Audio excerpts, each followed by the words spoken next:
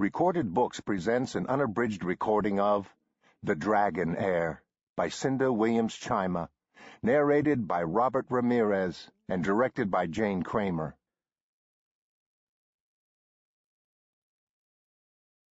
Prologue.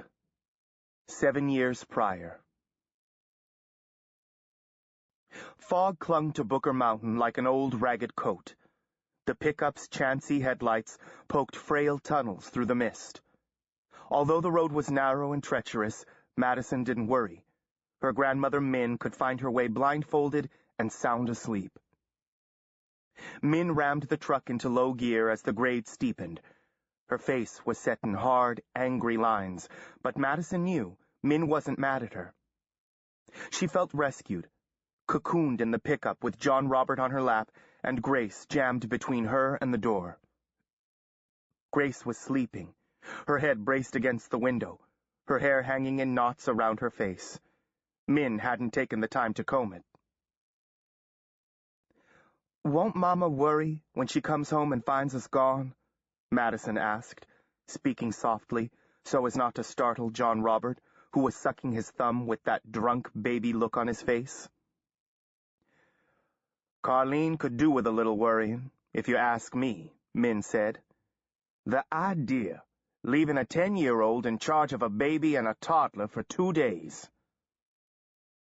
"Somebody probably called off," Madison suggested. "Or maybe Harold Duane asked her to work late." "The tavern's only open till 2. She had no business staying out all night." "I'm real grown up for my age, Mama says." Min snorted and rolled her eyes. "I know you are, honey. You're more grown up than your mama. You were born wise." They swept past the brick and stone wall and lighted gateposts that marked the Roper place. Min made a sign with her hand as they passed the broad driveway. "What's that for?" Madison asked, knowing it was a hex. Min didn't answer. Min always said good Christians don't hex people. "Why do you want to hex the Ropers?" Madison persisted. Bryce Roper lived there. He was in her class at school. He had this glow around him like the light through rain-smeared glass, the kind of glow rich people had, maybe. Bryce had 4 Arabian horses, and he'd let you ride them, if he liked you. Madison had never been riding at the Ropers. "The Ropers want our mountain," Min said. Madison blinked. Booker Mountain? What would they want with that?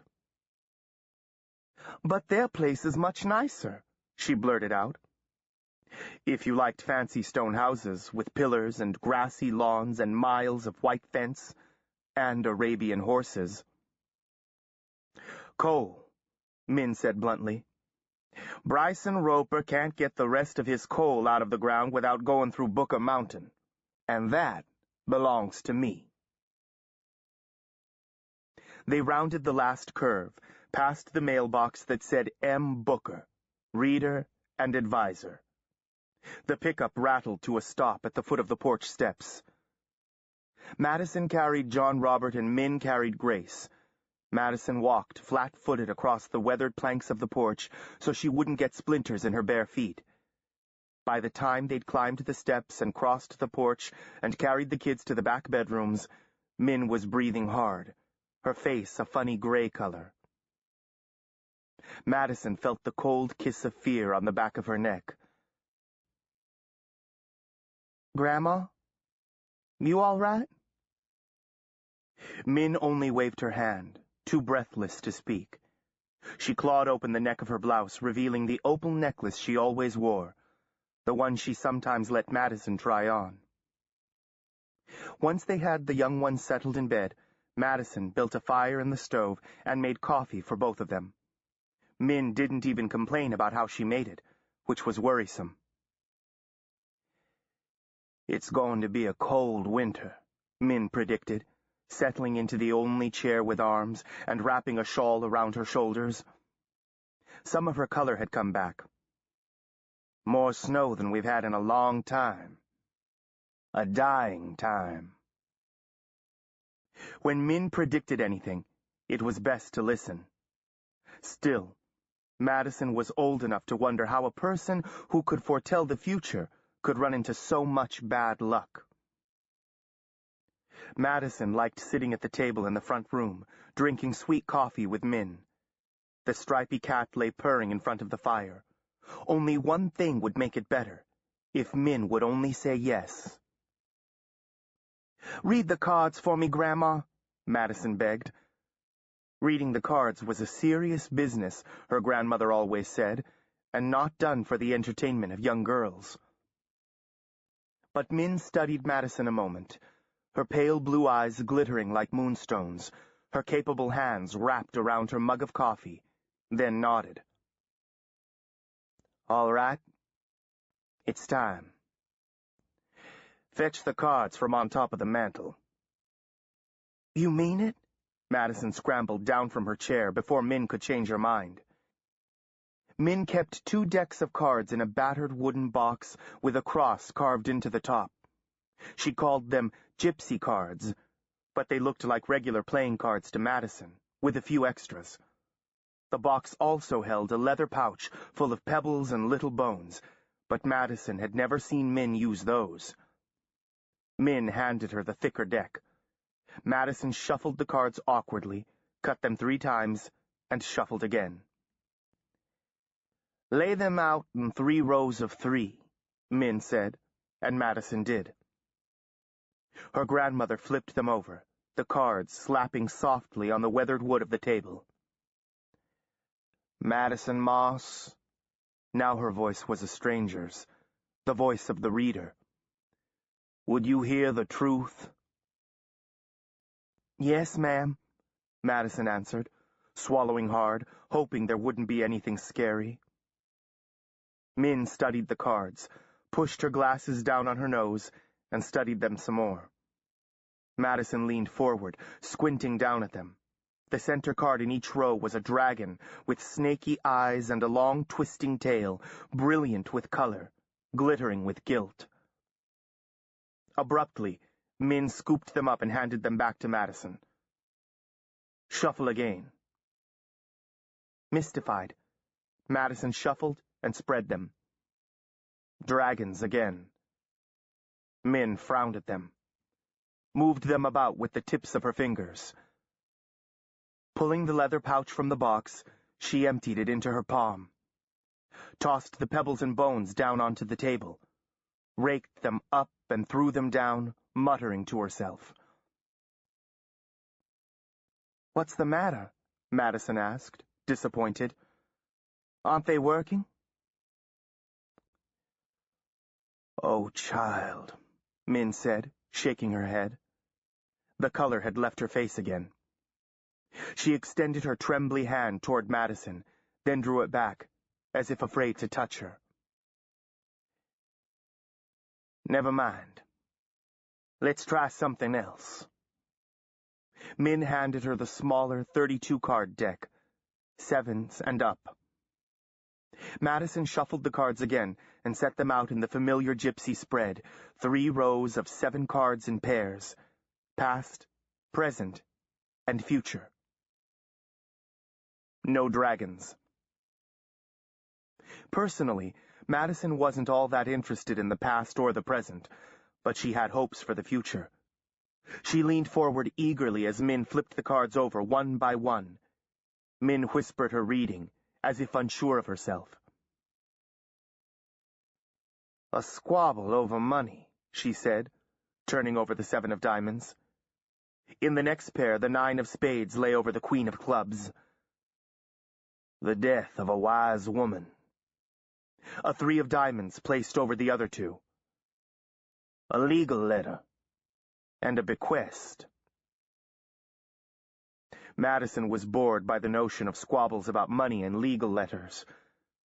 "Will I ever have a boyfriend?" she demanded. She was already old enough to know she didn't care much for the boys of Cole Grove. Min turned the face cards up. 2 kings. King of clubs and king of spades. Jack of diamonds. She flipped up the modifiers, stared at them a moment. Seemed like she didn't like what she was seeing. Min gripped both of Madison's hands, leaning in close, her blue eyes like windows to a younger Min enclosed in wrinkly skin. "Maddie, honey, listen. Beware the magical guilds," she whispered. "Especially wizards." "Grandma, I don't know any magical guilds," Madison said, floundering for understanding. "Bryce Roper," Min said. "He's a bad one. Ain't nothing good about him." Madison blinked at her. "Old Bryce or young Bryce?" she asked. "Young Bryce," Min said, which surprised her, because old Bryce was scary and mean, and everybody said young Bryce had a way about him. People buzzed around young Bryce like yellow jackets around lemonade. "Do not mingle with the gifted, Madison. Do not mess with magic. It's meant nothing but trouble for our family. Swear you won't truck with them." Min sounded almost like the preacher in the Quonset hut church Madison went to once, who talked about those who trafficked with the devil. "But, Grandma, aren't the cards magic?" Madison ventured. "Swear it." Min squeezed her hands so hard that tears sprang to Madison's eyes. "All right, I swear," she said, blinking fast to keep the tears from escaping her eyes and running down her face. She didn't think the Ropers wanted to truck with her anyway. Min released Madison's hands. "My wisdom is wasted on you, child." She looked more sad than mad. Her grandma looked back at the cards. "I see 4 pretty witch boys coming. 2 will claim your heart in different ways. 2 are deceivers who will come to your door, one dark, one fair. All of them have magic." By then, Madison had kind of lost track of who was who. Still, this was a wonderful fortune, with 4 pretty boys to dream on. Min caressed the tiny portraits of the kings with the tips of her fingers.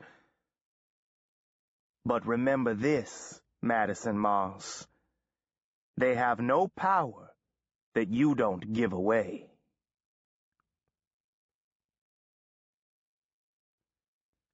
Chapter 1. Raven's Gill. The wind shrieked down out of Scotland, over Solway Firth, and bullied its way between the peaks and fells of the Cumbrian lakes, driving snow before it. Jason Haley hunched his shoulders against the sleet that needled his face and hands. Raven's Gill spread before him, alternately hidden, then revealed by swirls of cloud and ice. A treacherous sheep path, pricked by cairns of stone, descended toward the valley floor. His wizard stone thrummed within him, responding to the proximity of the weirstone.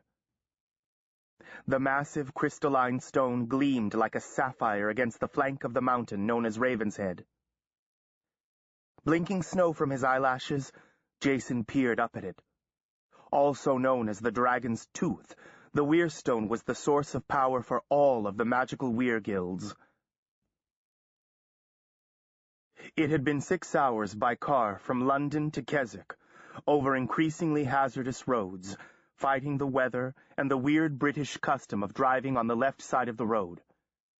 By the time he reached Keswick, Jason's eyes were twitchy from peering through the swirling flakes, and his arms and shoulders ached from gripping the steering wheel. That was the easy part. He'd made the long climb to the top of the gill, his feet sliding on the weathered stones despite his spiked climbing boots. He'd had to slide between the sentries, posted by the roses, on the surrounding hills. The wizard houses of the Red and the White Rose had laid siege to Raven's Gill after the Lord of the Gill, Claude d'Orsay, betrayed them on the island of Second Sister. At least Jason was in good shape, better than he'd ever been. Most wizards were soft, since they used magic to do the heavy lifting. Jason, on the other hand, had been training under the tender hand of Leander Hastings, who favored 5-mile runs before breakfast. Jason was only 17, and Hastings had been around for more than a century, but it still wasn't easy to keep up with the lean wizard. Turning his back to the wind, creating a small shelter with his body, Jason lit a cigarette. Hastings was always on him about the smoking, but the risk seemed small compared to the danger he was in, here on the edge of the abyss. He'd be lucky to make it to 18. For one thing, there was a good chance Hastings would kill him when he found out what he'd been up to. Somewhere down below was D'Orsay, renegade wizard and holder of the fraudulent covenant signed at Second Sister, the document that threatened to enslave them all. D'Orsay was everything Jason was not. He was a cake-eater, born to privilege, former master of the game, heir of an aristocratic wizard house. Jason was an underpowered street punk, a mixed-blood orphan holding a grudge. Hopefully, D'Orsay had no idea that bad news was coming down the hill toward him. Hopefully, no one would expect an intruder on a night like this. Hopefully, he could locate the Covenant and be away with it before anyone knew he was there. If he couldn't find the Covenant, he'd look for D'Orsay's legendary hoard of weapons, the last legacy of old magic. That rumor was the only thing keeping the Roses at bay.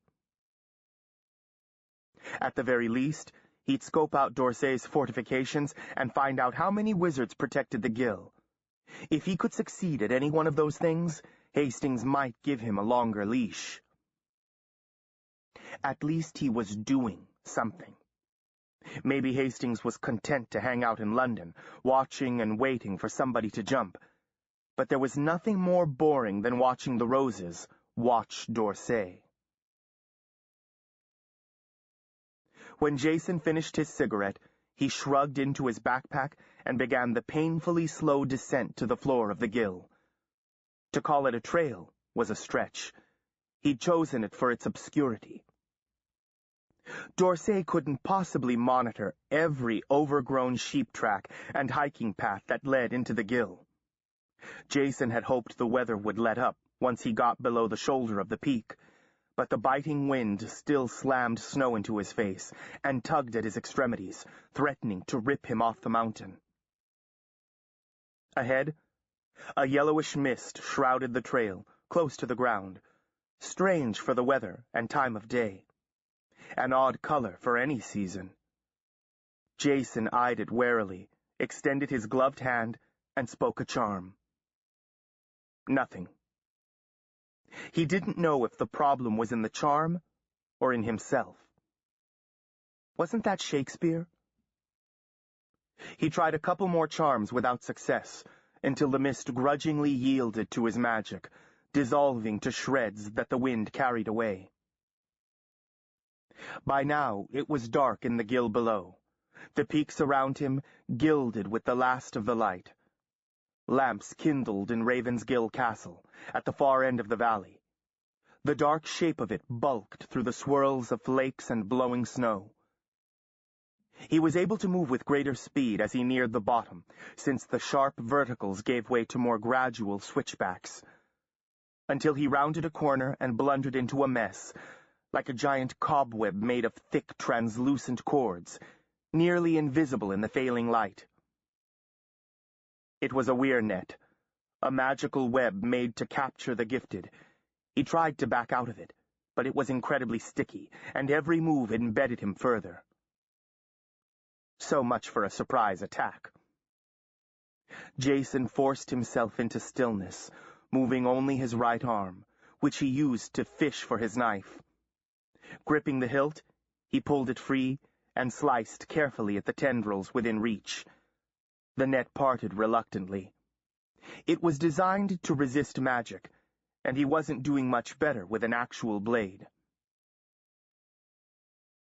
Something bright streaked across the sky like a comet, then detonated at the height of its arc, flooding the gill with phosphorescent light. Now, the fun begins, Jason thought. It took 10 precious minutes to cut himself free. Even then, the opening was just broad enough to slide through. He knew he should ditch the mission and get out while he could, but his entire life had been a string of bad decisions. He had no desire to slink back to Hastings with the same bad taste in his mouth he'd had since Lester and D'Orsay killed his father. He thrust his body through the breach. As he emerged, volleys of wizard flame erupted from the hillside above, and he flung himself sideways. He scrambled on hands and knees into a grove of trees, then turned to look. All around him, black-clad wizards slipped through the forest, directing withering fire toward the tear in the web.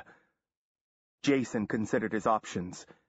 If D'Orsay was smart, and he was, he would stay barricaded inside the hold until the all-clear. D'Orsay's hoard of magical pieces would be in the keep, too, along with the covenant that made D'Orsay ruler of all the magical guilds. To the castle, then. But best not to be noticed. Jason stuffed his fingers under his coat and pulled out a circlet of dull stone engraved with runes.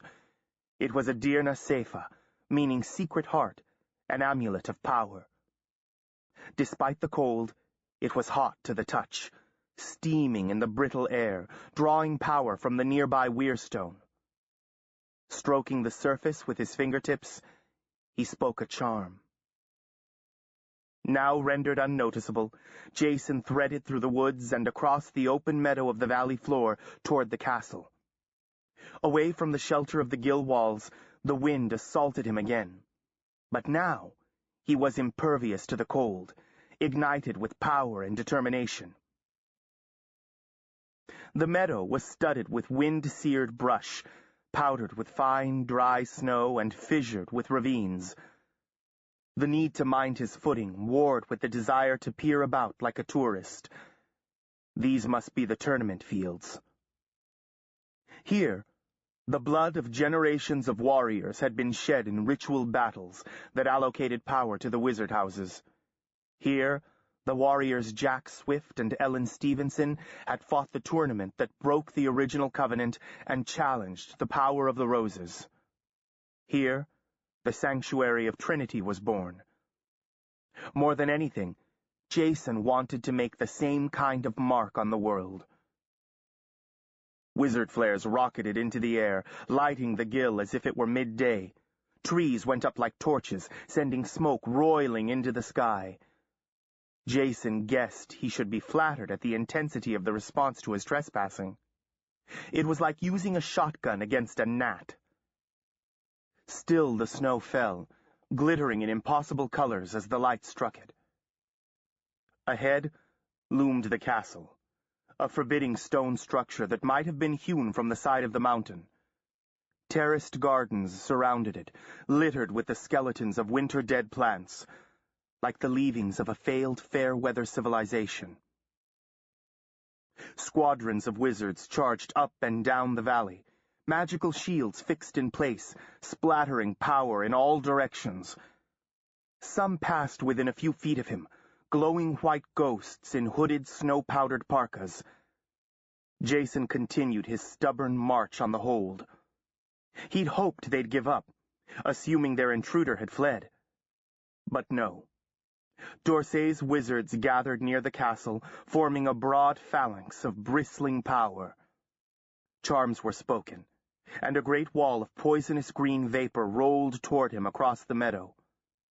Chemical warfare, wizard style. Swearing softly, Jason disabled the unnoticeable charm so he could use other magic. He extended his hand and tried to reproduce the charm he'd used on the yellow mist. Either he got it wrong, or he simply wasn't strong enough. The cloud kept coming, relentlessly swallowing trees and stones and fleeing animals. There'd be nothing left alive in the gill by morning. His only hope was to get above the cloud. Jason turned, sprinted for the Raven's Head, and began to climb. As the way grew steeper, he had to reach high to find handholds above his head, desperately hauling himself up by insinuating his body into crevices and wedging his feet into the imperfections that marred the stone face of the mountain.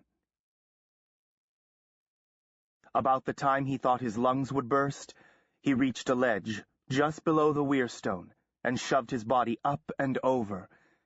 He lay face down in the snow until he caught his breath, then pulled himself to his feet. The gill below was a sea of mist, a vast, polluted cesspool that lapped higher and higher on the surrounding slopes. Then the earthquakes began. Thunder rumbled through the gill, and the stones under Jason's feet rippled like an out-of-control skateboard. The mountain shifted and shuddered, trying to fling him off. Boulders crashed down from above, shaken loose from ancient perches high on the slopes, bouncing past him and disappearing into the sea of mist at the bottom. This was more than wizard mischief. It seemed apocalyptic. Jason crouched back against Raven's Head, his arms wrapped around his head to fend off falling debris, his gaze drawn back to the blue flame of the weirstone. It loomed above his head, a faceted crystal, the blue-green color of the deepest and clearest ocean. With the stone so near, blood surged through his body, intoxicating him, heating him down to his fingers and toes. Power battered him from all sides, vibrating in his bones like a crashing bass from a magical band. As he watched, a jagged crack opened in the solid rock face above him. It yawned wider and wider, a raw gash in the shadow of the stone. Small stones and grit stung his skin, and he squeezed his eyes shut to avoid being blinded. Gradually, the earth quieted, and the stone dimmed. Jason opened his eyes. He crept forward and peered over the edge of the rock. The green mist was still inching up the slope. He sat back on his heels, eyeing the new-made cave. Cool air flowing from under the weirstone kissed his face. Maybe he could worm deeper into the mountain until the mist subsided. Seeing no other choice, he plunged into the opening. The air was surprisingly fresh to have been bottled up in the mountain for so long. Jason collected light on the tips of his fingers, a makeshift lamp to show the way. As he snaked back into the rock, it became clear that the quake had reopened a cave hewn out of the mountain in centuries past. Scattered across the stone floor was evidence of prior occupation. The bones of large animals, shards of pottery, and metal fittings. Jason pushed on, the cave wind blowing against his face. Good, he thought. That might keep the mist at bay. The passage ended in a chamber the size of a large ballroom. Far above, the wind whistled through an opening to the outside. That, then, was the source of the fresh air. Jason tried to push light to the ceiling, but the dark vault soared high overhead, beyond the reach of his puny lamp. The weirstone glittered, a long shaft driving far into the mountain. Soot smudged the walls all around, as if from the smoke of thousands of ancient fires. In one corner bulked a great raised platform, 8 feet off the floor. Jason found fingerholds and scrambled to the top. Here were fragments of fabric, velvets and satins and lace that disintegrated when he touched them. More large bones lay piled neatly in a corner, including what might have been human skeletons. Human and animal skulls grinned out from niches in the wall. He was in the lair of some great predator, or the site of a long-ago battle. At the far end of the platform was a massive oak door. Jason eyed the door. In a movie, that would be the door you shouldn't open. But of course, you would. By now, the gill, the mist, and the wizards searching for him outside seemed a distant threat. He had to get past that door. something drew him forward. Jason pulled the Dirna Seifa free once again. Using it like an eyepiece, he scanned the entry. It was covered with a delicate labyrinth of glittering threads, invisible to the naked eye. Another kind of web. Extending his hand, he muttered, "Jerryman." Open. The door remained shut. Jason looked about for tools. Lifting one of the long leg bones, he came at the door from the side, extending the bone and poking cautiously through the web of light. With a sound like a gunshot, the door exploded outward in a blast of flame. Had he been standing at the threshold, he would have been incinerated. As it was, he almost wet his pants. When his rocketing pulse had steadied, he approached the doorway, again from the side, and peered through. Beyond the entrance was yet another door, set with 6 panels of beaten gold, each engraved with an image. It took a moment for Jason to realize what he was seeing. Each engraving depicted one of the Weir Guilds. A beautiful woman with rippling hair and flowing robes extended her hands toward Jason, smiling. She obviously represented the enchanters, who had the gift of charm and seduction. A tall, muscled man in a breastplate and kilt charged forward, swinging a sword. That was the warrior who excelled in battle. In another scene, an old man gazed into a mirror, tears rolling down his wrinkled cheeks. He must be a soothsayer or seer who could predict the future, though imperfectly. In the fourth, a woman ground roots with a mortar and pestle. She was a sorcerer, expert in the creation and use of magical tools and materials. Finally, a lean-faced man in a nimbus of light manipulated the strings of a marionette who seemed unaware of the puppeteer. Well, there's the wizard, Jason thought. The only one of the lot who could shape magic with words, and for that reason, most powerful. The center panel, the largest, was engraved with a magnificent dragon, clawed forelegs extended and wings spread. The legend was that the founders of the magical guilds had originated in the Guild as cousins, slaves to a dragon who ruled the Dragonhold. Eventually, by working together, they'd managed to outsmart the dragon. In some versions, they killed it. In others, they put it into a magical sleep. They renamed the valley Raven's Gill, preferring to forget that the dragon had ever existed.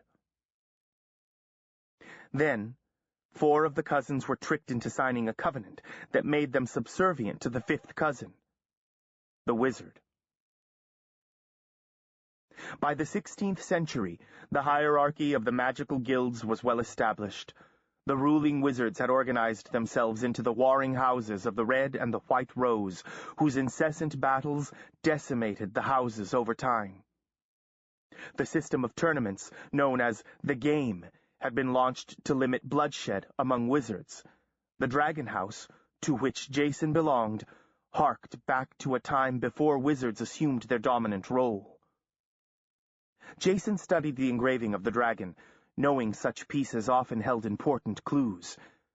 The work had been done by old magic, using an artistry lost to time.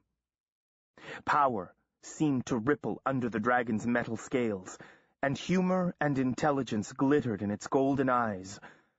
An elaborate cloak poured in glittering folds down the dragon's back, to be caught in the arms of a lady who stood just behind the beast. The lady was well dressed for a servant, if that's what she was. Her hair was carefully arranged, and she wore a necklace with a single glittering gemstone set into the metal. Although she was tiny next to the dragon, she seemed unafraid. She rested one hand on the dragon's leg in an affectionate way, and the dragon's head arced down toward her, as if to continue an intimate conversation.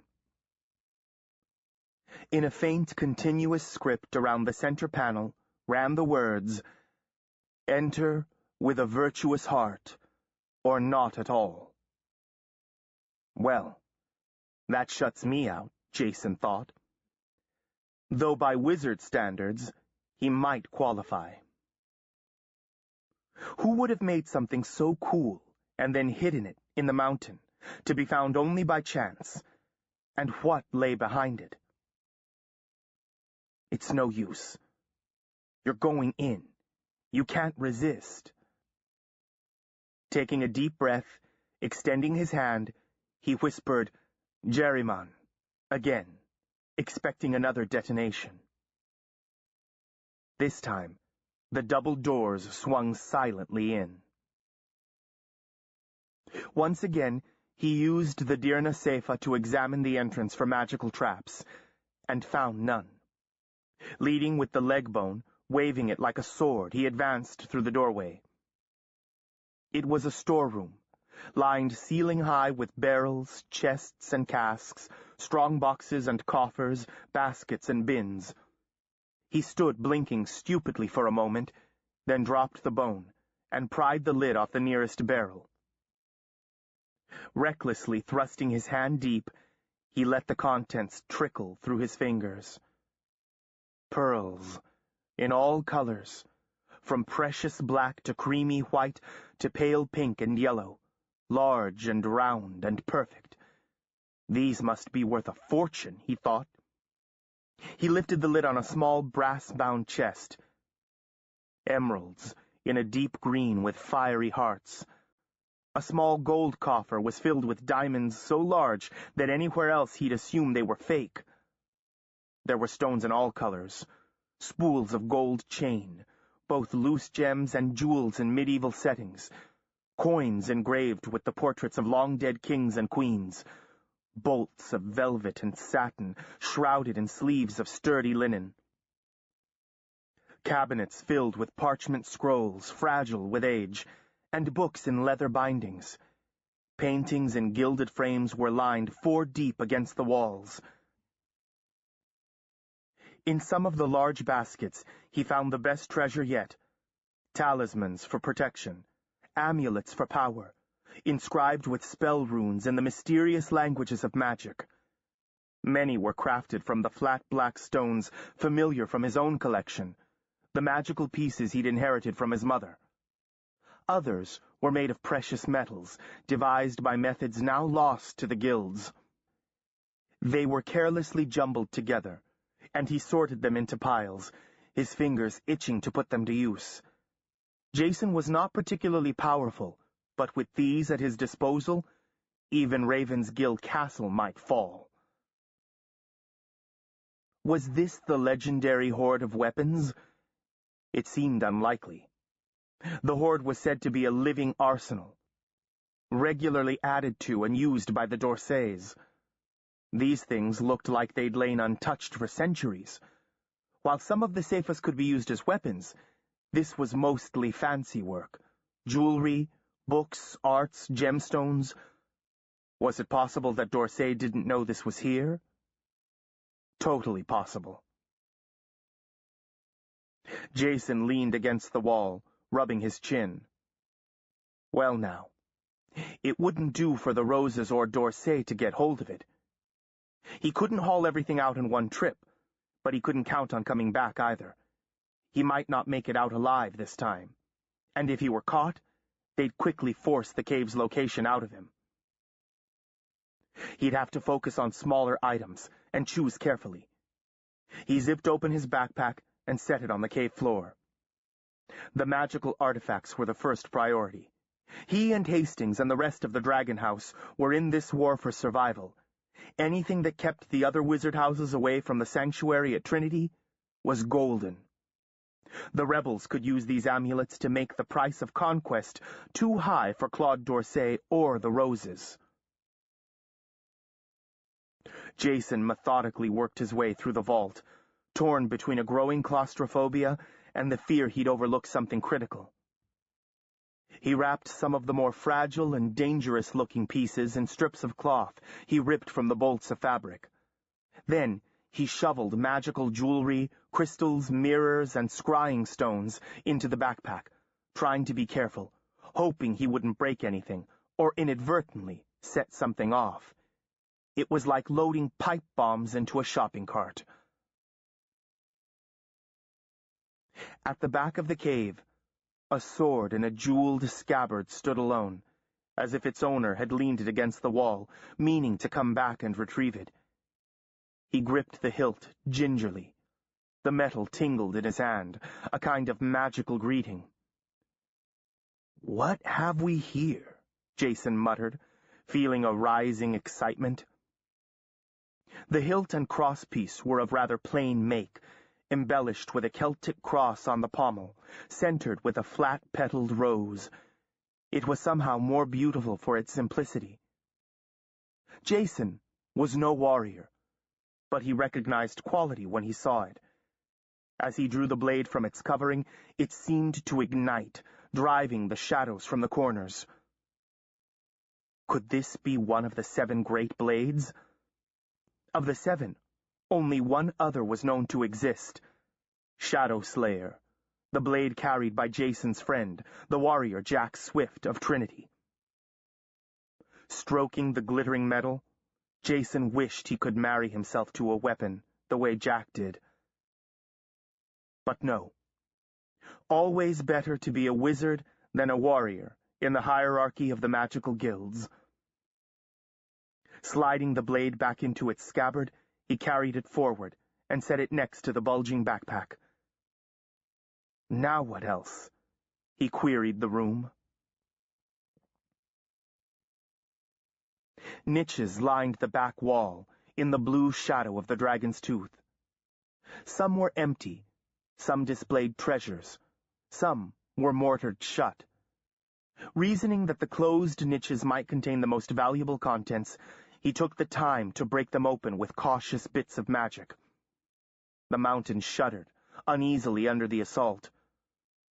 Dirt from above trickled onto his head and shoulders. A battered wooden chest covered with a tracery of runes stood in an open niche just under the weirstone. Jason lifted it down to the floor of the cave and pried at the lid. Inside was a collection of scrolls, bound together with linen twine, covered with writing he couldn't decipher, and a large book secured with a jeweled lock.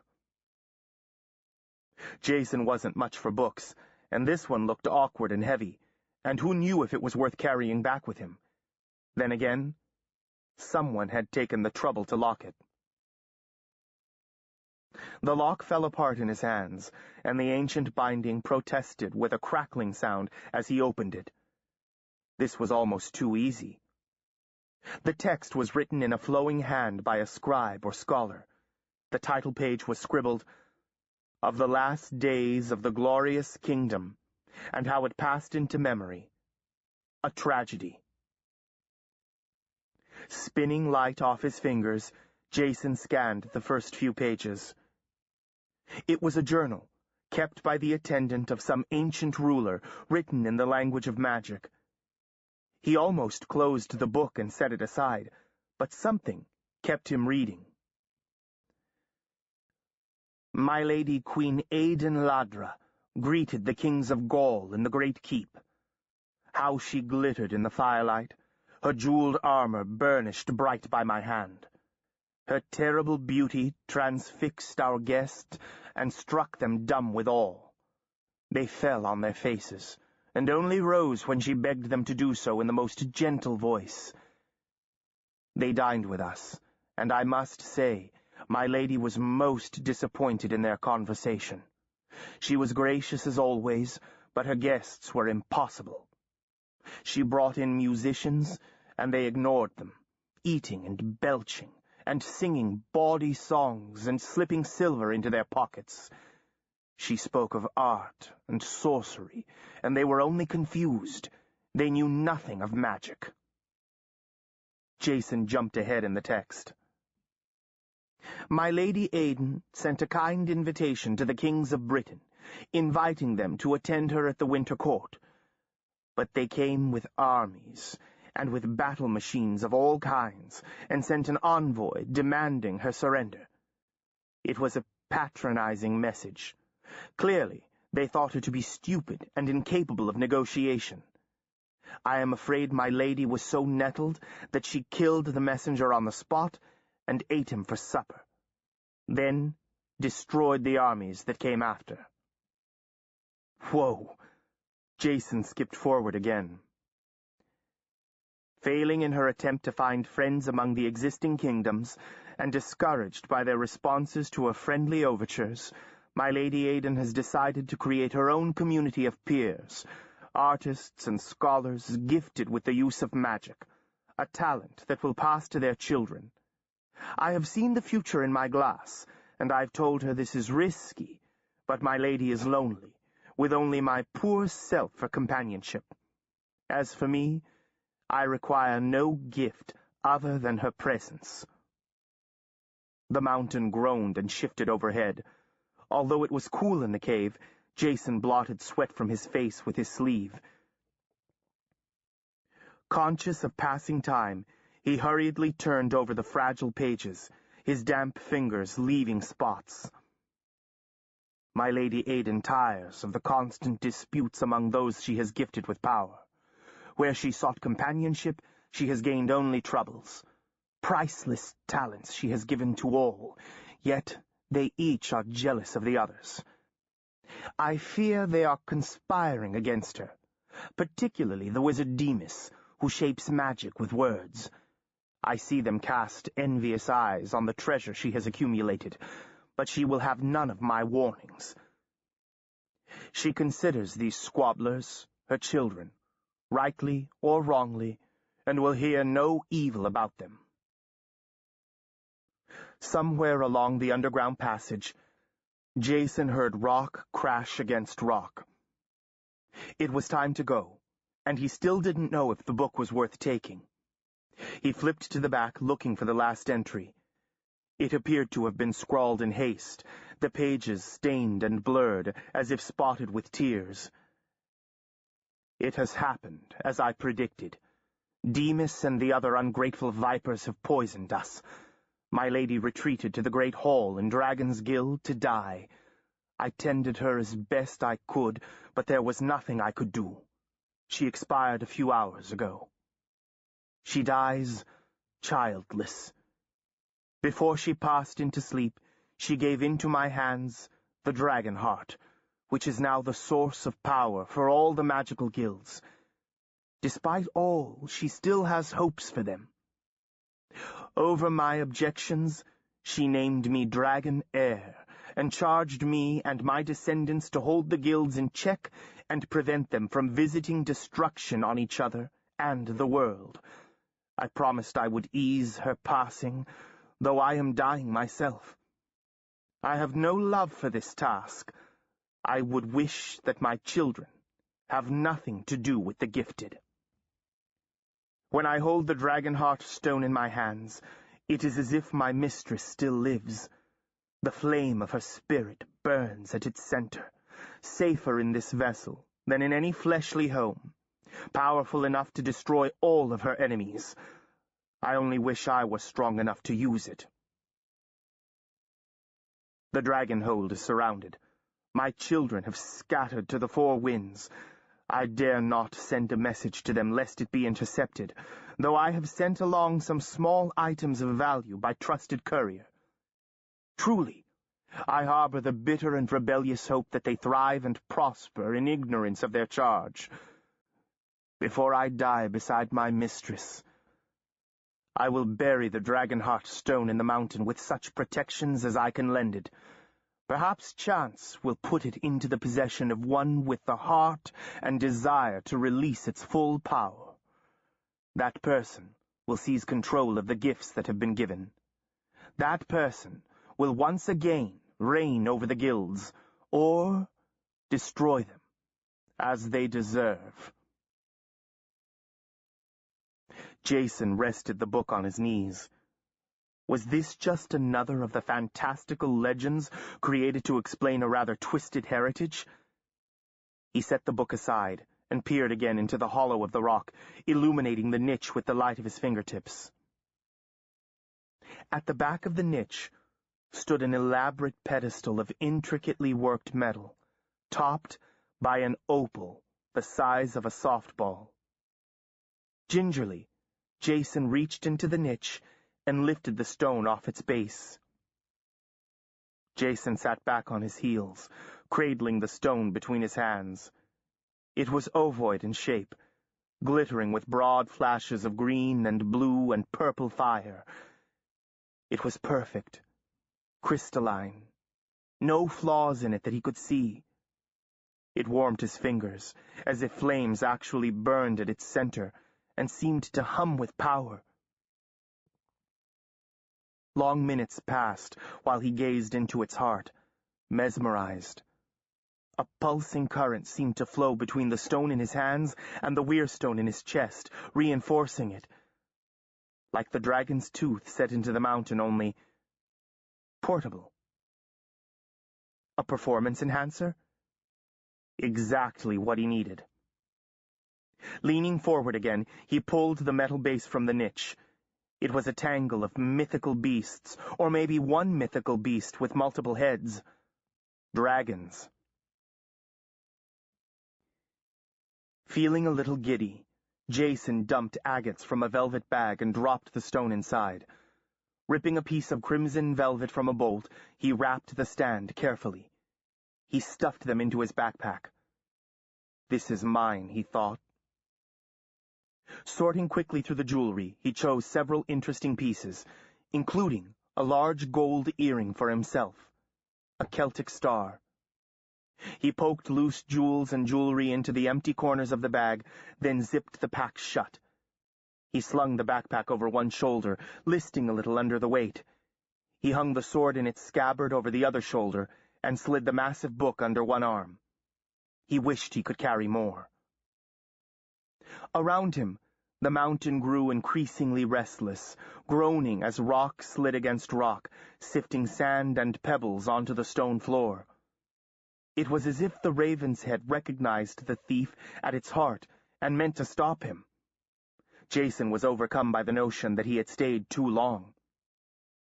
He stepped out between the double doors, and they slammed shut behind him. Great cracks fissured the stone vault overhead, spidering out ahead of him. Uh-oh. He charged back toward the entrance to the cave, leaping over debris, dodging falling rock and gravel, twisting and turning down the narrow passageway, feeling the pitch and shudder of the rock beneath his feet. Ahead, he saw light, meaning he was almost through. The mountain shimmied, shivered, and quaked. Slivers of stone stung his face. Up ahead, he was horrified to see that the two great slabs of rock that had split to open the cave were sliding, slumping toward one another. The wedge of light was disappearing. He'd be trapped inside the Raven's Head. He squeezed himself through the collapsing entrance, sliding like an eel, clutching the book close to his body, scraping his elbows and knees, smashing his hands, twisting to free the loaded backpack, dragging the sword after him, metal fittings sparking against stone.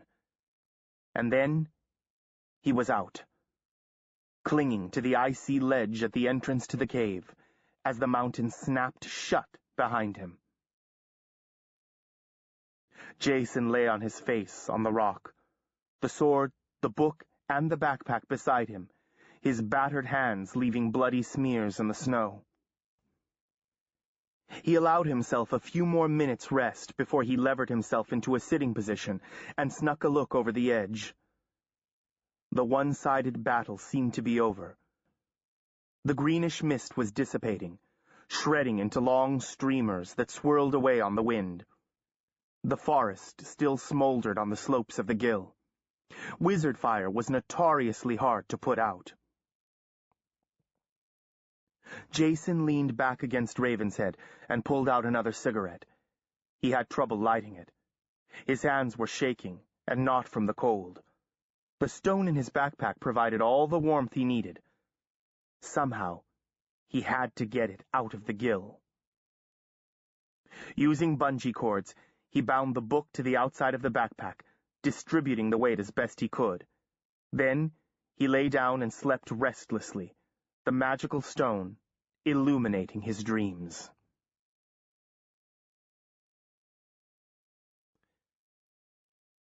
Jason waited until the darkest hour before morning, giving the deadly mist more time to clear. Then he crept down the rock face, fighting the weight of his awkward burden, the sword catching in underbrush and crevices. He breathed out a long sigh of relief when he reached the valley floor. Ravensgill Castle was still brilliantly lit, and Jason could see dark figures moving along the walls, no doubt on the alert for a possible attack. Jason weighed the risk of going back the way he came against finding a new way out. He decided to take his chances on the path he knew. Jason made himself unnoticeable and picked his way up the valley, the weight of the backpack becoming more and more apparent as he struggled along. Every so often, the sound of quiet conversations or a faint light through the trees told him there were wizards keeping watch in the woods around him. When he reached the base of the trail, he turned upslope, walking even more carefully. He squinted against the wind, searching the inky shadows under the canopy of pines. He was so numb with cold, he scarcely felt the tripwire when he brushed it. He was immediately engulfed in a bright, glittering cloud, his formerly unnoticeable self totally revealed in brilliant outline. "Ha!" The voice came from behind him. Acting totally on instinct, Jason dropped the unnoticeable charm and threw up a shield in time to turn a gout of blistering wizard flame. He swung around to confront his attacker. It was a boy, younger than him, 13 maybe, almost pretty. Pale blue eyes behind wire-rimmed glasses, snow powdering his blonde curls. Well, crap, Jason thought. The plan was to get out without being spotted. "I knew you must have gone unnoticeable," the boy crowed. "There's no way you'd have got through Father's guards otherwise." Jason had stepped off trail to circle around this new obstacle, but the boy's words stopped him. "Father's guards?" Jason repeated. "Who the hell are you?" "I'm Devereaux d'Orsay," the boy said. "I live here." "Who are you?" "Geoffrey Wiley," Jason said, producing the first wizard name that came to mind. The Red Rose Wizard could use a little street cred anyway. "You are trespassing, Mr. Wiley," Devereaux d'Orsay said. He extended his hand imperiously. "Hand over the sword and the backpack." "Right," Jason said. He went to turn away, and Devereaux flung out an immobilization charm that Jason managed to deflect, though it left him stunned and reeling. The kid had talent. Unfortunately. The boy frowned, drawing himself up to his puny height. "You. Come with me. I'm taking you down to the hold. Father and I will interrogate you and find out what you are doing here and for whom you're working." Jason sighed, releasing a plume of vapor. He and Seth Macaulay had killed Gregory Lester in self-defense. He figured he could kill Claude d'Orsay without losing any sleep over it. But not a 13-year-old kid. And that meant he'd be leaving a witness behind. "Just go away, okay?" Jason said wearily. "And let's forget this ever happened." This seemed to enrage Devereaux d'Orsay. He flung himself at Jason, managing to penetrate his shield and knock him off his feet. They rolled together into a small ravine, a cartoon tangle of arms and legs. Devereaux ripped at him, pulling on the cords around the backpack until the book came free and tumbled loose into the snow. Jason punched the kid in the nose, and blood poured out, distracting little d'Orsay enough so Jason could lay an immobilization charm on him. He managed to extricate himself and stood, looking down at Claude d'Orsay's immobilized son, wishing he could make him disappear. "Say hi to Claude for me," he muttered. "Tell him I'll stop by again." There was no time to look for the lost book. Their magical fracas wouldn't have gone unnoticed. Energized by the desire to stay alive, Jason loped up the trail, heading for the road back to Keswick, conscious of the mysterious stone in his backpack. Behind him, the great shoulder of the mountain lay shrouded in unbroken darkness. The flame at the heart of the dragon's tooth had gone out.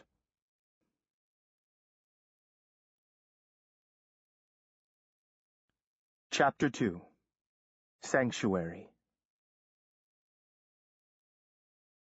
Madison Moss picked her way across the icy street, clutching her portfolio close to her body so it wouldn't catch the wind. The uniform she wore for her waitress job at the Legends Inn, a long swishy skirt and lacy Victorian blouse, was impractical for navigating small-town sidewalks in a northeastern Ohio winter. Over top, she wore a fleece-lined barn coat she'd found at the Salvation Army, and on her feet were a pair of tooled red leather boots she'd bought at a sidewalk sale downtown. That was in September, when she'd felt rich. Now, she had $10.55 in her coat pocket. Her book and supply list for spring semester totaled $455.79, plus tax. She could have probably ordered online for less, but her credit card was still maxed out from fall. Back in her room was a bill for health insurance, $150 required by Trinity College. The kinds of jobs her mother, Carlene, could find didn't offer benefits.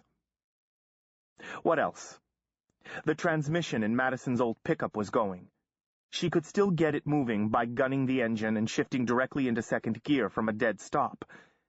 If she was at home, she'd talk some shade tree mechanic into fixing it. He'd be afraid to say no, afraid his shop or house might burn down with his family inside of it. There were some advantages to being named a witch. Madison's stomach clenched up in a familiar way until she could push that thought out of her mind. She was trying to keep too many worries at bay. It was like one of those games at the arcade where the alligators pop up and you slam them with a mallet before they can bite you. Even with the state paying the tuition for courses she was taking for college credit, and even though she was living with her cousin Rachel for free, and even though she was working as many hours as Rachel would give her at the Legends Inn, she was broke and getting broker. Christmas was coming, and she didn't have any presents for Grace or John Robert or Carlene. Or Seth. She glanced at her watch and walked faster. Trinity Square was a holiday postcard from the past, snowy commons surrounded by the weathered stone buildings of the college, bows and greenery draped over the old-fashioned street lamps. Quaint storefronts glittered with their holiday offerings, and shoppers hustled by with bundles and bags. Totally perfect. Totally annoying. But better than home. Back in Colton County, she was the subject of sermons in hang-dog little churches where sweaty-handed preachers used her as a bad example. "Witch," they shouted, and whispered, "Fire starter." People crossed the street when they saw her coming. They collected into prissy little groups after she passed by, like gossiping starlings. Trinity's sidewalks were crowded with glittering people whose magic glowed through their skins like Christmas lights through layers of snow. They were mostly Anna Wizard Weir, members of the non-wizard magical guilds who'd taken refuge from the war in the sanctuary of Trinity. It was a war unnoticed by the Anawir, non-magical people, but the bloodletting had spread all over the world. It was a running battle between shifting factions of wizards, the nightmare the Covenant had been intended to prevent. Those in the underguilds who refused to participate had fled to Trinity, and were deemed rebels because of it. Madison didn't shine, so they never gave her a second glance. The scents of cinnamon and patchouli teased her nose as she stepped into the warm interior of Magic Hands, the consignment art shop on the square. Iris Ballingame was at her work table in the back, soldering glass. Iris was a wizard with stained glass. Literally. "Hey, Maddie," Iris said, setting down her work and washing the flux from her hands. "I have to tell you, people love your work. It's been attracting a lot of interest." Madison fingered the beaded earrings hanging from the Christmas tree on the counter and gazed longingly at the jewelry in the glass showcase. "I was just, I wanted to see if any of my pieces sold." Iris came forward to the counter and riffled through the card file. "Let's see. 3 prints, 1 watercolor, 4 boxes of note cards." She looked up at Madison. "Wow. In just 2 weeks. That's great, huh?" "I was wondering if I could get the money now." Iris hesitated. "We usually wait until the end of the month and process all the checks at once. But if it's an emergency—" "Never mind," Madison said, pretending to examine the kaleidoscopes on the counter. "I was just going to do some shopping is all." Traitorous tears burned in her eyes. "I hate this," she thought, "and I've done it all my life. Scraping, scrimping, making excuses." "Are you all right, honey?" Madison looked up and met Iris's worried eyes. "I'm fine," she whispered, willing Iris not to call her on it. The wizard impulsively reached out for her, then yanked her hand back at the last moment, pretending to fuss with the ornaments that dangled from her long braid. Iris hadn't been at Second Sister, but she'd certainly heard about it. Wizards were wary of a person who could suck the magic right out of them. "It's like I have an incurable disease," Maddie thought, "and no one knows how contagious it is. Not even me." "If you have anything else you'd like to place here—" Iris's cheeks were stained pink with embarrassment. Madison straightened, lifted her chin, cleared her throat. "Actually, there's something I'd like to take back. For now, anyway." Madison shuffled through the bin of matted drawings, pulled one out, and slid it into her portfolio. She brought the sticker to Iris, who noted it on Maddie's card. "I have a few other prints back in my room. I'll bring them in tomorrow." She left Magic Hands and turned down Maple, kicking at chunks of ice thrown up by the snowplow, heading for the high school. With any luck, she'd bring in some tips that evening at the Legends. Business was usually slow in the winter, but not this year. This year, Trinity was like Aspen at the holidays. That's what Cousin Rachel said anyway. She'd been there once, at an innkeeper's convention. Classes were just letting out at Trinity High School, and students were clattering down the steps, splintering off into adjacent streets and climbing onto buses. A few of them waved. It was a small town, after all, and they'd seen her with hometown boy Jack Swift and his friends Harmon Fitch and Will Childers. Some of the girls studied her appraisingly, no doubt wondering what the exotic Seth Macaulay saw in her, but most of the faces were empty of opinions about her. Trinity might be a small town, but compared to Cole Grove, it was a metropolis. Clutching that welcome cloak of anonymity around her, Madison cut through the school's crowded lobby to the main office. She pulled a manila envelope out of her portfolio and handed it to the secretary. "From Mr. Penworthy," she said. "Progress reports from Dr. Minion for the grading period." "Dr. Minion is supposed to send those directly to me, Miss Moss," Mr. Penworthy said from the doorway of his office. "I've told you that before." The Trinity High School principal wore high-heeled boots, a western belt with a silver buckle, and a string tie. Madison glanced down at her own fancy boots and shrugged. It was all about scale and context. That's what she told herself anyway. Madison paused before she spoke, afraid of what would leak out. I'm sorry, sir," Madison said. "She insisted I give this to you. Said she wanted me to be in the loop, said to call her if you had any questions." The principal hadn't liked the idea of supervising Madison's post-secondary program from the start, even though all he had to do was handle the paperwork. Mr. Penworthy snatched the envelope away from his secretary and waved it at Madison. "How do I know your grades haven't been tampered with?" Madison bit back the first words that came to mind. "Well, I guess you could call her, sir." She practically curtsied as she backed out of the office. "You can't afford to get into any more trouble," she said to herself. "You came up here to make a fresh start." It had started at Coal Grove High School, with notes left on her locker and slipped into her backpack, and text messages flying around. Stories that claimed Madison Moss was a witch, not the white witch or granny woman traditional to those parts. No, Maddie was an evil, diabolical harpy who would suck your soul out through your ear and hex your garden or ensnare your boyfriend. She had no clue where it was coming from, but the gossip was widespread and persistent. Kids made signs against the evil eye in the hallway when she passed. Girls tried to get a lock of her hair to use for love charms. Boys dared each other to ask her out.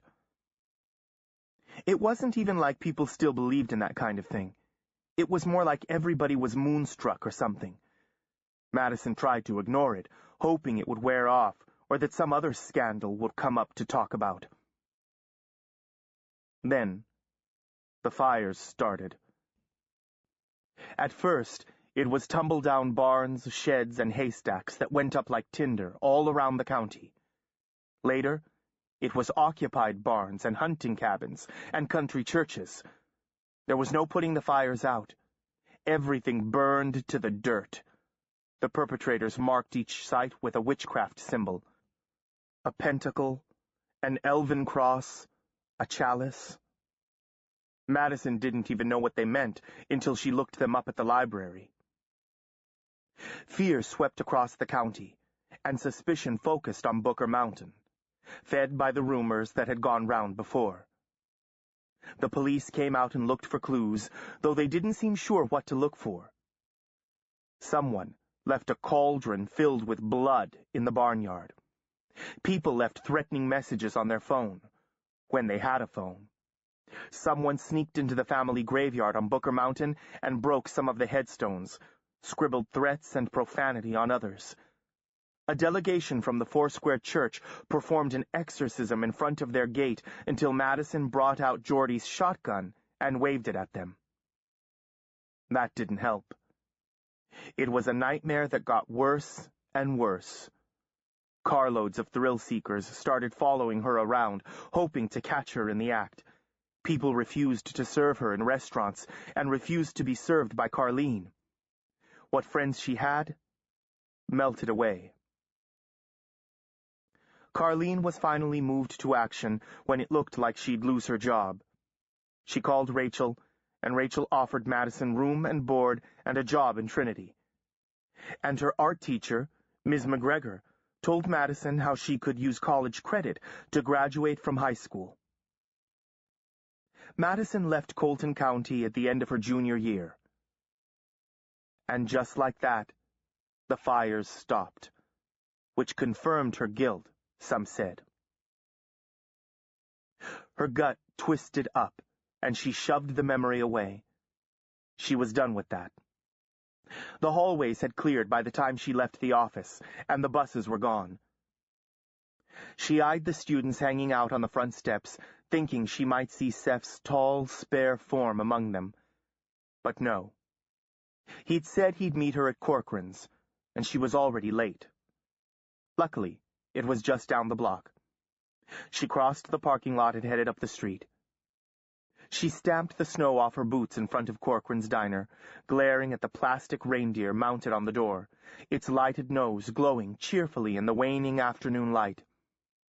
The bells mounted on its collar jangled as she pushed the door open. Corcoran's was jammed with the usual after-school crowd. Madison scanned the room. The red leatherette booths along the side, the battered stools at the soda fountain. No Seth.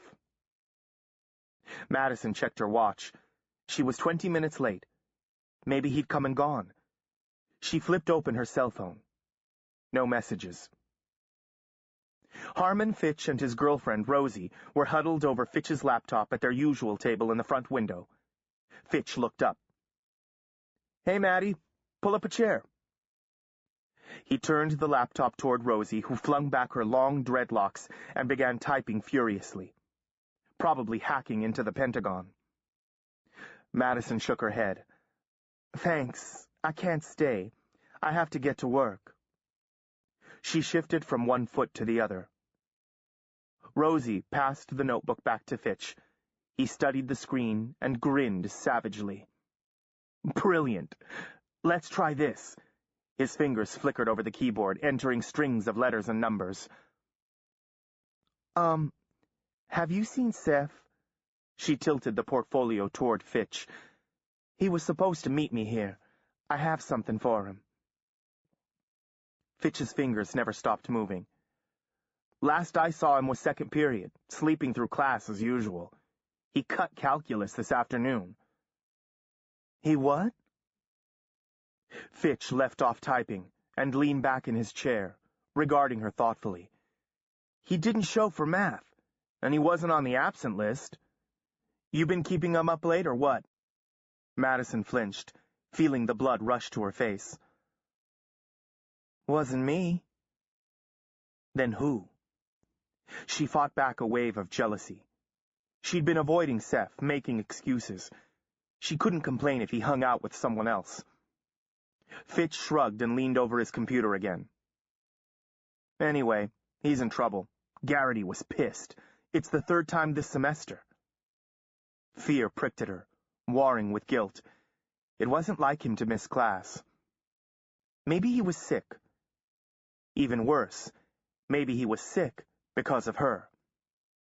But how could that be when she hadn't seen him in days? He'd texted her yesterday, asking for help with an art project. He wouldn't ask unless he was desperate. She couldn't say no. "Well, if he comes in, could you tell him to call me?" She tried his cell phone, but it went to voicemail. She left a message. Where else could he be? Could he have forgotten? In desperation, she walked all the way to Perry Park, though it was little used in the wintertime. Seth was nowhere to be seen, but she came upon the warriors Jack Swift and Ellen Stevenson drilling their ghost army in a secluded clearing in the woods. She found them by following the sounds of combat. Jack had put up one of those wizard enclosures to keep nosy people away in the unlikely event that nosy people were out walking in the woods in mid-December. But Madison was an elicitor. Magic and its illusions didn't work on her.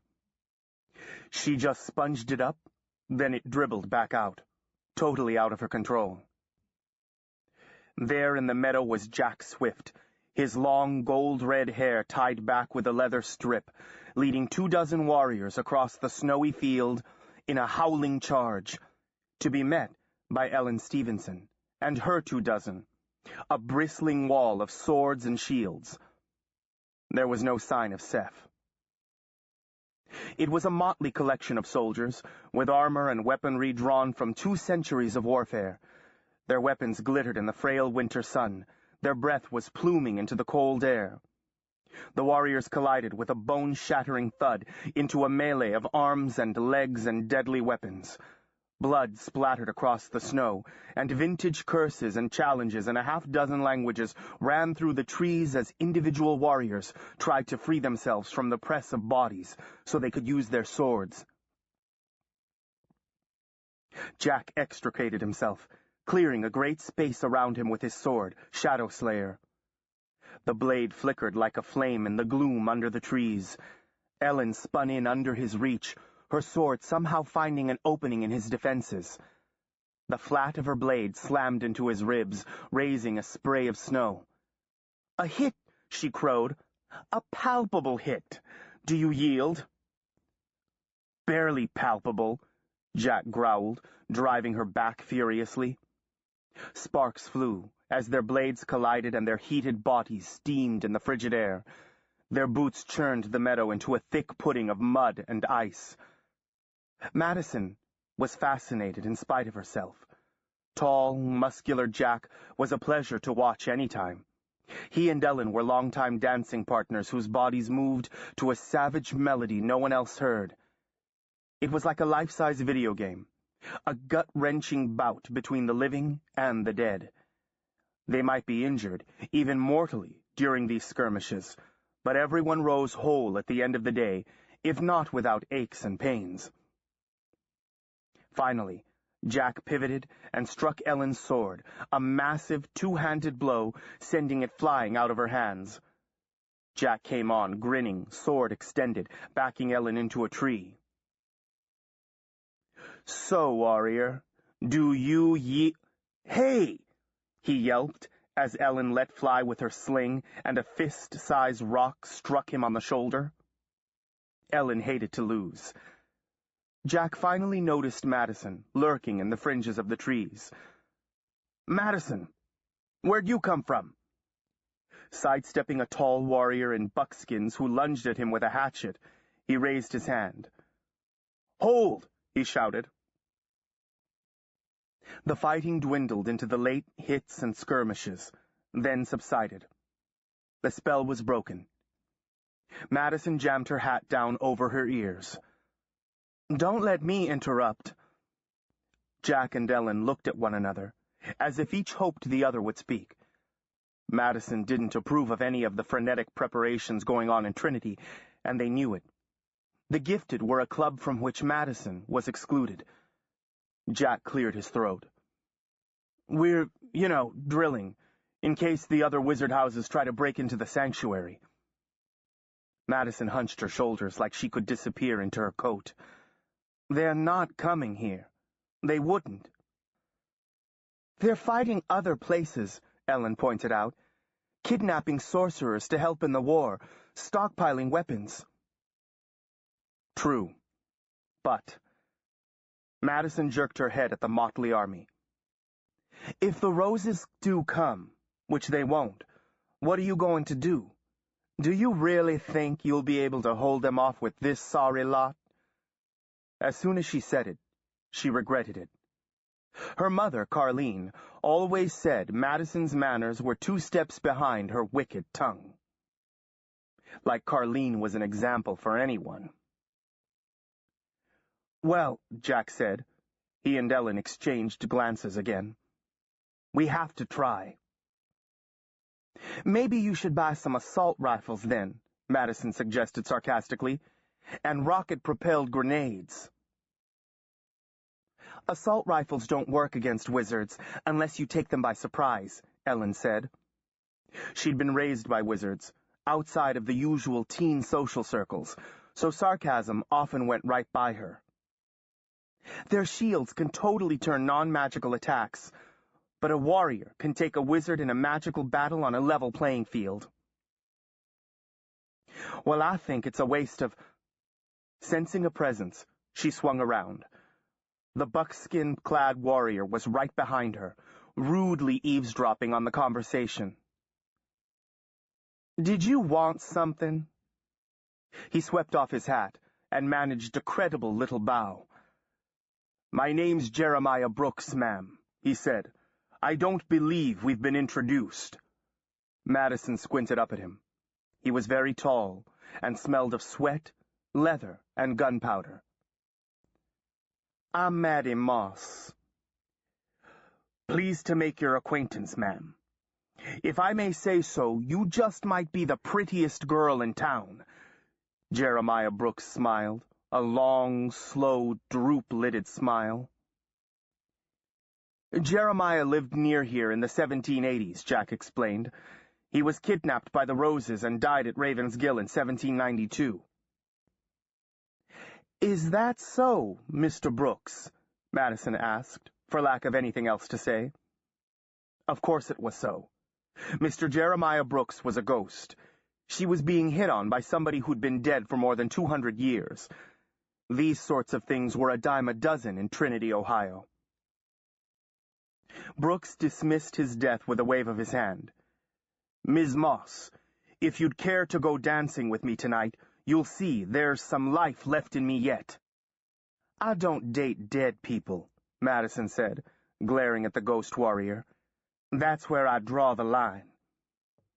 These ghosts were just a little too substantial as far as she was concerned. They ate, drank, fought, and danced, apparently. Except for their odd mode of dress and the weapons they carried, you couldn't tell them from live people. Jack grinned. Better watch yourself, Brooks. Maddie's going out with my cousin, the most powerful wizard I know.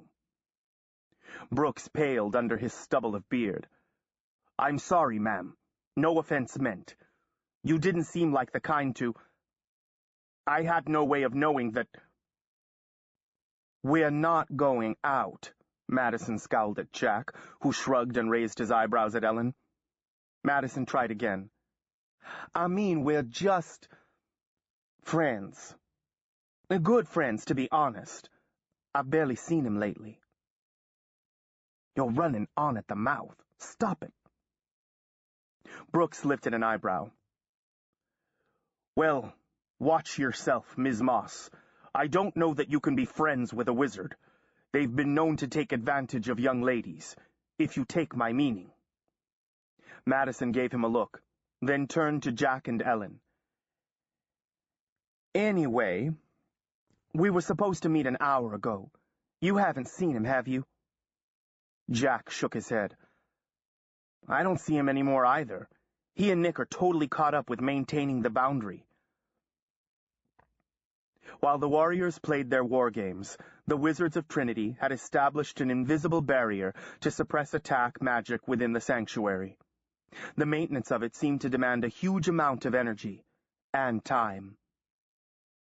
I still don't get why we need a special boundary now when we never did before, Madison said. Well, the ban on attack magic is written into the Covenant, but I guess now nobody knows whether it's in force or not, Jack said, or when D'Orsay might consecrate his new covenant. Things are kind of up in the air. Madison stamped her feet, finding that her fancy boots were not much protection against the cold. Well, I was supposed to help him with an art project, but he didn't show. Jack and Ellen shifted their feet in the beaten-down snow, obviously eager to get back to their scrimmage. If we see Seth, we'll tell him you're looking for him, Ellen offered. Madison jammed her hands in her pockets, trying to warm them. It's getting late anyway. I need to get to work. See you. The clatter of fighting resumed before she made it out of the clearing. Now she had only an hour before her shift started. She'd try Seth's Aunt Becca's, then move on to the waterfront. If he wasn't at either of those places, she'd have to go on to work. Nothing could have happened to him. He'd just gotten hung up, like usual. He had to be safe within the sanctuary. There was a boundary up, after all. No attack magic. All the while knowing that, within the sanctuary at least, the biggest threat to Seth Macaulay was Madison Moss and the magic that leaked from her fingers. A memory surfaced. The battle at the inn at Second Sister. A scene painted in lurid orange hues. Gregory Lester smiled, extending his wizard hands, launching flaming death at Seth. Maddie had stepped between them, catching the full force of the attack. She'd reeled in the magic while the wizard struggled on the end of her line like a bluegill at Jackson Lake. Lester had fallen, along with all of his captive wizards. She'd been left contaminated. The bitter taste of hex magic lingered on the back of her tongue and seeped out through her pores, a virulent and deadly poison made just for Seth. After their return from Second Sister, he'd complained of headaches, stomach pains, fatigue. He broke out in welts and rashes, and grew thin and pale and hollow-eyed, as if he had some wasting disease. At first, Madison thought it was the aftermath of the ordeal on the island. She assumed time would heal him, but he only got worse. His hands shook, and his changeable eyes went cloudy and dull, and twice he fainted at school. Seph's parents took him to England for Christmas, and he seemed to improve, but took ill again when he came back to Trinity. His mother, Linda, fussed over him and called in the healer Mercedes Foster, who prescribed fresh air and sunshine, and good food, and potions and amulets that did no good. When Mercedes finally put him to bed, Madison spent long hours sitting with him, reading to him, holding his hand. She guessed she wasn't much of a nurse, because he only seemed to grow weaker. Then Madison went home for a week during fall break. When she came back, Seph was out of bed and feeling better. He looked like a different person, more like his old self. But not for long. And that was when she knew. Sometimes she wondered if she was possessed. She could feel something evil inside her react to Seph's presence, like a serpent uncoiling. Her touch was toxic. No one else seemed to make the connection, least of all Seph. And if they found out... So she began avoiding him, avoiding his touch especially, making excuses, and dying inside every time. Madison turned onto Jefferson Street, negotiating the icy bricks. Jefferson was lined with tall oaks and gracious, painted ladies. That's what they called these Victorian houses, iced with turrets, spindles, and wraparound porches. Jack shared an elegant green-shingled Queen Anne with his mother. Jack's mother, Becca, and Seph's mother, Linda, were sisters in a family full of secrets. Linda was an enchanter, a master of charisma. Seduction, some said. Becca was unaware.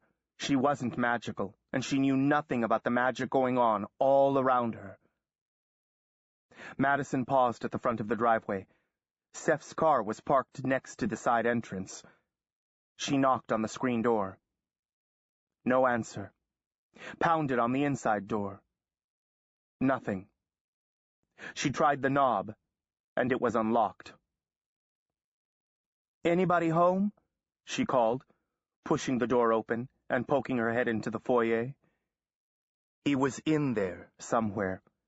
She could feel his presence in the acceleration of her heartbeat, a faint vibration in her bones. Which boy? She crossed the foyer and passed down the hallway to the family room at the rear, and froze in the doorway. Seph lay sprawled on the rug in front of the hearth. His face, beneath the dark curls, was pale and chiseled as porcelain, save the dark smudges under his eyes. He was frowning, lips parted, as if he'd succumbed between two words. For a terrible moment, she thought he was dead, until she saw the faint rise and fall of his chest. "Good day, Maddie." The wizard Nick Snowbeard half rose from his chair in the hearth corner and draped a quilt over Seph, then settled back into his seat by the fire. "It is a pleasure to see you, as always." She dropped to her knees next to Seph, her heart clamoring in her chest, worrying she was somehow responsible. "What happened? Is he—" The old caretaker tilted his head, looking surprised. "Why, my dear, he's sleeping, of course, though he isn't particularly happy about it." Madison looked at Seph, as if he might have a comment, then back at Snowbeard. Worry turned to irritation. "He's taken a nap? We were supposed to meet 2 hours ago." "The boy is exhausted. He's overextended himself, maintaining the boundary 24 hours a day." The old wizard pressed his fingers between his briared eyebrows, as if he had a headache. Old Bear, the gifted called him, or sometimes the Silver Bear. He did resemble a slightly rumpled bear rousted from his den in midwinter. "It was a breakdown in communications," Snowbeard went on. "Too much to do and too few people to do it. Hastings is away, and I was unexpectedly delayed. I had no idea he'd been on his own so long, and it's not in his nature to ask for help. But now I've relieved him, and I put him to sleep, over his protest." Madison leaned forward, clutching her skirts in her fists. "He's always fallen asleep in school. Plus, he missed a lot of school back in the fall when he was so sick." "And whose fault was that?" "I didn't think you were allowed to work somebody to death like this. I guess there aren't any child labor laws for wizards." Snowbeard lifted a teacup from the side table and took a long swallow. He set it back on the saucer with trembling hands, china clattering against china. "My dear, I am sorry. Although he is young, he is the most powerful wizard we have at our disposal, aside from his father and me. Iris is willing, but she just isn't strong enough to manage the boundary for long. It's incredibly draining. There are others who are not particularly trustworthy. Most wizards have sided with the Roses or D'Orsay. Many of the dragon partisans don't consider the sanctuary to be a priority, now that the war's broken out. But you do. I think we need a place of safety, yes, or we'll be ground to dust between the stones of wizard ambition. Have you noticed that the town is full of gifted refugees?" Of course she'd noticed. These were well-educated people with money, gifted artists who moved into shops around the square. The wizard houses considered them rebels for their refusal to support the war, and the more non-wizard weir crowded in, the more Trinity seemed like a target, which didn't fit in with Madison's plans at all. She sat next to Seth with her back against the hearth, conscious of maintaining some small space between them. The snow from her boots melted into puddles on the hardwood floor. "I wish you wouldn't let all those people in here." "You can hardly blame them for seeking sanctuary," Nick said. "Wizards are snatching up the non-wizard weir all over the world, recruiting them for the war effort. They need sorcerers to build weaponry, warriors to wield it, seers to look into the future and plan strategy, enchanters for espionage purposes." He sighed. "This can only spell disaster. For centuries, wizards haven't dared to openly war on each other for fear of breaking the covenant and rousing the dragon that sleeps in Raven's Gill. I suppose wizards don't believe in dragons, or the covenant, anymore." The old man's voice trailed off. Madison struggled to keep the skepticism off her face. Dragons. Right. There were plenty of real-life monsters to fight. Madison looked down at Seth. His face was a work of art that required intensive study. She was glad to be able to do it when he wasn't looking back with those green eyes that missed nothing. She resisted the temptation to trace his cheekbones and strong nose with her forefinger. If Seth had some kind of reaction in front of Nick, it would be all over for sure. She'd met Seth for the first time on the Lake Erie beach. He'd been hanging around her for days, watching her in that entitled, rich boy, wizardly way, like he could crook a finger and she'd come running. She'd had enough of that from Bryce Roper back home. But Bryce was simple. Beneath that handsome surface, he was about an inch deep. There was a complexity in Seth that fascinated her. His eyes were like the green, shaded pools of Booker Creek that changed with the light. Though he was young, his face already bore traces of history and loss. She'd sketched him repeatedly, trying to capture his intensity and power with line and color. When Seth saw her drawings, When he realized she saw the magic in him, he'd thought she was working for the roses. He'd used persuasion on her, the power sizzling through his fingers.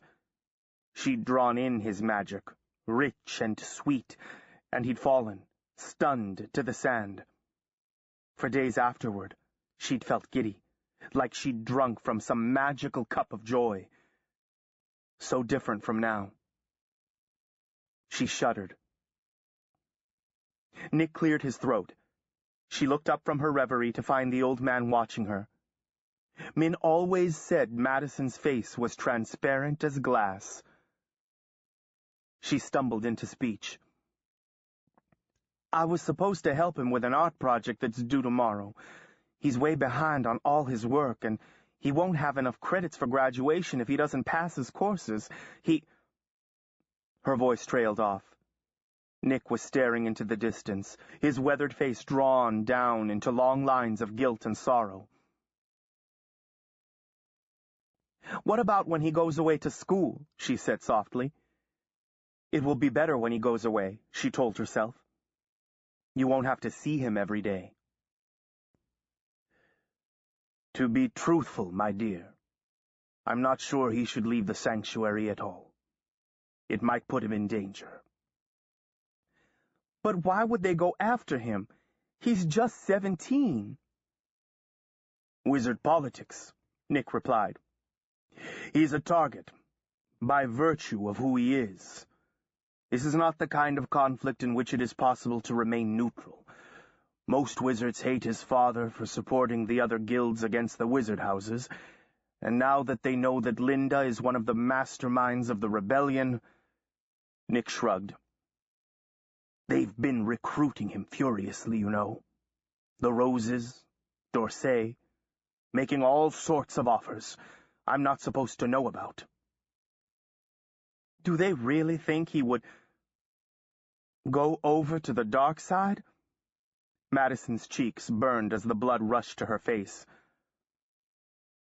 Based on usual wizard practice, they assume it's a matter of price or leverage. Nick rubbed the side of his nose with his forefinger. He's made an impression. D'Orsay and Lester would have won its second sister had it not been for Seth and Jason. And you, my dear.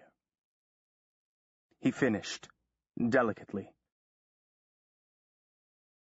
At Second Sister, she'd seen wizards casting spells and conjuring images of dragons and doing murder with magic.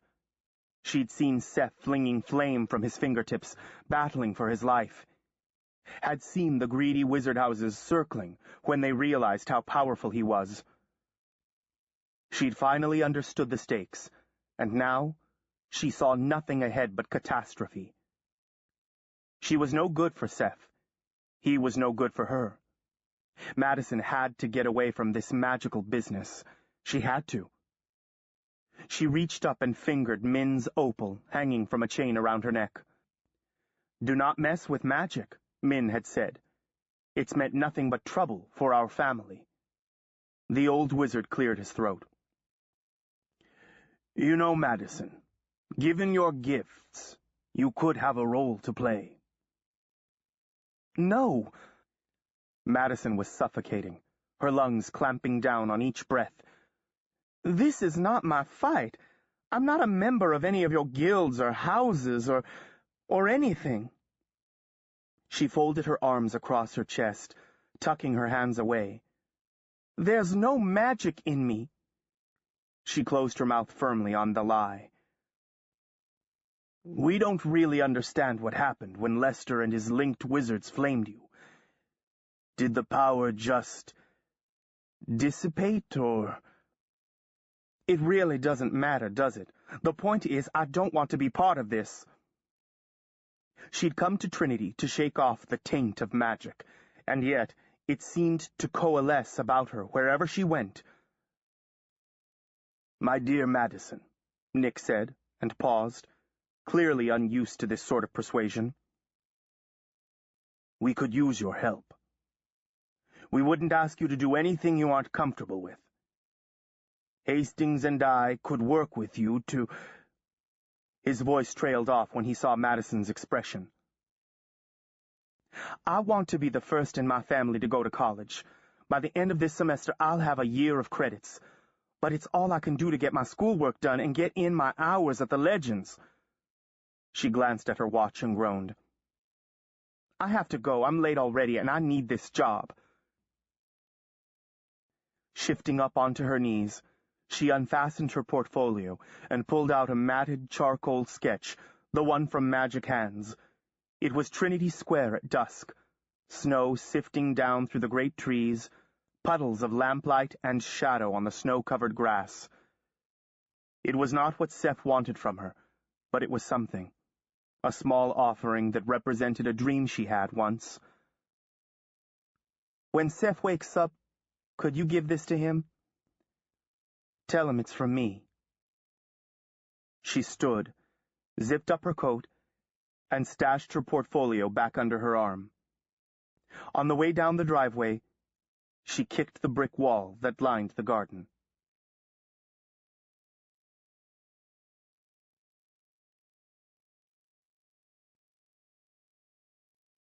Chapter 3.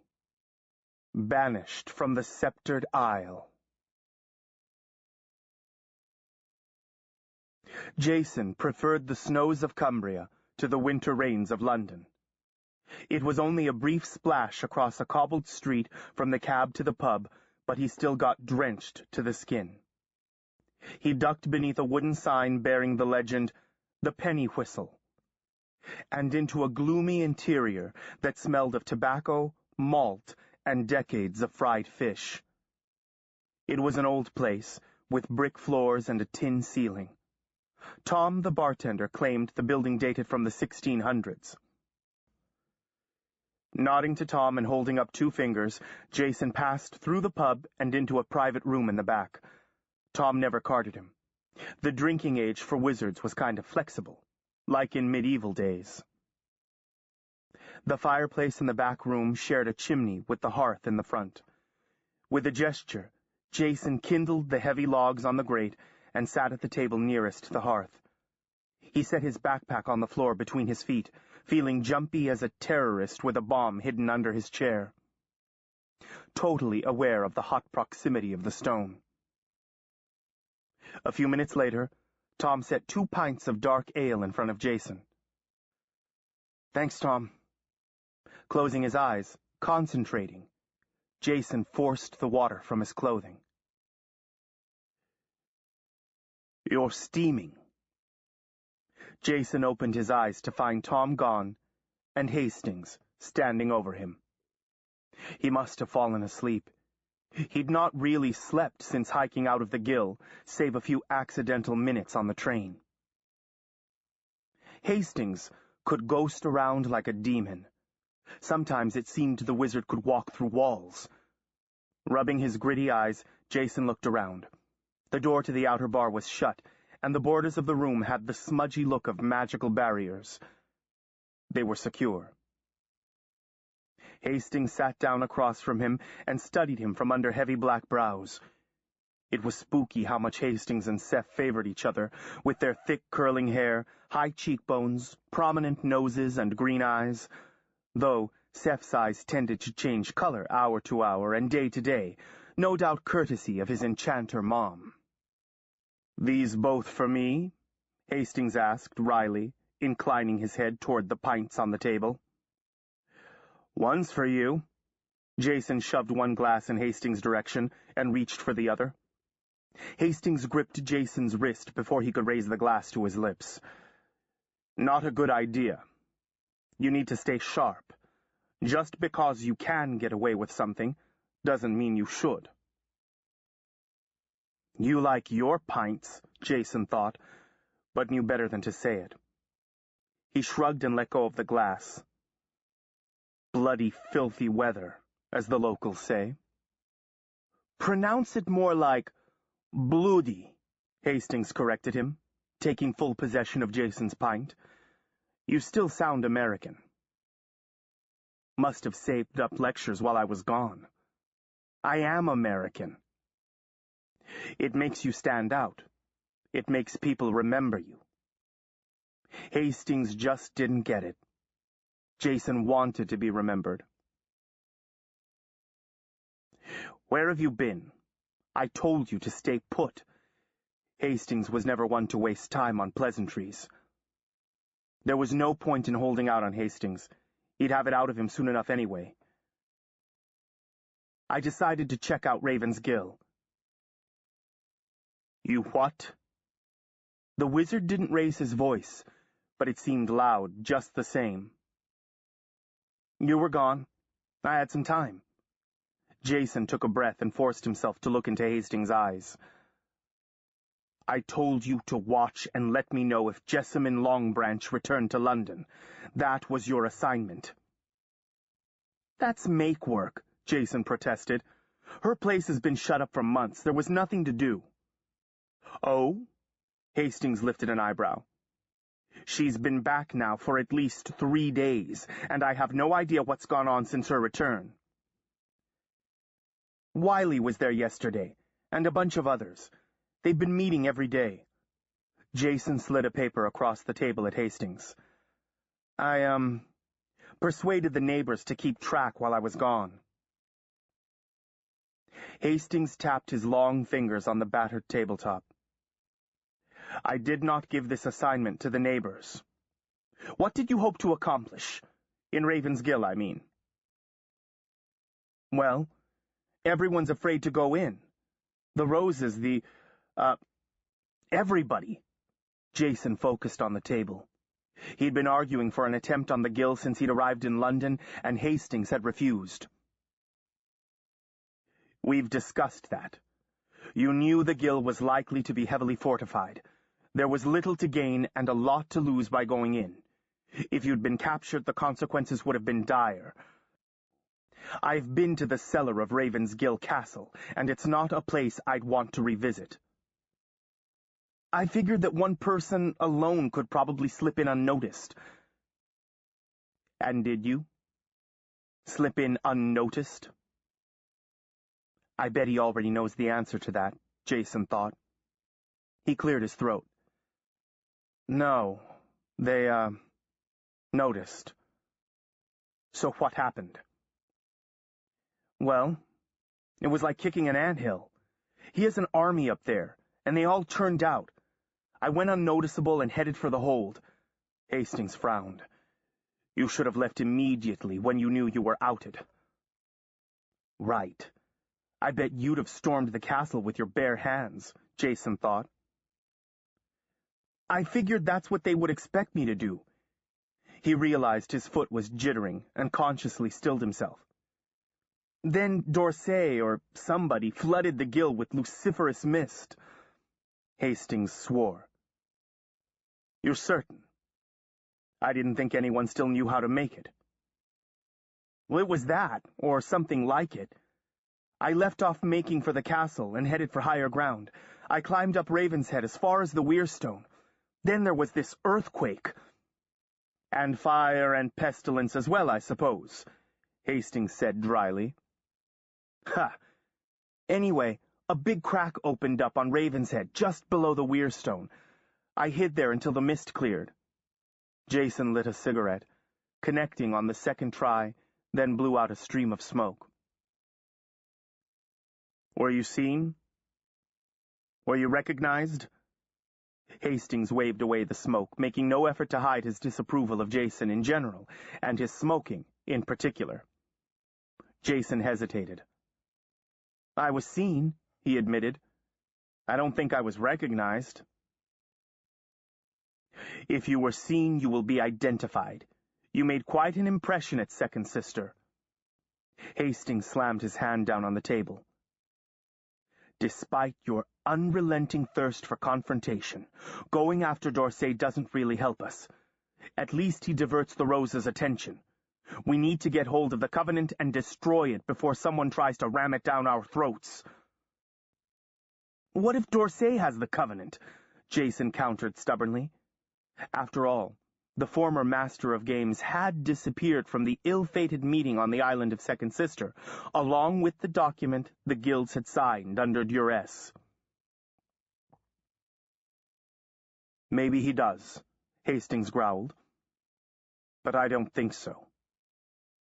He'd have called in his allies, and held a big ceremony in the guild, consecrating the document and declaring himself ruler over all of us.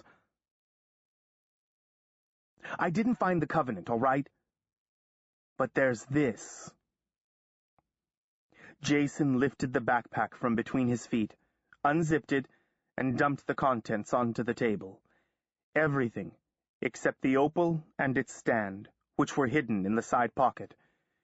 He hadn't exactly decided whether to share that with Hastings. Hastings looked down at the loot on the table, and up at Jason, raising an eyebrow in inquiry. I found this stuff in a cave behind the Weirstone.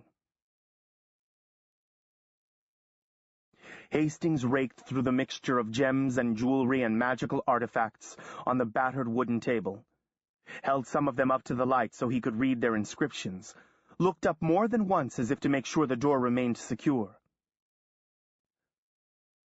It seemed that, for once, Jason had impressed the unimpressible Leander Hastings. Finally, Hastings spoke. "Is this all of it?" Jason shook his head.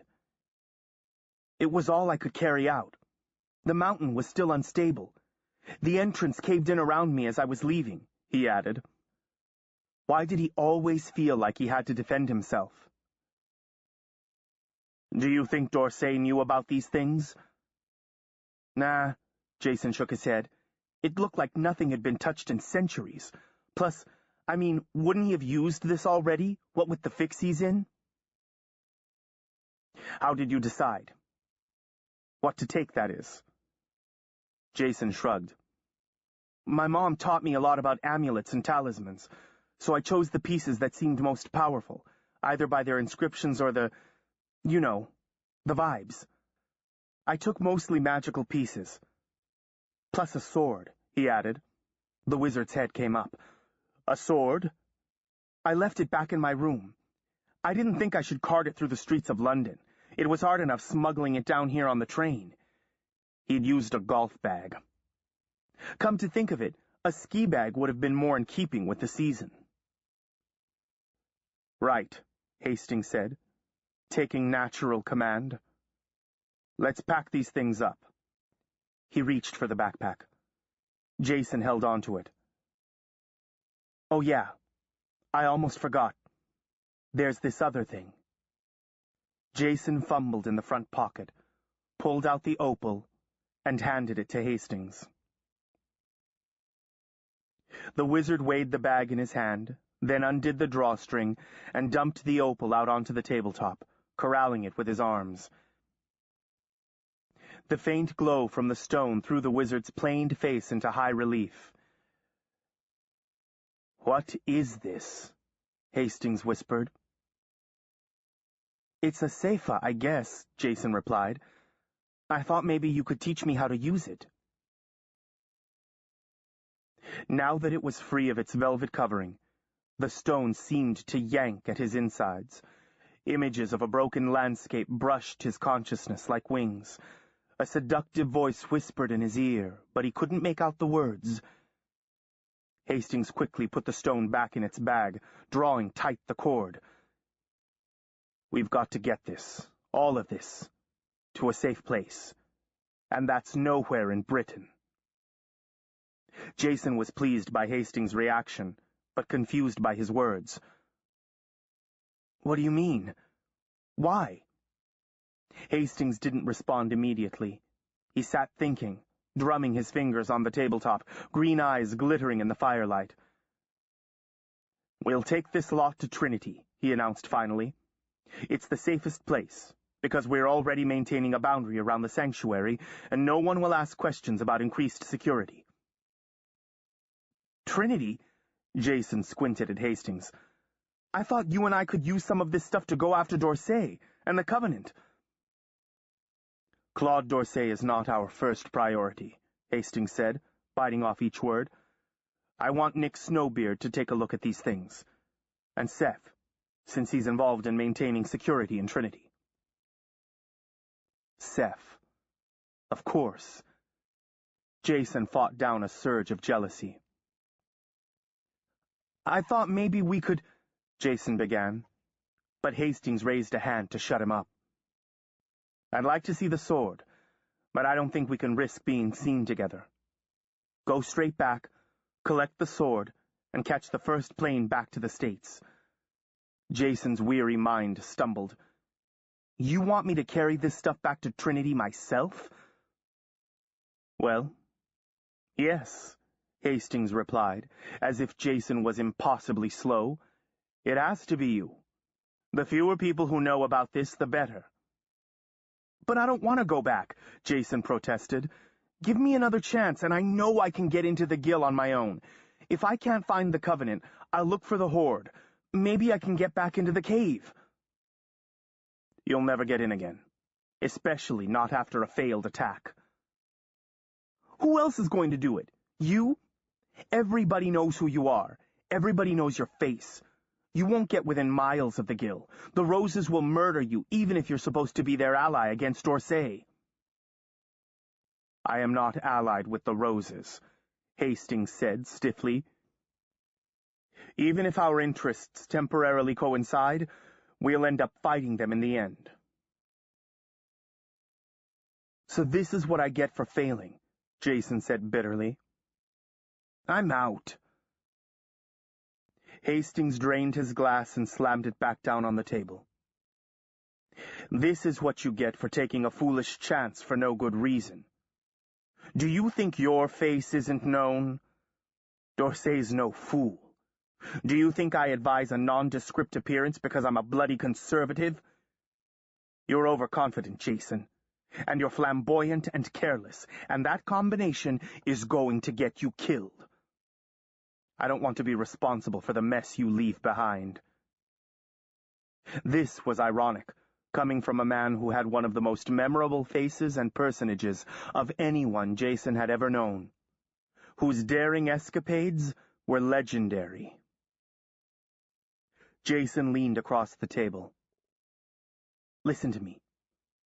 I'll lose the earring." He touched his earlobe. "I'll lose the plumage." He sluiced his fingers through his bleached hair. "I'll wear a bloody tweed and ascot if that's what you want. Just let me stay and work with you." Hastings sighed. "Don't think this means it's all gone wrong." He rested his hand on the backpack. "This is a tremendous find. Sometimes I'm not very liberal with compliments." "I don't want compliments. I want to stay here. I want to do something. And I want someone I can trust to take these things back to Trinity before D'Orsay manages to track us down. Do you think he's not looking?" Hastings sat back, extending his long legs. "It's not enough to do something. It's important to do the right thing." "I know it is," Jason said, trying not to sound sullen. "But nothing's going to happen in Trinity." "Don't be too sure. I have a feeling that the pieces you found are important. The battle may well turn on them." "Then why take it to Trinity? You'll put the whole town in danger." "That is exactly why no one must discover where they are. And bear in mind, if we lose this war, Trinity will be destroyed along with everything else." Jason stood and began pacing, pivoting at each end of the room. "Can't you at least try to understand?" "I understand you better than you realize." "Why? The Roses killed your father and sister 100 years ago, so you understand how I feel about Lester and D'Orsay murdering my father?" "Because I know what it's like to want to prove yourself so badly, it destroys everything else that matters," Hastings replied, gazing into the fire. "Sometimes it's just an excuse to avoid dealing with your own demons." So now Hastings was a psychiatrist, in addition to being a wizard and warrior master. Jason bit back a hot reply. "Look, I'm an orphan, like you were. No one cares what happens to me. It's my choice, mine. I assumed responsibility for you when I brought you to Britain. Jason noticed that Hastings didn't claim to care about him. "Please, I want to help." He was perilously close to begging. "Jack and Ellen are out drilling their warriors. That's what they're good at. Seth is maintaining the barrier. I can't do any of that. I want to be where I'm useful." "The most useful thing you can do for me now is to get the sword and the rest back to Trinity," Hastings said without looking up. "Have Nick take a look at the blade. It may very well be one of the 7. If it is, pass it along to Ellen. She deserves a weapon worthy of her skills. She and Jack may play a critical role if it comes to a war." Nick, Ellen, Seth, Jack, all important to the cause. Everyone was, except him. Jason knew the argument was over. His mistake was thinking Hastings was actually participating. He slumped back into his chair. "When will you come back to Trinity?" The wizard shrugged. "Soon, I hope. I'm going to try to find out what's going on at Raven's Gill. Whether it's been noticed that things have gone missing, and whether they may be on your trail. Maybe I can muddy the water a bit, draw them off." And that, as they say, was that. Jason's brief career as operative for the Dragon House was over. Jason fell asleep on the tube on the way back to his apartment, missing the Mornington Crescent station and getting off at Camden Town. He walked back through the city streets to clear his head.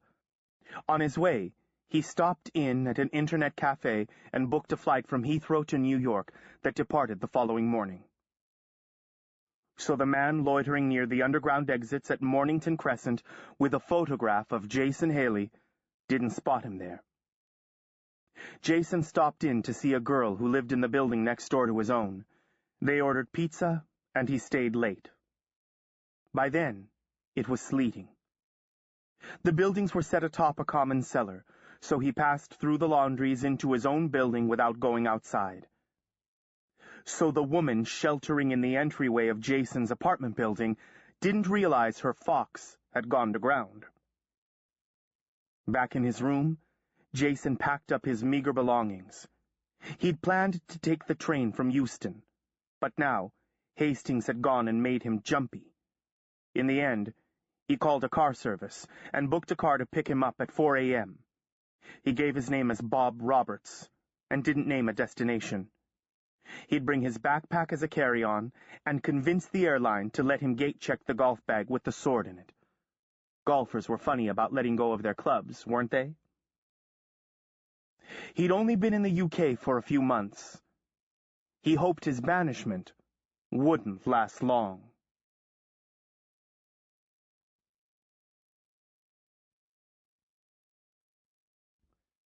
Chapter 4.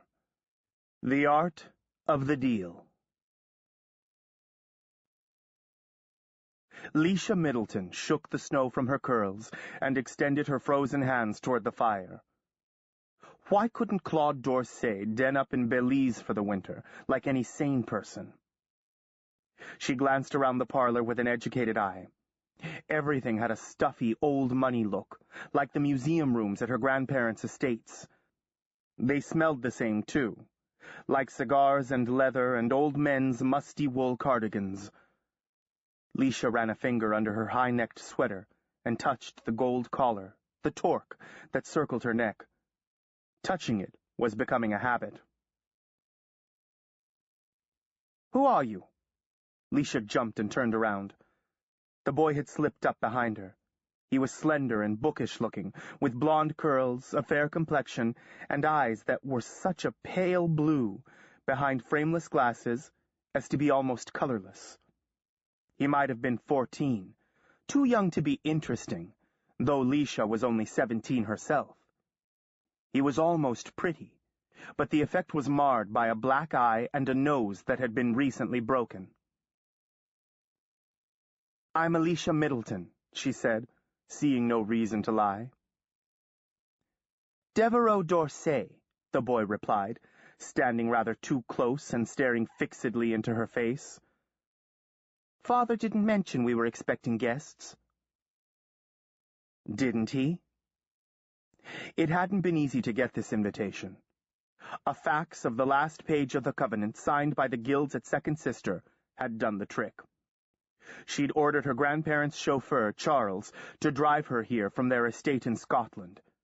If she could manage to live through the day and avoid being grounded, she'd be very, very lucky. "Would you care for something to drink?" Devereaux asked, nodding toward the sideboard, where there was an array of bottles and cans of soda. Leisha shook her head. "No, thank you." The boy leaned against the sideboard. "We've more of a selection down in the cellar," he said. "Would you like to see?" "No. I'm quite all right, thank you."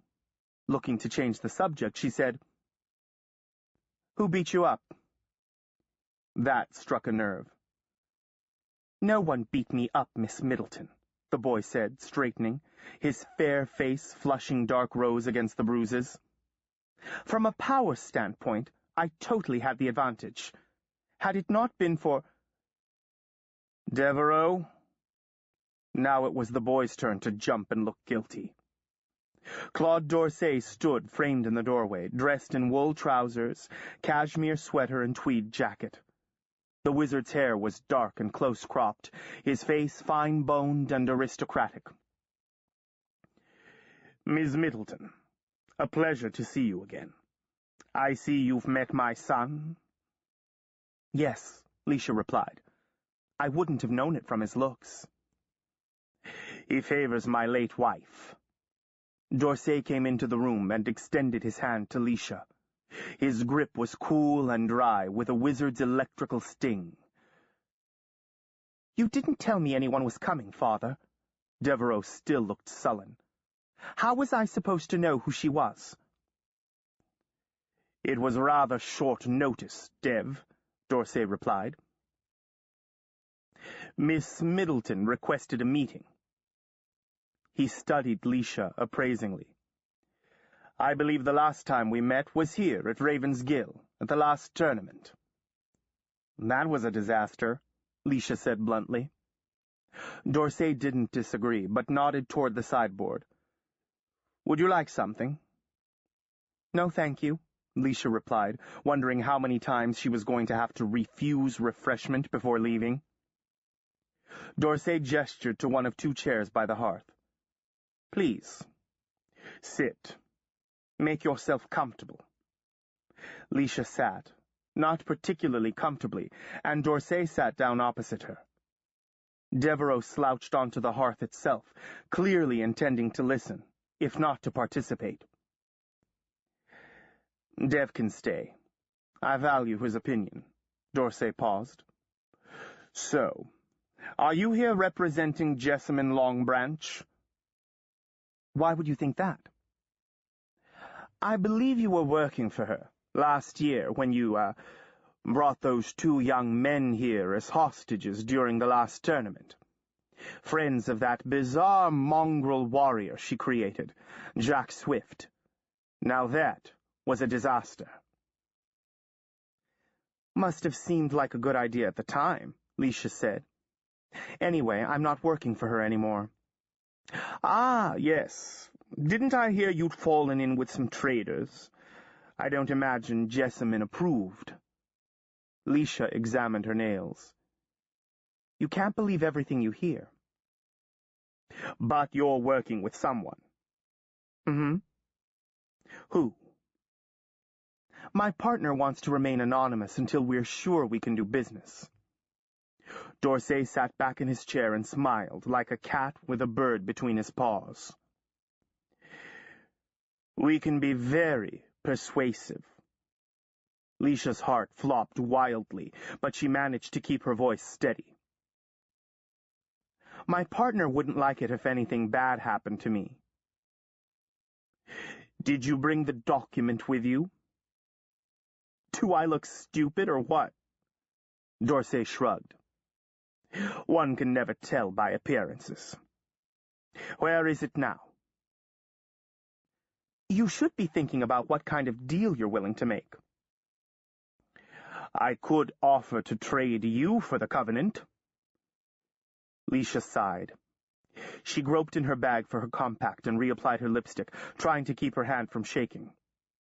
Playing for time. I'm just the hired help, you know. I can be replaced. But my associate might be annoyed enough to decide to sell the piece to someone else.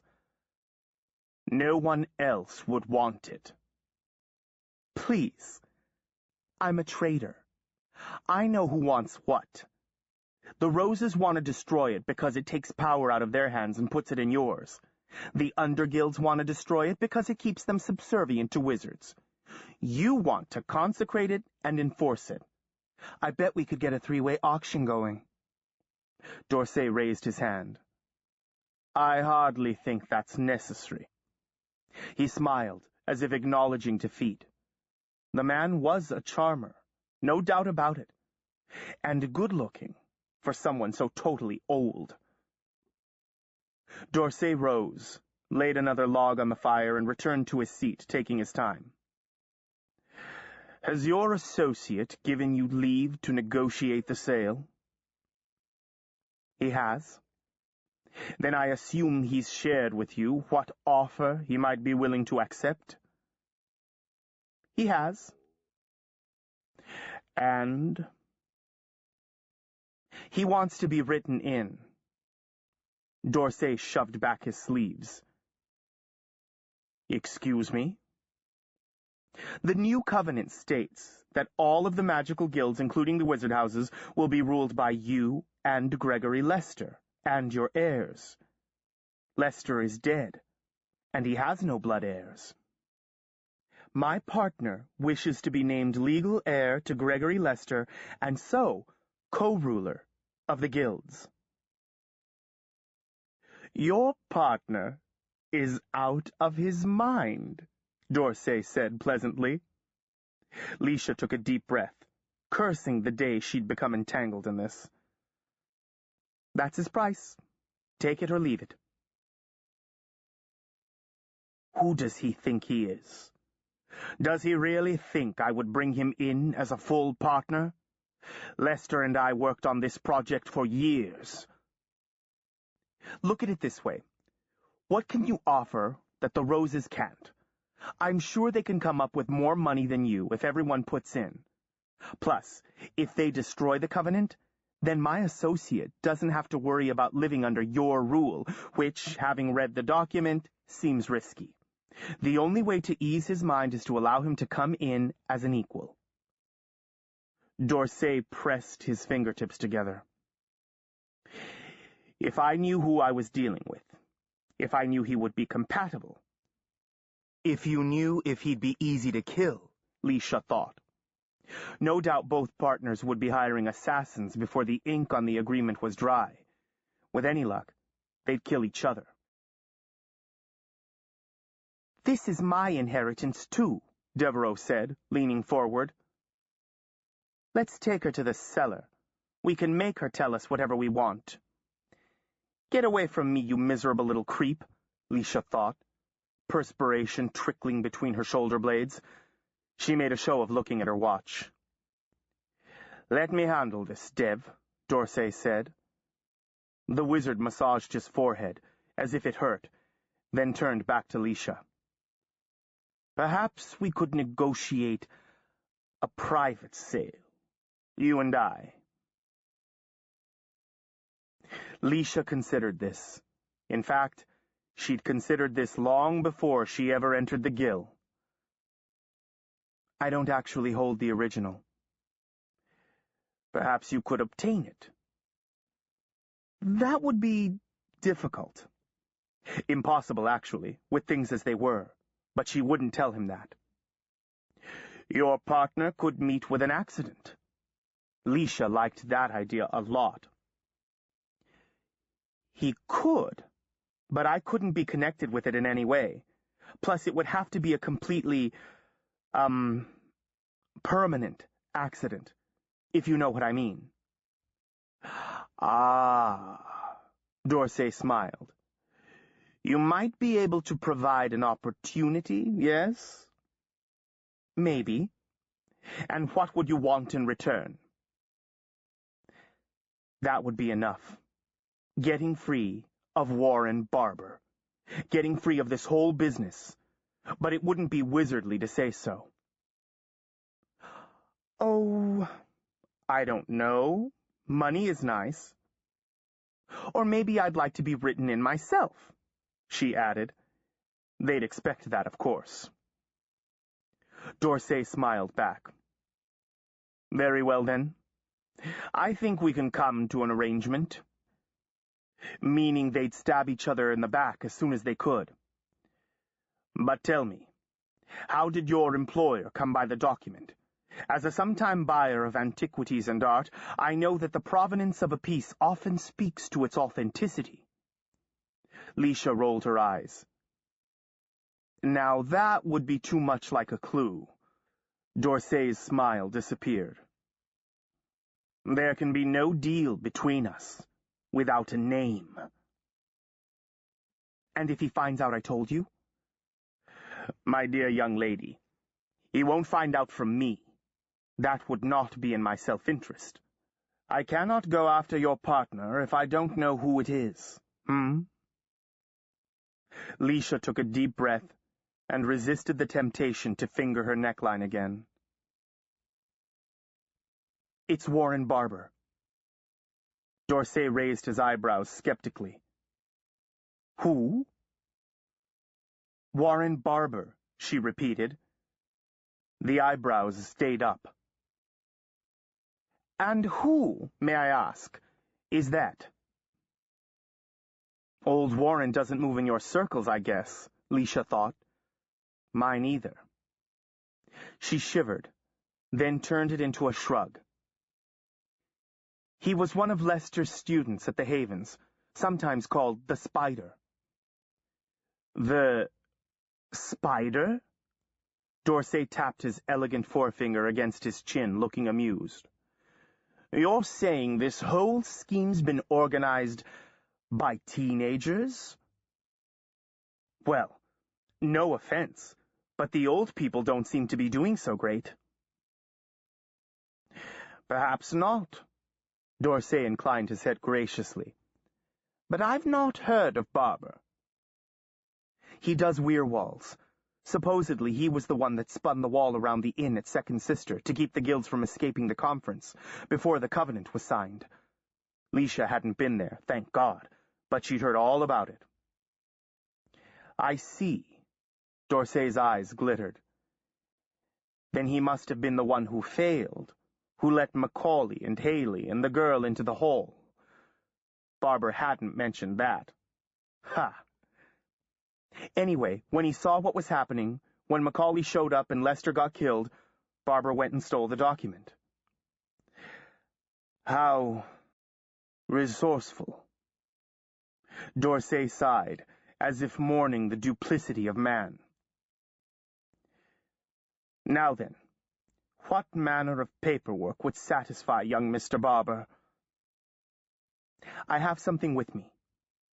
Leisha pulled a folder from her portfolio. These attest that, for purposes of the covenant, my associate to be named later is the heir of Gregory Lester and assumes all privileges and rights, blah, blah.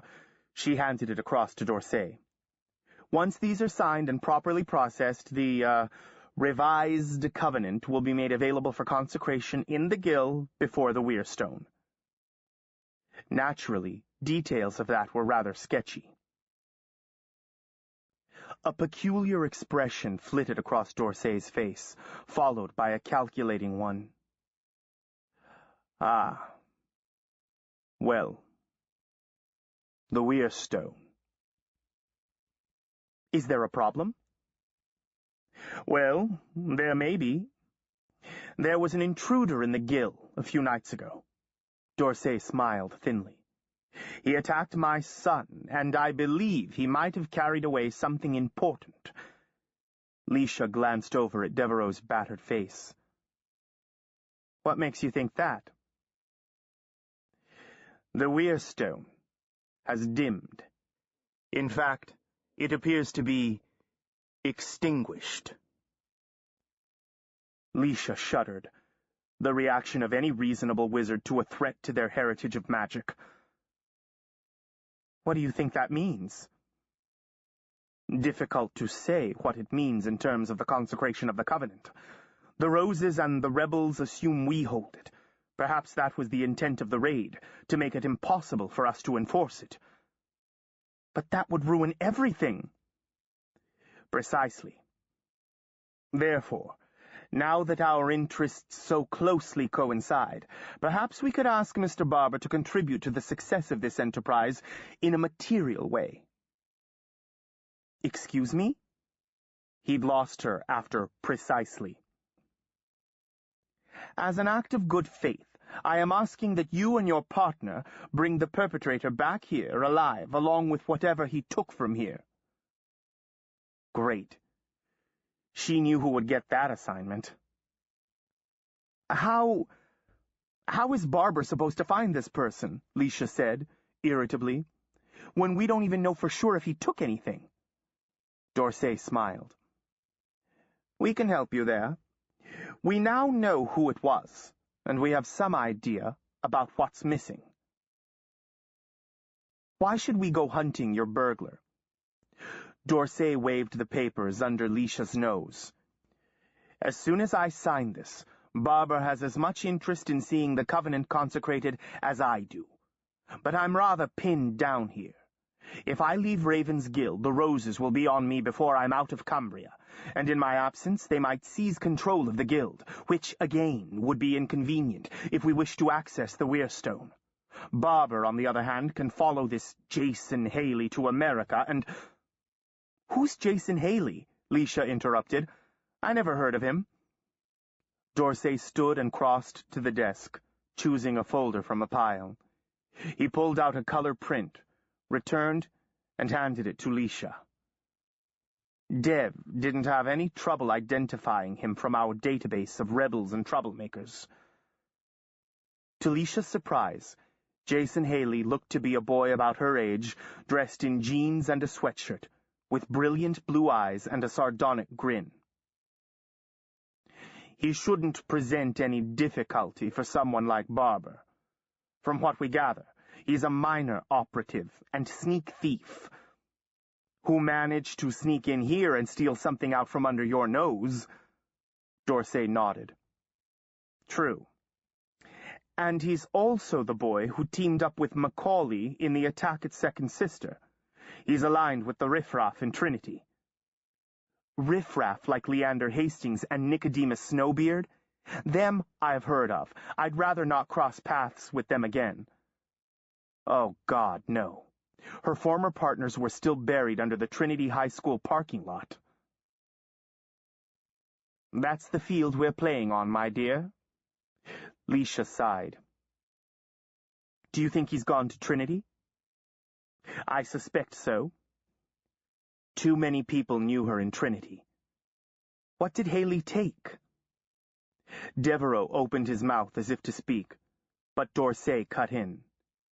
We believe it's a Cepha stone of some kind, small enough to hold in your hands, with a flaming center. Useless on its own, we believe, but somehow, here in the Gill. D'Orsay shrugged. That wouldn't be easy to find, even in Trinity, Leisha thought glumly. So, D'Orsay said cheerfully, send Barber after Jason Haley. Perhaps they'll kill each other, and you can collect the stone.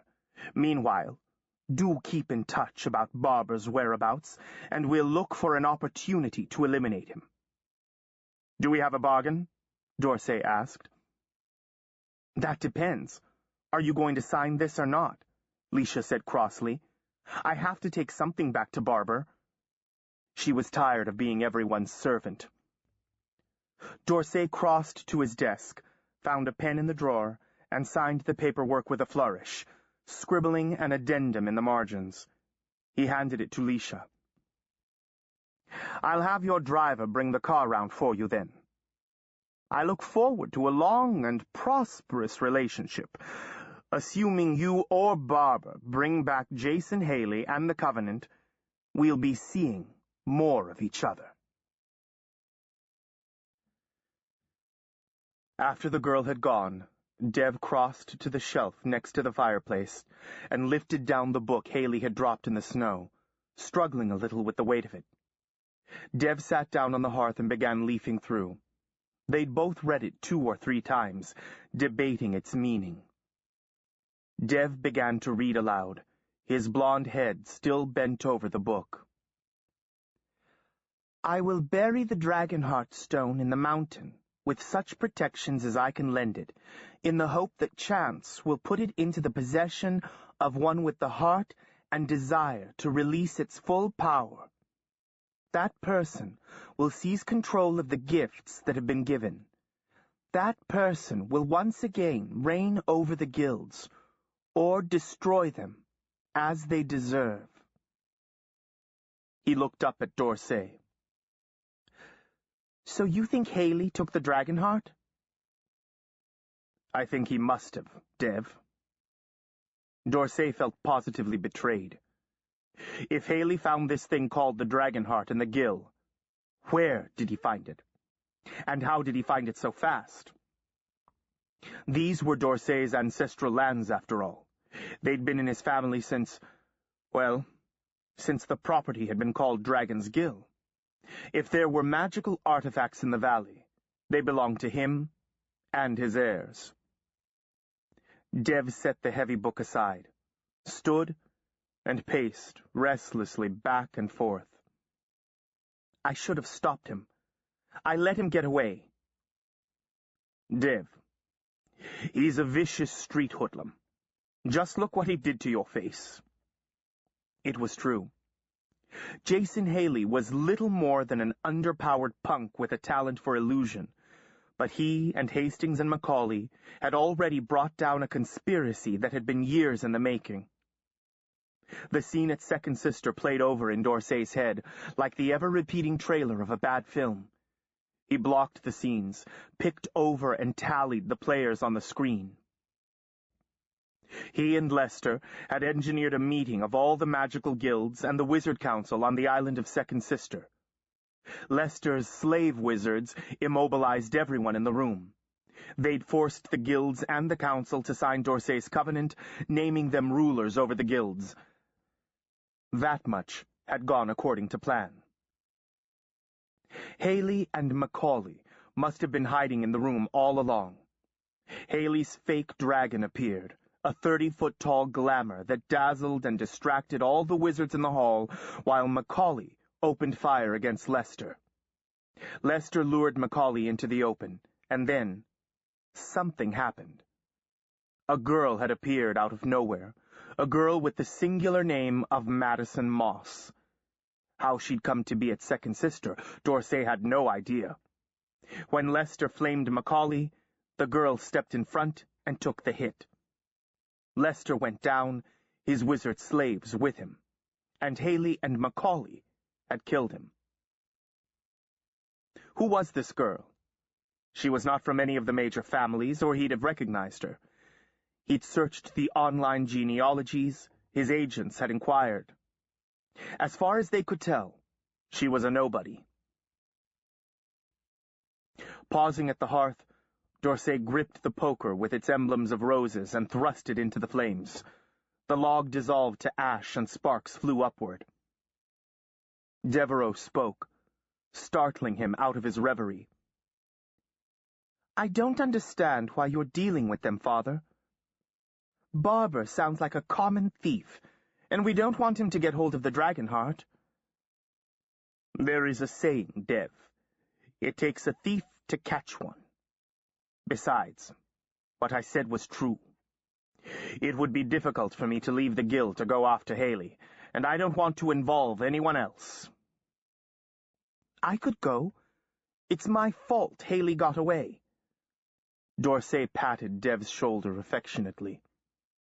My enemies would be just as happy to get hold of you, as leverage. Dev glowered and clenched his fists, a stance familiar from childhood. I can protect myself. You are a prodigy, Devereaux, but I think you're a little young to go up against the Roses. D'Orsay chose not to mention Jason Haley, who'd already given Dev a beating.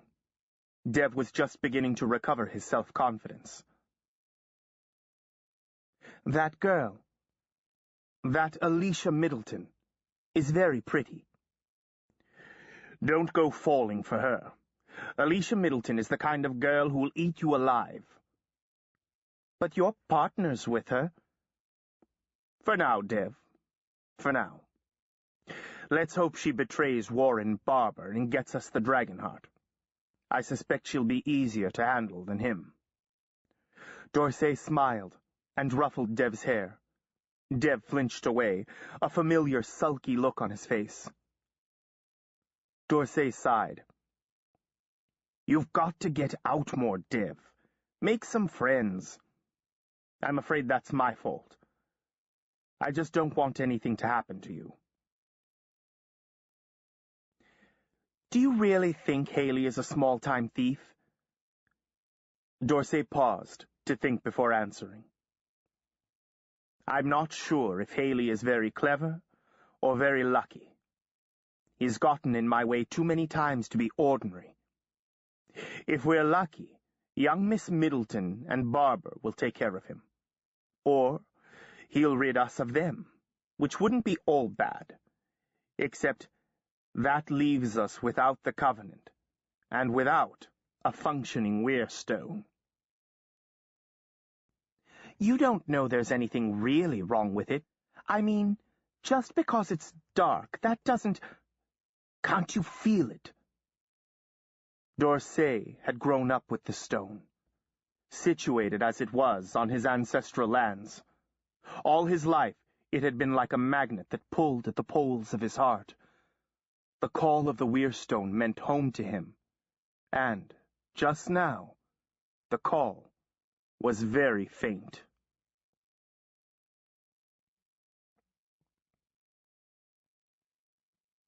Chapter 5. To Church. The sound intruded into Madison's mind, a faint and persistent tapping, like something pecking on the outside of her skull. This was followed by the sense that she was suffocating. She opened her eyes, squinting against the overhead light. The giant Arts of the Eastern Civilizations textbook lay open on her chest, which explained why she couldn't breathe. She'd fallen asleep, studying again. She pushed the heavy book aside and sat up. The clock on the bedside table said 2:48, so the test was less than 10 hours away. She heard tapping again. Throwing back the comforter, she slid from the high Victorian bed, her bare feet thudding on the wood floor. She shivered in her cotton nightgown. The Legends Inn was beautiful, but, like most Victorian buildings, it was not well insulated, especially up on the third floor. She crossed to the door, undid the chain, pulled it open, and was ambushed. It was Seth Macaulay, snow powdering his jacket and sparkling in his curls, smelling of fresh air and magic. Her heart floundered frantically in her chest, as if it meant to escape. "Oh," she said. "Hey, Maddie," he said softly, stepping inside and pulling the door shut behind him. "Oh, I'm sorry. Were you asleep?" he added, grinning, looking her up and down. "Do you know what time it is?" she mumbled, forcing her fingers through her tangled hair. She hadn't seen him for 3 days, not that she was counting, and now, when he did come, she was all baggy-eyed and cranky. "Rachel will skin you alive if she finds you here at this hour." "Oh, I don't think she'll notice," he said, touching the amulet that hung around his neck. "You're shivering." He grabbed up her shawl from the foot of the bed and draped it around her shoulders, reeling her in like a fish in a net. When there were inches between them, she pulled free, wrapping the shawl around herself for protection. He looked away and stuffed his hands into his pockets, a faint release of breath signaling his frustration. He wasn't used to being rebuffed. He didn't understand. He would never understand, if she could help it. Most guys gave up after a try or two, but Seth was persistent, and she didn't know how long she could continue to keep him at arm's length. "What are you doing here?" Madison demanded, her own frustration sharpening her tongue. She was not so much surprised by the hour of his appearance as by the fact that he was there at all. These were the hours Seth liked to keep. He was a city boy who came alive at night. "Who's minding the boundary?" "Nick's in charge tonight. Get dressed, let's go out." "It's 3 o'clock in the morning," she protested. "I have an exam tomorrow. Today." "It's only for a little while. Jason's back." Madison stopped fussing with her hair and stared at Seth. "What's he doing back? I thought he was gone for good. I mean, he dropped out of school and all." "He brought some things back from Britain for safekeeping. We're supposed to meet him to look the stuff over. Please come." Seth looked into her eyes as if searching for hopeful signs. Madison wavered. It wasn't like she'd be any use when it came to magic, but it seemed safe enough, and it was hard to say no to Seth for reasons that had nothing to do with wizardry. Plus, she couldn't help wondering what had brought Jason home. "All right, but I can't stay long." Grabbing up her clothes from the chair beside her bed, she carried them into the tiny lavatory and locked the door. Shedding her nightgown, she pulled her jeans on, following with a sweatshirt, heavy socks, and her red boots, armoring herself for the personal battle ahead. When she came out, the phone rang, jarringly loud in the quiet inn. Madison ignored it, shrugging on her barn coat and tying a hand-woven scarf around her neck. "Aren't you going to get that?" Seth asked, nodding toward the phone. "The machine'll pick up. It's Mama. She's the only one besides you who calls me in the middle of the night." The answering machine clicked on. "You've reached Maddie Moss. Leave a message." There was a beep, and then her mother's voice, all husky from cigarettes. "Baby girl, I know you're there. I need to talk to you. It's about Grace and John Robert. Pick up the phone." There was a long pause, and then, "Fine. Go to hell." And the phone banged down. Madison jammed her brimmed hat down on her head. "Let's go." "Why don't you talk to her?" Seth asked, as they passed through the dark hallway and descended the stairs. Madison put her finger to her lips. "Shh. I do talk to her. Just not every time she calls." They slipped out the front door, crossed the porch, and turned down Lakeside. It was very cold, despite the proximity of the lake. The snow crunched under their feet like shards of glass. "What does she want?" Seth asked. "Your mother, I mean." "She wants me to come home and watch my brother and sister. She needs a babysitter, and guess what? She can't find anyone else who will work for free and keep her hours and is available at a moment's notice." Seth looked at her quizzically. "But you're in school. She knows that, right?" This was so far off Seth's experience, he couldn't possibly understand. "She knows that, but she doesn't especially care. She'd understand if I were studying dental hygiene or computers, but I could do that at the community college at home. As far as she's concerned, I already know how to paint pretty pictures. I always take the ribbon at the county fair." Madison shrugged. "She also might need money." "But you don't make that much," Seth replied, the understatement of the year. He steered her south on Church Street with a hand on her elbow. She relaxed fractionally. It seemed okay. She couldn't feel the wizard heat of him through 3 layers of wool. "Mama knows I'm living with Rachel for free. She doesn't understand that my books cost $150 apiece." Madison wanted to change the subject. She wasn't like Carlene, who was always just about to move to Las Vegas or Paris, France, or join up with a country band, and somehow believed every story she told. Madison wouldn't pretend she had a different kind of family. She couldn't pretend that things could ever work out between her and Seth, but that didn't mean she wanted to talk about it. "Where are we meeting Jason?" Madison asked, knowing nothing was open in Trinity, Ohio, at 3 a.m. on a Tuesday. "St. Catherine's." Madison missed her step, and Seth deftly caught her about the waist. She pulled free quickly, feeling his hot fingers through her coat, feeling the wicked power inside her respond. "We're meeting him in church in the middle of the night? Who picked that?" "Jason did," Seth shrugged. "I don't know why, but I guess we'll find out." Seth attended Mass at St. Catherine's regularly. He wore a Celtic cross on a chain around his neck, alongside the Dirna Sefa. His Catholic faith was the rock he'd stood upon through a lonely lifetime. I wish I believed in something, Madison thought. I wish I belonged somewhere. The church stood amid tall trees on a campus that included the Catholic grade school and high school, along with a small cemetery. Seth had keys to the side door of the church. The sanctuary was chilly and dark, lit only by the sconces along the walls. The light that usually poured through the great windows was hours away. Madison flinched when something moved in the shadows up by the altar. 2 tall figures materialized and came toward them. Jack and Ellen. "Jason here yet?" Seth asked. They shook their heads. "I hope he gets here soon," Ellen said. She yawned and sat down in one of the pews, drawing her knees up and pillowing her head on her arms.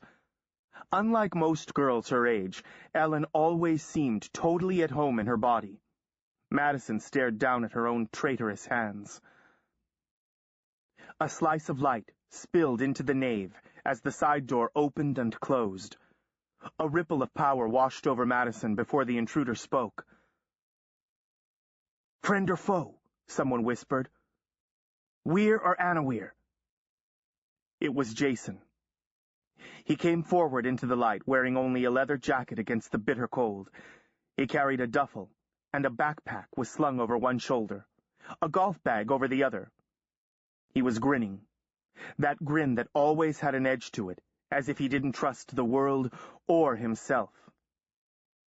Power fountained off him with an intensity Madison had never seen in Jason before, contrasting with his travel-beaten, haggard appearance. There were dark circles under his blue eyes, and his face was unevenly stubbled over. "How are things in the UK?" Jack asked. "Did you look up any of our old friends from Raven's Gill?" Jason's head snapped up, but then he settled back and sort of smiled. "Nah, maybe next time." "How's my father?" Seth asked. "Your old man's all right," Jason replied, fussing with the buckle on the backpack. "I saw him in London 2 days ago." "What's in the bag?" Jack asked, gazing curiously at the golf bag. "You've got us all intrigued," Madison drawled. "Me most of all." Nick Snowbeard appeared from behind the altar, leaning heavily on his staff. "Which should be obvious from the fact that I'm here. Old men aren't used to gadding about in the middle of the night." Madison squinted at Nick, surprised. Seth had said that Snowbeard was maintaining the boundary, yet the old wizard was still able to function. Seth was always visibly distracted, almost impaired when he was on duty. Jason laid the golf bag on the floor and knelt next to it.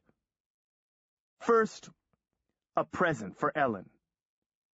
He unzipped the bag and lifted out a sword in a scabbard, presenting it to her with both hands, reverently, like a courtier to his queen.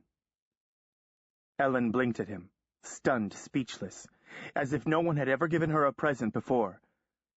Then she took the sword from Jason and drew it slowly from its scabbard. The blade illuminated the entire nave of the church with blue light. The cross on the hilt blazed brightest of all. "Maybe you won't be able to tell what it can do inside a church, but Jason's voice trailed off as Ellen went through a series of stances, her face fierce and focused. The blade hummed as it cut the air, and the candles on the altar guttered and flamed higher than before. Jack stood watching, balanced lightly on the balls of his feet, body tilted forward, eyes following the arc of the sword like a child on the playground who longs to join in the game. Finally, Ellen completed the sequence, cheeks flushed, eyes shining. She grinned, allowing the tip of the blade to drift to the floor, then looked around at the circle of faces, fastening on Jason's. Whoa. Really? This is for me? As if she couldn't quite believe it. This is so cool, she finished lamely. May I see the blade, my dear? Nick extended his weathered hand. Reluctantly, Ellen passed him the sword. Nick turned it over in his hands, studying the crosspiece, the layered metal blade, the cross emblazoned on the hilt. The old wizard blinked slowly, like a blind-sided owl. Where did you get this? He asked Jason, an unusual edge to his voice. At Raven's Gill, in a cave in Raven's Head, under the dragon's tooth. You know, the Weirstone. Nick frowned. In a cave under the Weirstone? I'm quite familiar with the place, and there is no cave there these days. It opened in an earthquake, Jason explained. I guess Dorsey and the others didn't know it was there either. I dare say. Nick eyed him keenly for a moment. The cave is open, is it? Well, maybe not. It kind of caved in when I left. Nick took a quick breath, as if he wanted to ask more questions, but instead turned to Ellen. Has your weapon told you her name? She nodded. Waymaker, she whispered, glaring around at the others, as if they might argue. Ah, I thought so. The old man nodded. Waymaker, wrought by sorcerers in Dragon's Gill, under the rule of Dragon Aiden Ladra, one of the 7 great blades. Snowbeard closed his eyes for a long moment, then sighed and opened them, and handed the blade back to Ellen. It's fitting that Waymaker fight next to Shadowslayer, in the hands of the last heirs of the Warrior Guild. Maybe we're not the last.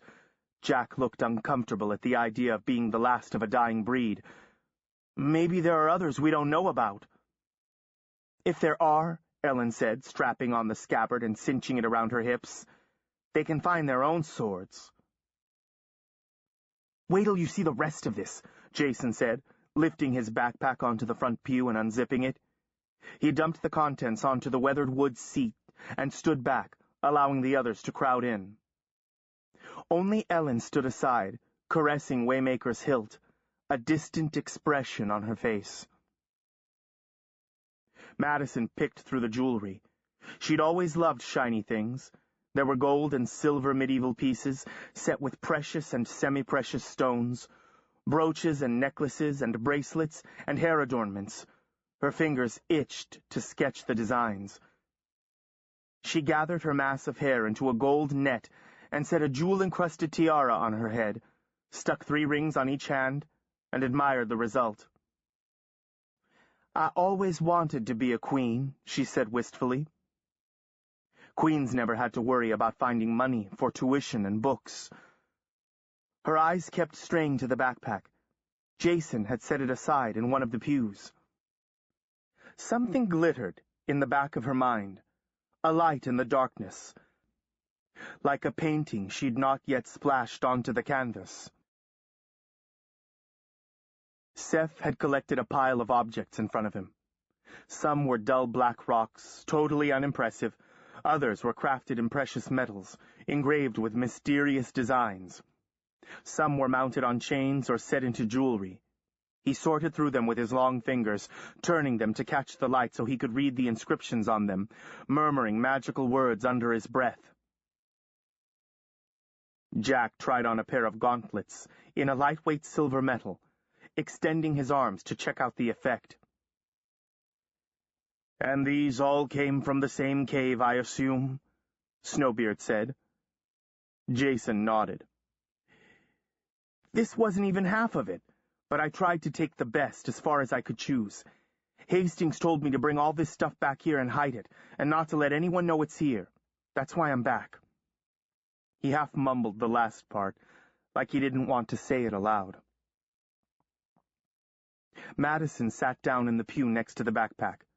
It was illuminated, pulsing with magic, and she realized that the power that had seemed to emanate from Jason was really coming from it.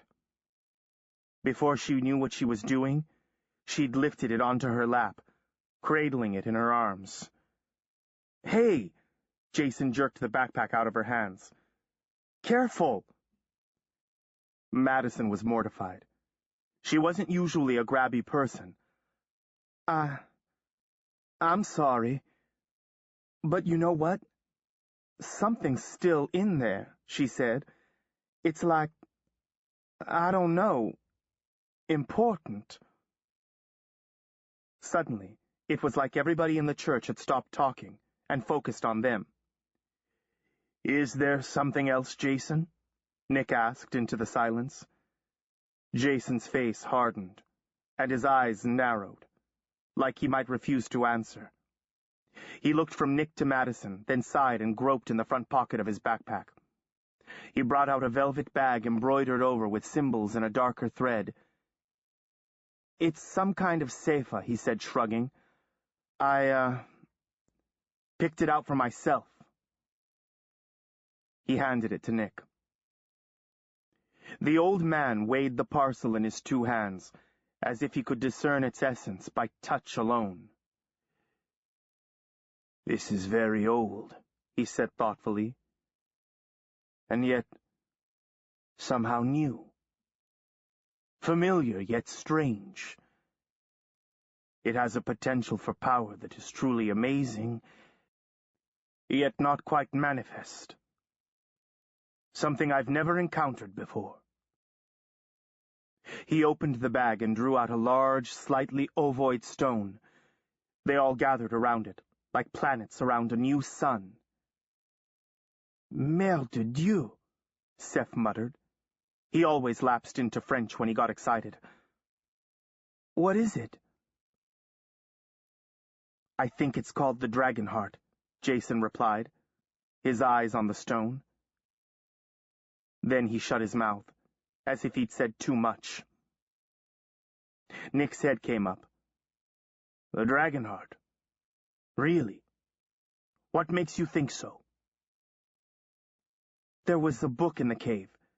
I read some of it. It talked about a stone like this, called the Dragon Heart." "Do you have the book?" Nick asked, his black eyes glittering with interest. Jason shook his head. "No, I lost it on the way out." "What else did it say about the stone?" Nick's voice had sharpened considerably. "I don't remember exactly," Jason said sullenly. "Something about taking control of the magical guilds or destroying them, like it was a weapon or something. I was kind of in a hurry." "That's a pity." Nick stroked the surface of the stone with a wrinkled finger. "Even here in church you can feel it." The glow from the stone lit the wizard's face, accentuating the lines of age so that he looked like the oldest of prophets. "Madison is right. This is important." "I don't know about important," Jason said, clearly worried that his prize might be confiscated, "but I thought it looked cool." He pulled out a dangerous-looking metal stand, all sharp edges and sinuous monsters. "This came with it." Madison was fascinated by the stone in Nick's hands. Broad flashes of blue and green surfaced as he turned it, like the scales of some brilliantly colored fish surfacing in an exotic tropical sea. Not that she'd ever seen an exotic tropical sea. It was more than her usual fascination with shiny things. She was always conscious of the presence of power, drawn to it, in fact. But this beat against her senses and clamored in her ears, impossible to ignore. Ambushed by a rush of desire, Madison reached out a finger toward the stone. The stone kindled, illuminating the entire church, and a small tongue of flame erupted from the center to lick the surface as if seeking a connection. She jerked back her hand without making contact and retreated a step, gripping the side of the pew to steady herself. No more. She was done with that. She drew a shaky breath and looked up to see Jason watching her. "You okay?" he asked, laying a proprietary hand on the stone. Madison nodded mutely. "I would like to study these objects," Nick said, frowning. "It would help if Mercedes Foster could take a look at them as well, since they're the work of sorcerers, for the most part. Though the more people who know about this, the more difficult it will be to keep it a secret." Jason nodded. "Hastings said to hide this stuff somewhere secure, so I thought of the church because, churches suppress magic. Maybe these things wouldn't be so obvious to someone who's looking for them. Seth belongs here and has a key, so he could go in and out pretty easy." "Why? Is someone after you?" Madison asked, trying to shake off the influence of the stone. "Does anyone know about this?" Jason looked away from her. "As far as I know, I got away clean." Something told Madison he was lying. "But there are people in here all the time," Ellen objected. "What if we need to get to these things and a mass is going on? Besides, where would we hide it? We can't just shove it under a pew." "There's the mourner's chapel," Seth suggested. "People don't go in there unless there's a funeral, and not a lot for that since it's tiny. It's downstairs next to the crypt, and there's a secret entrance." "There's dead people in this church?" Madison shivered. She preferred that bodies be buried out in the churchyard, so their spirits could roam free if they liked. Seth nodded.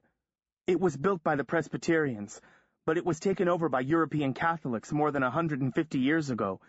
They like to be buried out of the weather, I guess. Come on, bring the stuff. I'll show you." Seth led them through a doorway at the front of the sanctuary and down a narrow, dimly lit flight of stairs. The crypt lay on one side of the stairs, the chapel on the other. The chapel was just big enough for a family to gather privately. At one end, a stone was set into the wall, engraved with the name and dates for one James McAllister, 1795 to 1860. "Seems like a strange resting place for a Presbyterian, but McAllister was also one of the region's leading abolitionists," Seth said. "Watch." He pushed the stone, and it pivoted silently on an invisible hinge, revealing a rough opening the width of a man's shoulders. Air whistled through, bringing with it the scent of water and stone. "This was a station on the Underground Railway. There's a tunnel that runs all the way to the lake. Escaped slaves would hide in the church basement, then meet boats on the shore and travel across to Canada. Not fun to crawl through these days, if ever."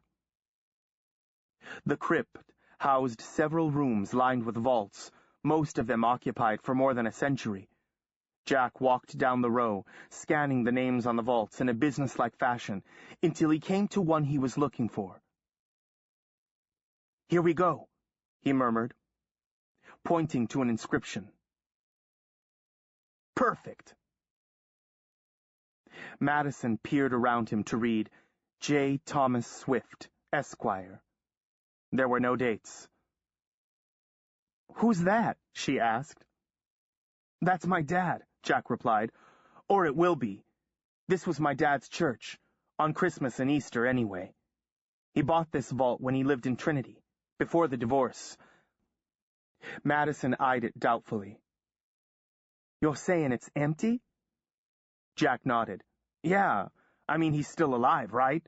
So unless you think it's too obvious because he's related to me, we can stash the stuff in there." And we can get at it pretty much whenever we want, without going through the main church, Seth added. People never come down here. Most of the people buried here died 100 years ago. I'll keep the dragon heart with me, Jason suggested. Seth's house is totally warded, so it should be safe. He wants the stone, Madison thought jealously, recognizing the same strange lust in herself. Was this like one of those magical objects in stories that people fought and died over? All of the items will be safer here in the sanctuary, with the proper warding, Nick said, frowning at Jason. Harder to find and easier for us all to examine. Once we know more, we can make a decision about their final disposition. Jason dropped the subject, though Madison noticed his eyes straying to the Dragonheart as they opened the vault and concealed the jewelry and artifacts inside. Jason, Seth, and Snowbeard made arrangements to meet regularly and examine and experiment with the talismans and amulets in the vault. They seemed almost giddy in their optimism that Jason's treasure would offer them an advantage in the war that everyone seemed to think was inevitable. Madison was less enthusiastic. The Dragonheart still glittered enticingly in a corner of her mind. One more thing she'd have to try and ignore. The presence of this treasure in Trinity did not make her feel safer. In fact, she felt like Trinity had become a target that would be noticed sooner or later by those who would destroy everything she cared about.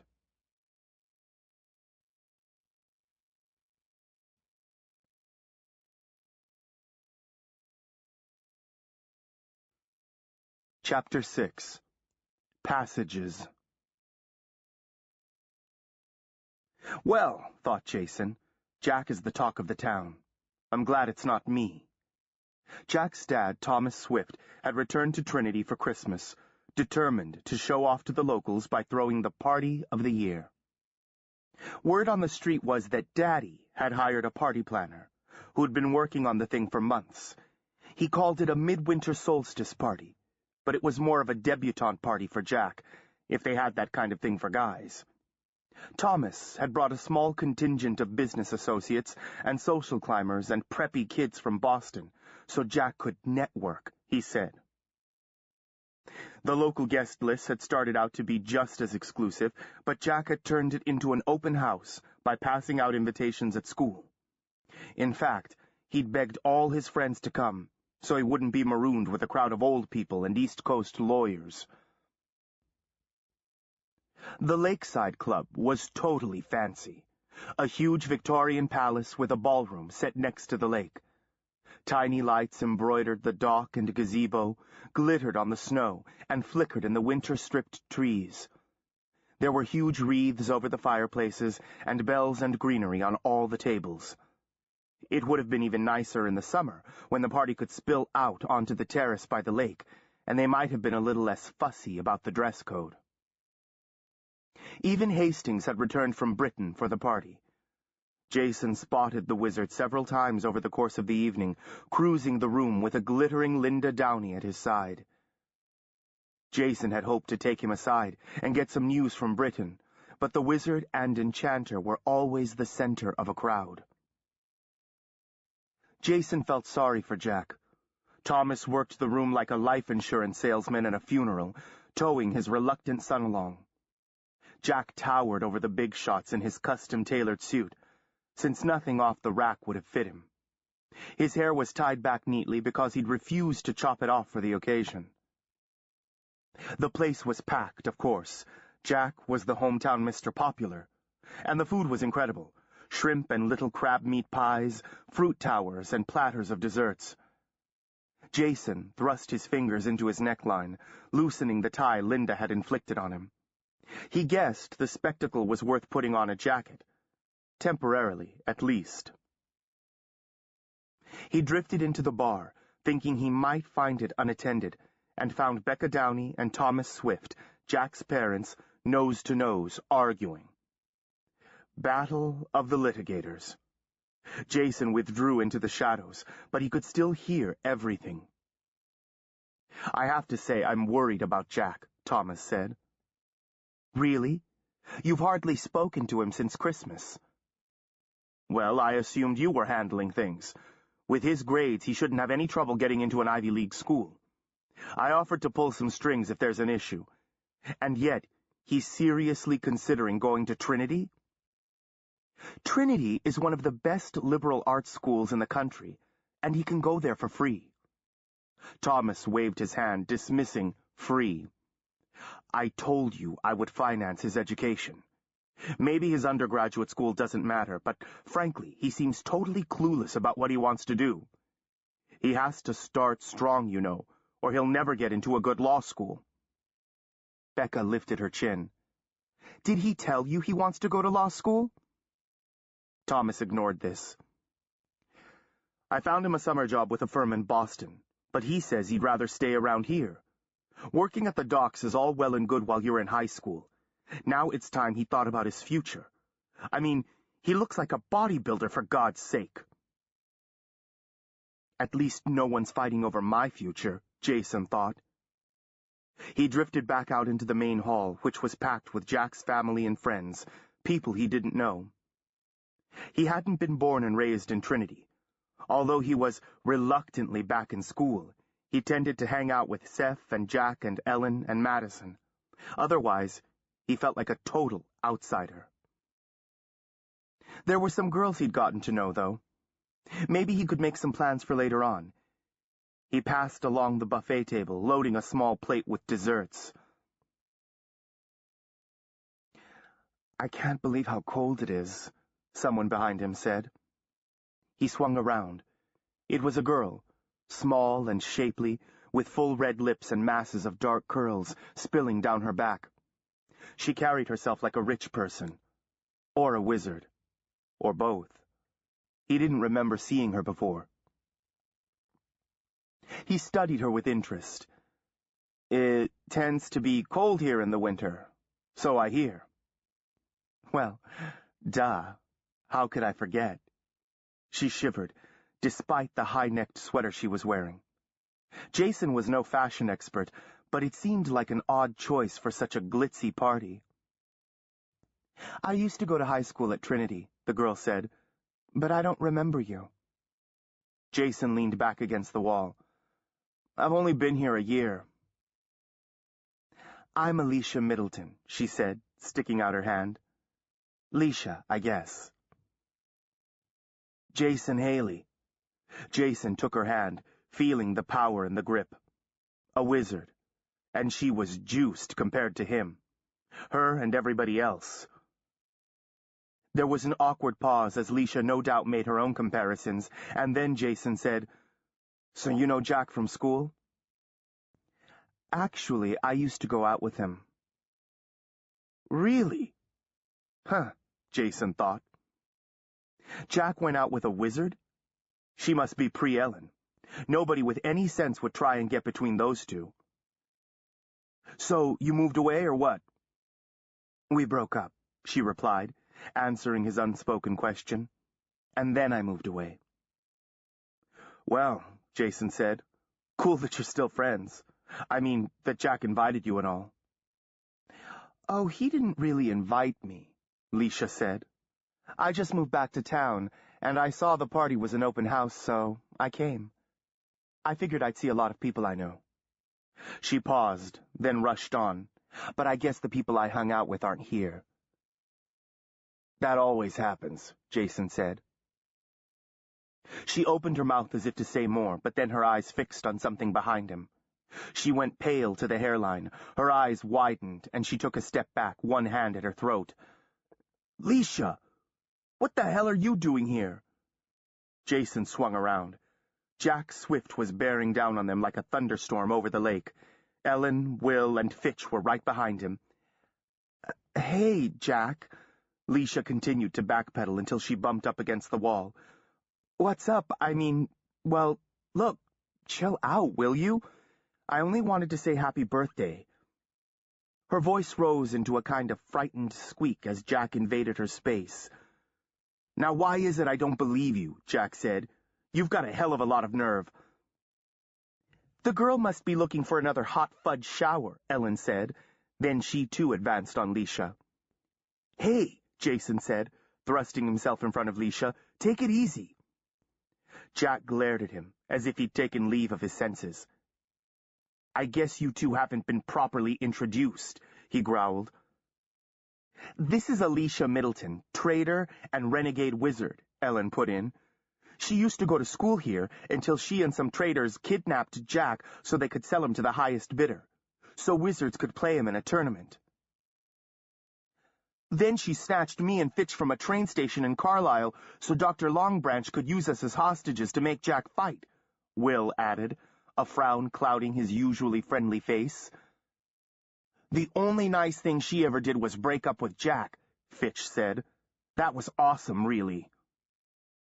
Leisha looked around the circle of scowling faces, yanking at the neck of her sweater as if she were suffocating. We've all done things we'd rather forget about. I mean, Ellen came to Trinity to kill Jack. It's not like I had a choice, Ellen muttered. Leisha was definitely playing to a hostile audience. Look, I know I've made some bad decisions.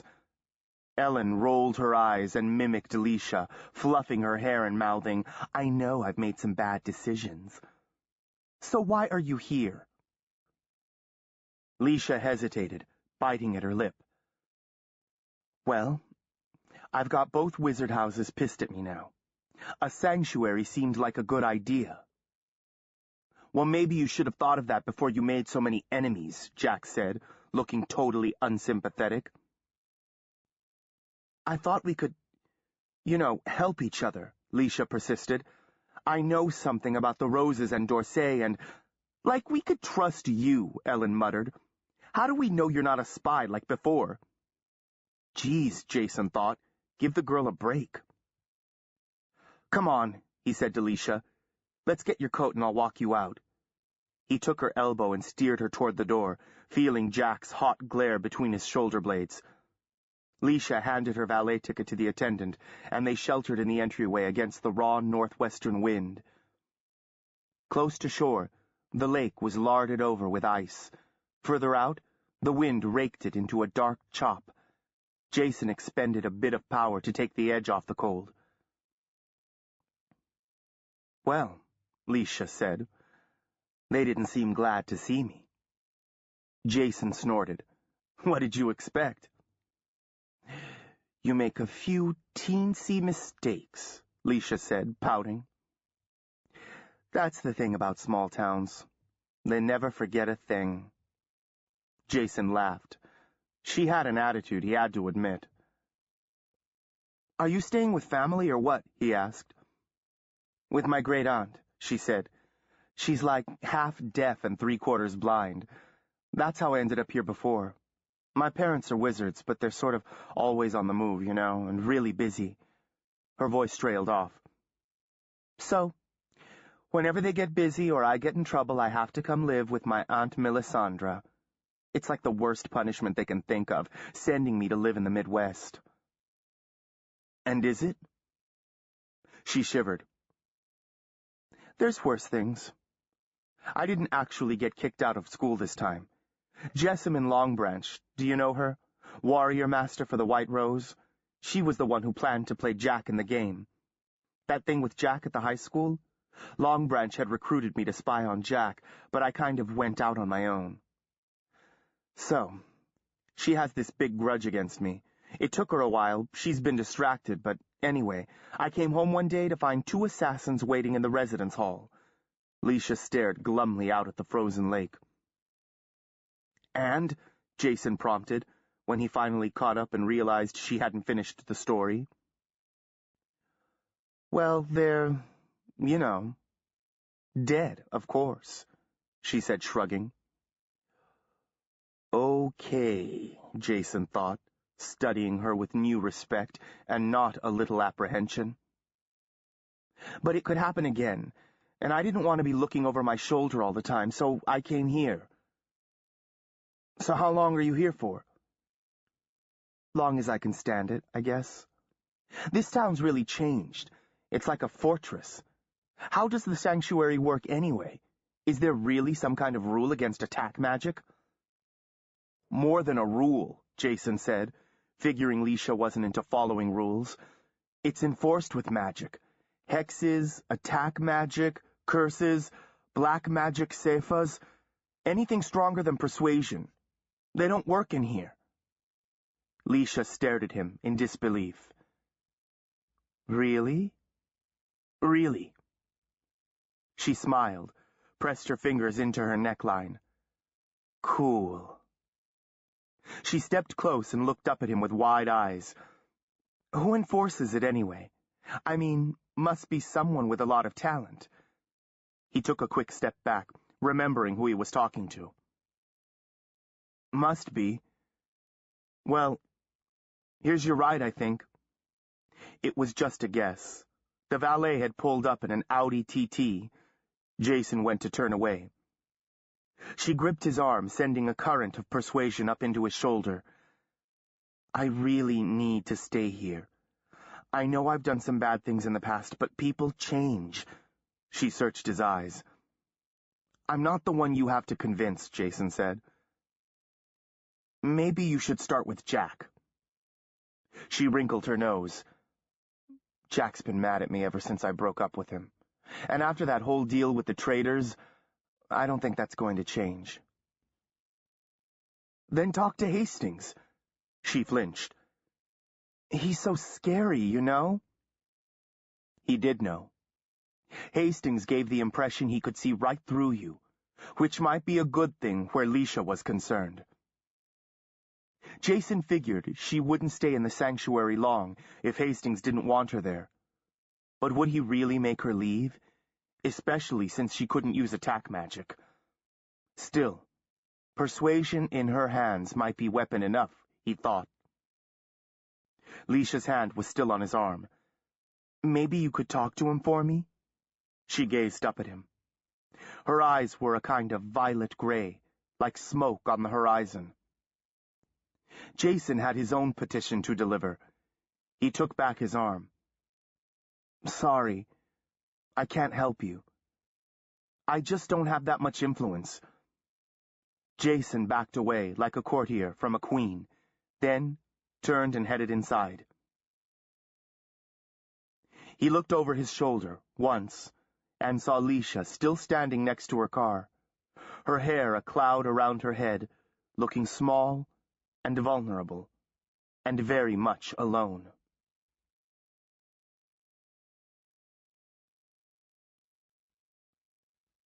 Chapter 7. A Change of Plans. By 10 p.m., the contingent from Boston had either left or retired to the bar. A DJ had set up in the ballroom, and music pounded out over the lake. Jack and his friends gathered in a windowed sitting area off the ballroom. A fire crackled on the great hearth, and they dipped hot chocolate out of great silver tureens. The jackets and ties came off as soon as the chaperones faded. The Weir were well represented. Jack Swift, Ellen Stevenson, Seth MacAulay and Jason Haley, plus Will Childers and Harmon Fitch, who were kind of honorary members of the guilds, and Madison, who was something else entirely. She recalled Min's warning years ago. Beware the magical guilds.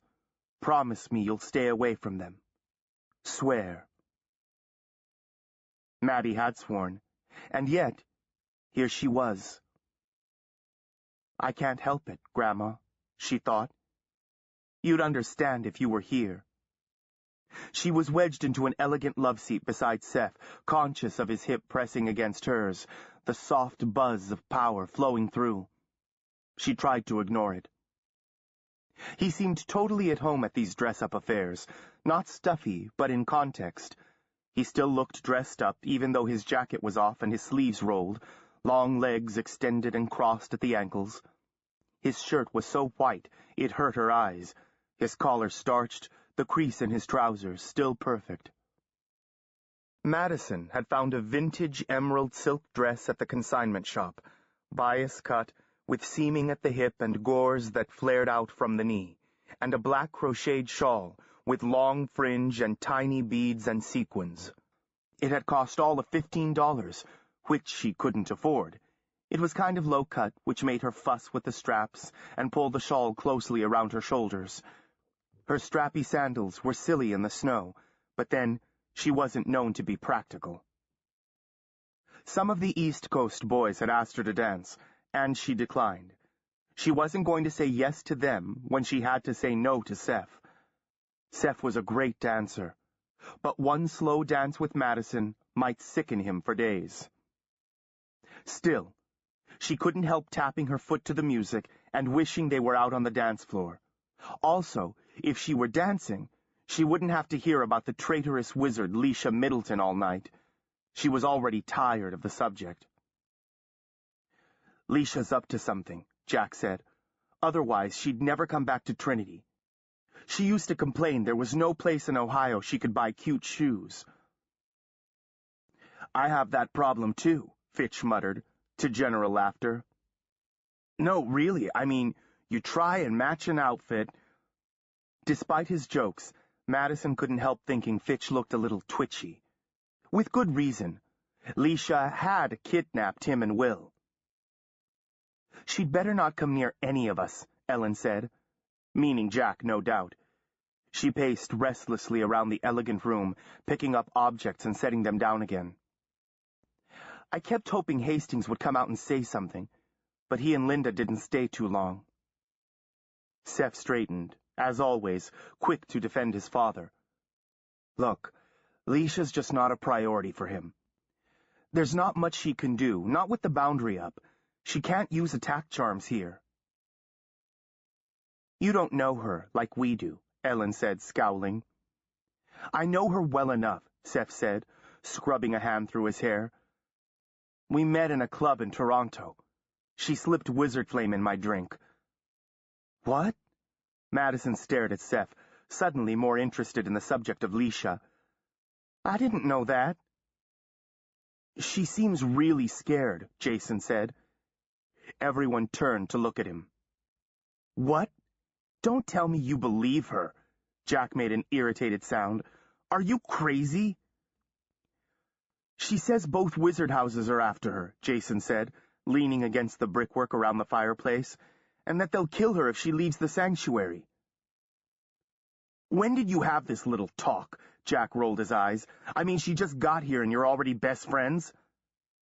"I didn't say that," Jason replied, looking mulish. "I ran into her by the desserts." "You don't just run into Leisha Middleton," Fitch said. "I found that out." "Whatever." Jason flipped his hand, dismissing the subject, and turned to Seth. "I'm hoping your dad'll take me back to Britain with him. Maybe you could say something." Seth shrugged. "I guess. I've barely had a chance to talk to him. I'll probably see him tomorrow." Jason pushed away from the wall. "Well, I'm going. I'm meeting some people." "Hope it's not Leisha," Seth called after him, grinning. Jason batted the comment away with a rude gesture and disappeared around the corner. "I think I'll go too," Madison said.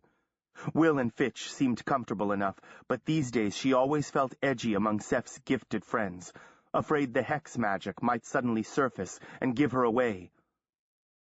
It'll be better in the fall, she thought. He'll be safe away at school. He'll be away from this whole magical battle siege mentality. He'll be far away from me, she thought.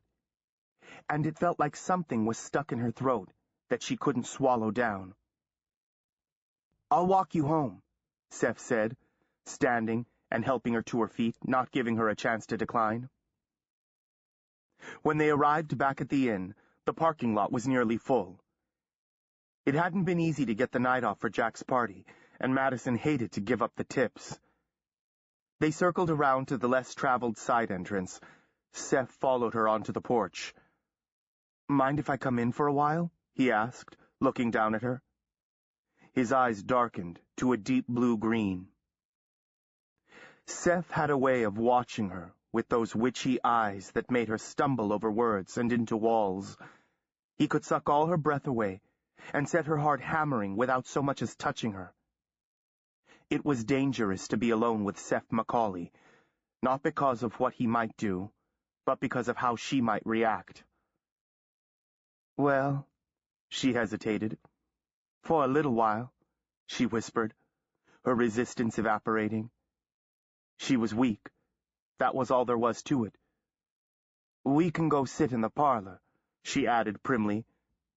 The parlor was a safely public place. "The parlor?" Seth raised an eyebrow. "I thought maybe we—" "Come on," she said. "We'll have to be quiet or Rachel will kick us out." Shaking his head, Seth followed Madison through the kitchen, with its hulking commercial range and loaded pantry, crossed the center hall, and entered the parlor. The room was furnished with marble-topped Victorian tables and curved-back chairs, and lined with bookshelves. A cheerful fire burned on the hearth, and bottles of wine, a tea service, and trays of cookies were set out on the sideboard for guests of the inn. Rachel's presence making itself felt. They settled into the chairs, side by side, like two 19th-century sweethearts in the presence of a chaperone. Seth covered her hand with his on the delicate armrest, brushing his thumb over her tingling skin. The hex magic within her uncoiled, alerted by his presence, and rippled into her extremities. Her pulse began to hammer, and she slid a glance at him. How could he not notice? "Whoa," he said, massaging his temples with his other hand. "I was fine earlier, but now I'm getting the mother of all headaches." "Maybe you'll be less busy this summer," she suggested, withdrawing her hand as soon as she could and tugging at her shawl. With the boundary and all, I mean." He stared moodily into the flames. "I don't know. I can't see things changing. Unless they get worse. You should try and relax a little. Have a little fun before you go away to school." Seth cleared his throat. "I've been meaning to talk to you about that." "About what?" He took a deep breath, as if anticipating the battle ahead. "I've decided to put off Northwestern for a while." "What?" She twisted in her seat. "Why?" Like she had to ask. "What with everything going on and all, I just think it would be better if I stayed here." "Who talked you into that? Nick? Your father?" He shifted his shoulders unhappily. "I decided on my own." "I'll just bet you did." The words tumbled out hard and furious. "We could see each other more. I thought you'd be happy." He looked over at her, then away. "Guess not." Madison hadn't meant it to turn into a fight. Why couldn't she talk to people about things without getting all raggedy mad? "I don't see you now, and you're right in town." "Do you even want to see me?" He paused, and when she didn't reply, he continued, "Ever since Second Sister, you've been different." His voice broke with frustration.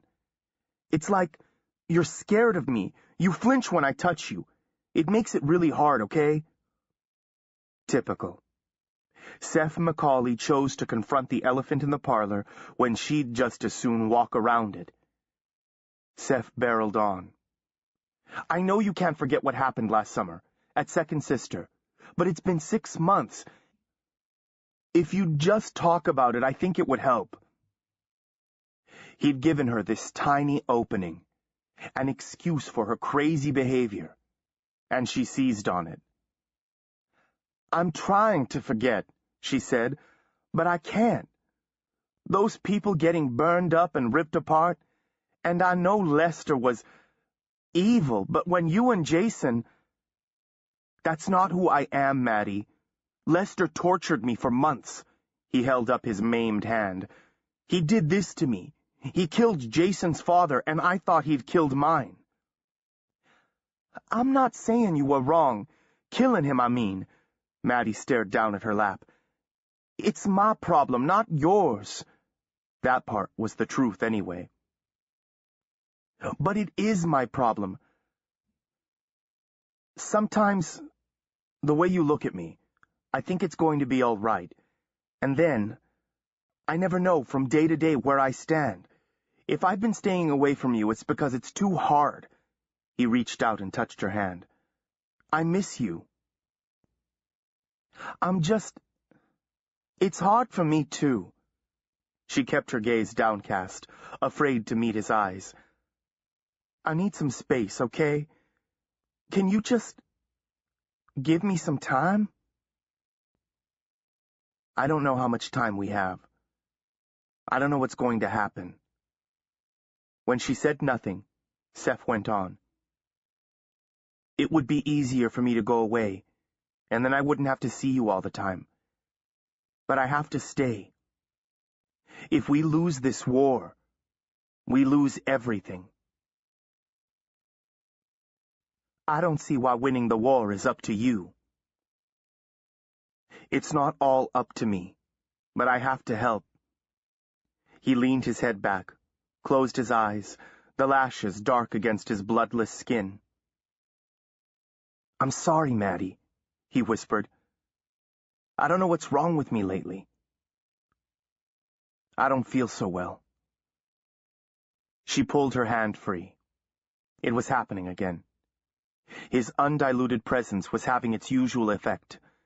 She could feel power rising inside her, coalescing under her breastbone. She was leaking magic despite all her efforts to contain it, like she had any idea how. She tried naming colors in alpha order, a trick from when she was little. Azure, blue, citrine, dark green, eggplant, fuchsia. But it was no good. Her skin flamed and her hands and arms tingled and burned. She knew what that meant. Seth, listen, I better... The telephone rang, somewhere close by. She heard running footsteps, Rachel's business voice. The Legends, Rachel Booker. Moments later, Rachel appeared in the doorway to the parlor, extending the phone toward Madison. It's for you. Your mama. Madison couldn't very well refuse to speak to her mother, with Rachel standing right there, so she took the phone reluctantly. Mama?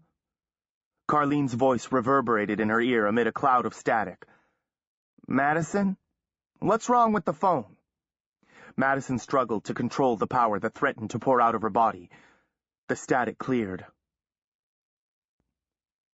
Oh, Madison, honey, thank God. I've been trying to reach you for days.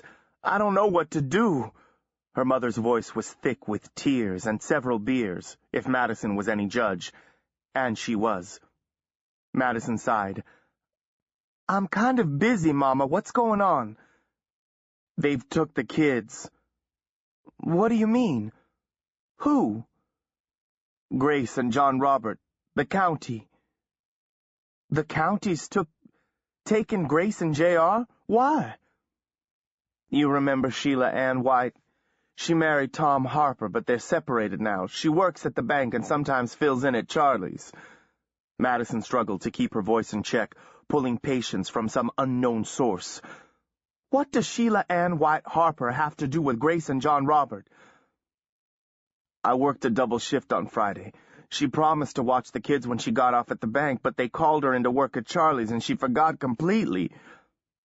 Why didn't you call off when Sheila Ann didn't show? Well, see, I was already at work. She was coming to watch them for second shift. You left them home alone all day while you worked a double? Madison's voice rose. Gracie is 10 years old, Carlene said defensively. She can watch John Robert in the daytime. I'll bet the county doesn't agree, Madison thought. Didn't Grace call you when Sheila Ann didn't come? Well, we don't exactly have phone service right now. I got behind in my payments again. Madison sighed. How did the county hear about it? Long pause. The shed caught fire. No. It was happening again. And she wasn't even there to be blamed. How did the shed catch fire? Are things catching fire again? Did somebody set it? I don't know. Brass Roper spotted the smoke and drove up there. Brass Roper? Her insides twisted, knotted up. Suddenly she was back at school, facing down Bryce and his leering, jeering friends. Right. I bet he just happened to see it, probably sneaking around up there. Another pause. Well, he and his daddy took the kids into Coal Grove and turned them over to the county. I about went crazy when I came home and found them gone. Madison looked up to find Seth watching her. She closed her eyes, wishing him gone. He didn't need to hear this. She lowered her voice further. When did all this happen? A week ago. A week ago? Static crashed in her ear again, and she held the phone at arm's length, took a deep breath, let it out, brought it back to her ear. Mama, where are they? Madison pictured Grace and John Robert locked up in some kind of home for wayward kids. Grace would be having a fit. J.R. would cry. They're in foster care. There's a hearing scheduled. I have Ray McCartney representing me, but the thing is he don't think they'll give the kids back to me. Why not? This ain't the first time the county's been out, Carlene rushed on, so Madison couldn't get a word in. You know they've been hassling us ever since Min died. Ray wants you to come back for the hearing. He says they might let the kids go if the county knows you'll be here to watch them. When's the hearing? Next Thursday. Mama, I'm in school. Spring semester is just starting. Carlene ignored this. I've been trying to call you, but you never answer your phone, and I have to drive to town to call, or use the phone at the Ropers. Madison felt a rush of guilt, remembering how often she'd ignored the phone. She hadn't even listened to the messages. Listen, I'll come home for the hearing, but it'll be Wednesday before I can get there. Thanks, honey. I know things'll be fine once you're here. In the space of a few minutes, Carlene's voice had gone from breathless panic to breezy confidence. Madison clicked off and stood clutching the receiver. During the course of the conversation, a weight had descended, a yoke of responsibility, familiar from the time she was small, the burden of making sure everything turned out all right. Seth was still there. He stood, a little shakily, using the back of the chair for support. What happened? He asked. I have to go home. Family crisis. Can I help? No. She really didn't want to discuss her sad-assed family. Seth reached for her. She took a step back and he dropped his hands. Look, I'll talk to my father. I think he's planning to stay through New Year's anyway. If he can help with the boundary, I'll go with you. Madison's heart lurched in gratitude. She could really use a friend. It had been so long since she'd had someone on her side. Then she thought of Seth in Coal Grove meeting Carlene and the rest. Seth, who'd been born to money and raised in Toronto and gone to school in Switzerland and spoke French like a native. No. Seth was her friend. More than a friend. Maybe they couldn't be together, but she still didn't want to look into his eyes and find embarrassment or pity. Besides, he seemed to be in charge of saving everybody else. Thanks. I mean it. But I'd better handle this on my own. Seth cleared his throat. It might not be a good idea for you to leave the sanctuary by yourself. Madison's mind was already racing, cataloging all the things she had to do. Now it stumbled. What? Why not? It's just a bad time. Everyone's trying to gain an advantage. Dorsey, the Roses. Someone might have remembered what happened at Second Sister and be looking for you. So his concern for her had to do with wizards. Always wizards.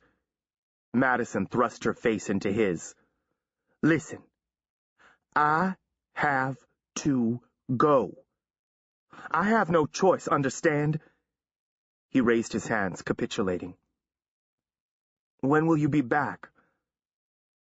Not this semester, anyway. If I had to take a guess, I'd say I'd be lucky to be back in the fall. Seth frowned down at her.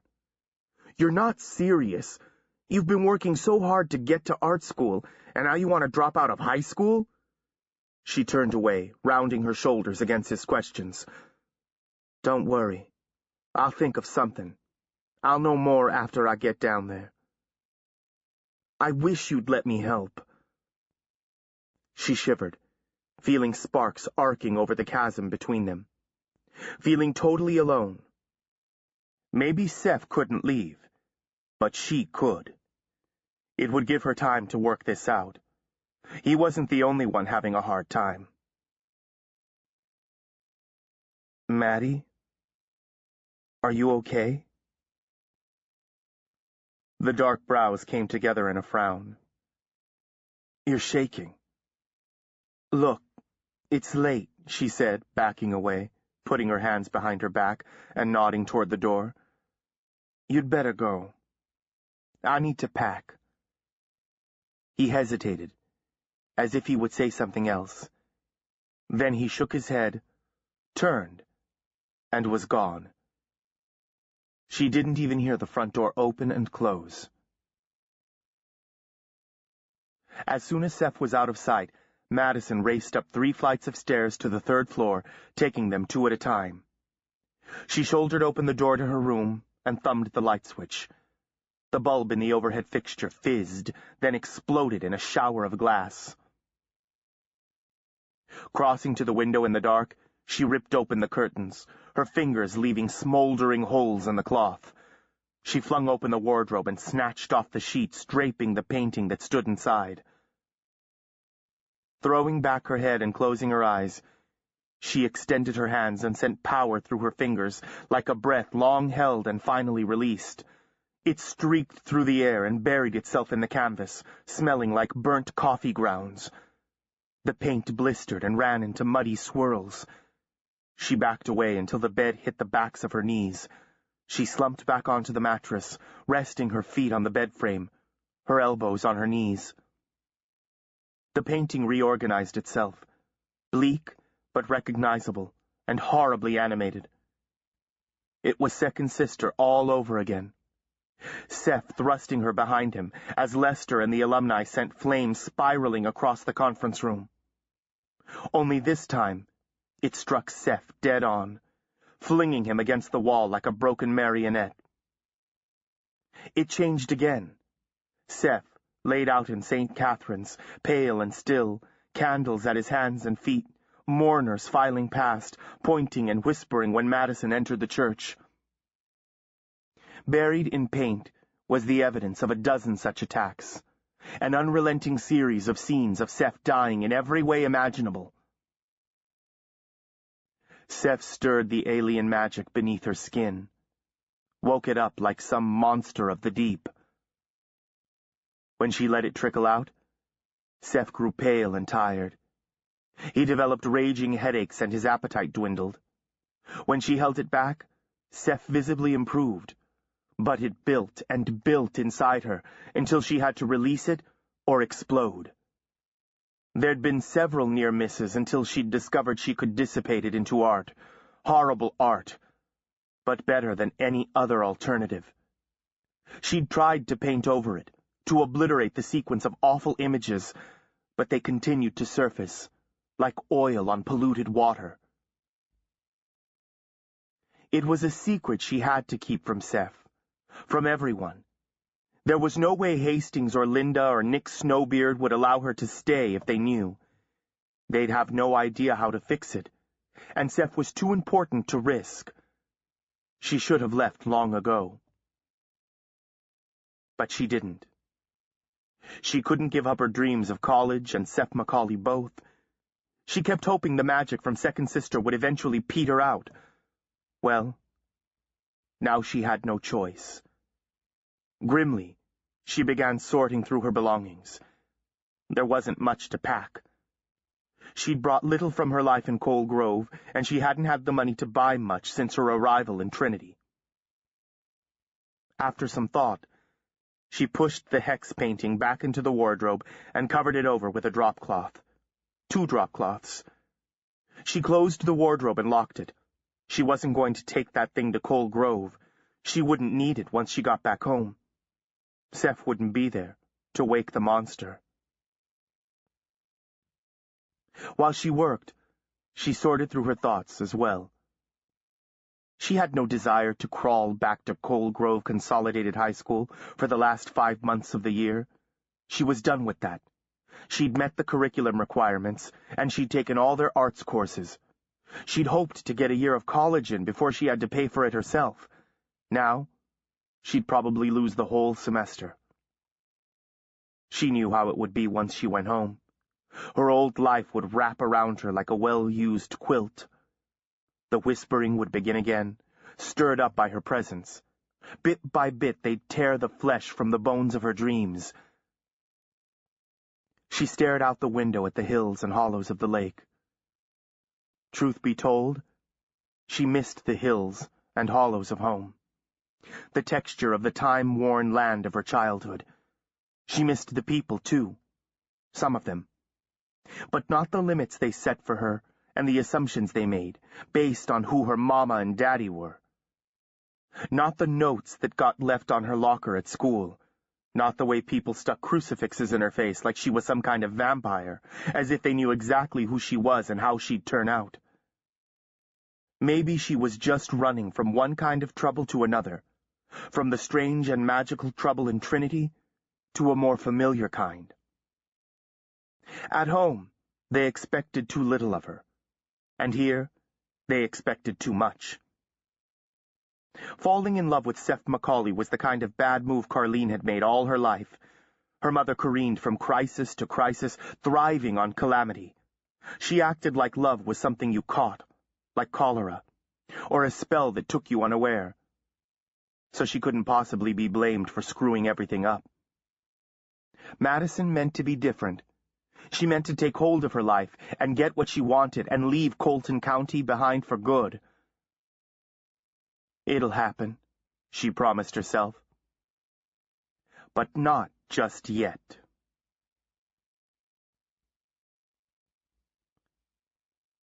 The canopy bed, with the pink satin coverlet and the leaping unicorns on the bedposts, was reassuringly familiar. Aunt Melisandre had furnished the room and named it Leisha's room when Leisha was only 3.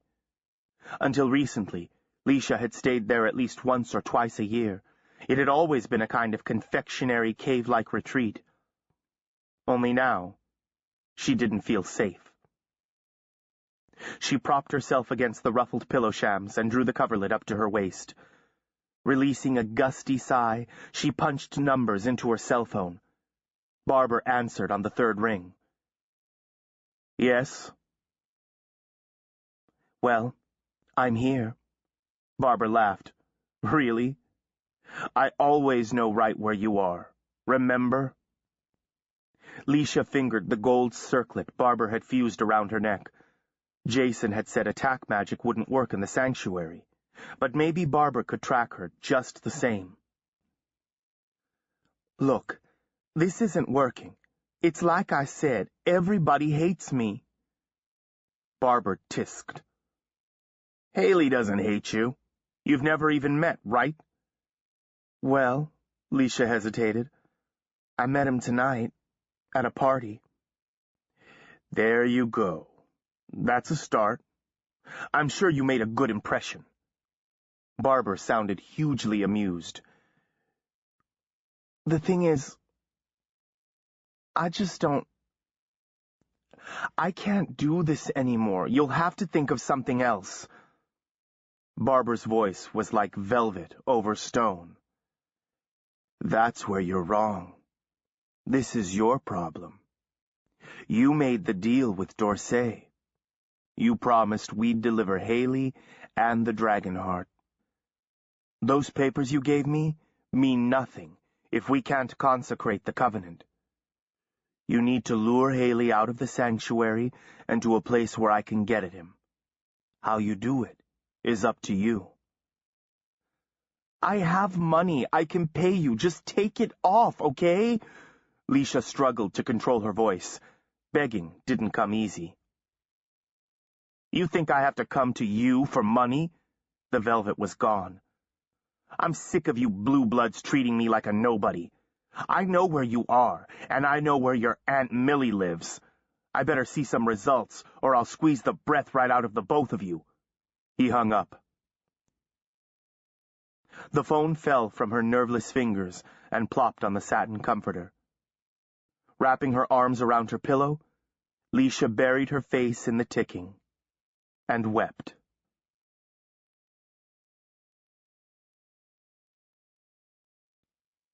Chapter 8. Transitions. The next morning, Seth rolled out of bed late, his stomach knotted up, his head pounding. Then the events of the night before came back to him. It seemed like whenever he and Madison spent time together, it ended in a fight, resulting in him feeling beat up. He'd never met a girl like Maddy Moss. She was like one of those untouchable plants that closed up their leaves when you brushed against them. It had been a totally frustrating 6 months. Other girls had made it clear they liked him, but Seth never reciprocated. Madison was like an intoxicating flower that pricked you till you bled, but it was somehow worth it to get close. She was at war with herself. She was at war with him, and yet there were moments. And now she was going away.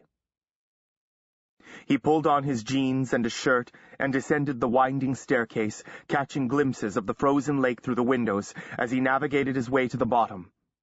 The sky was bluing up as the sun rose higher in the sky, kindling the icicles that hung from the gutters of Stone Cottage.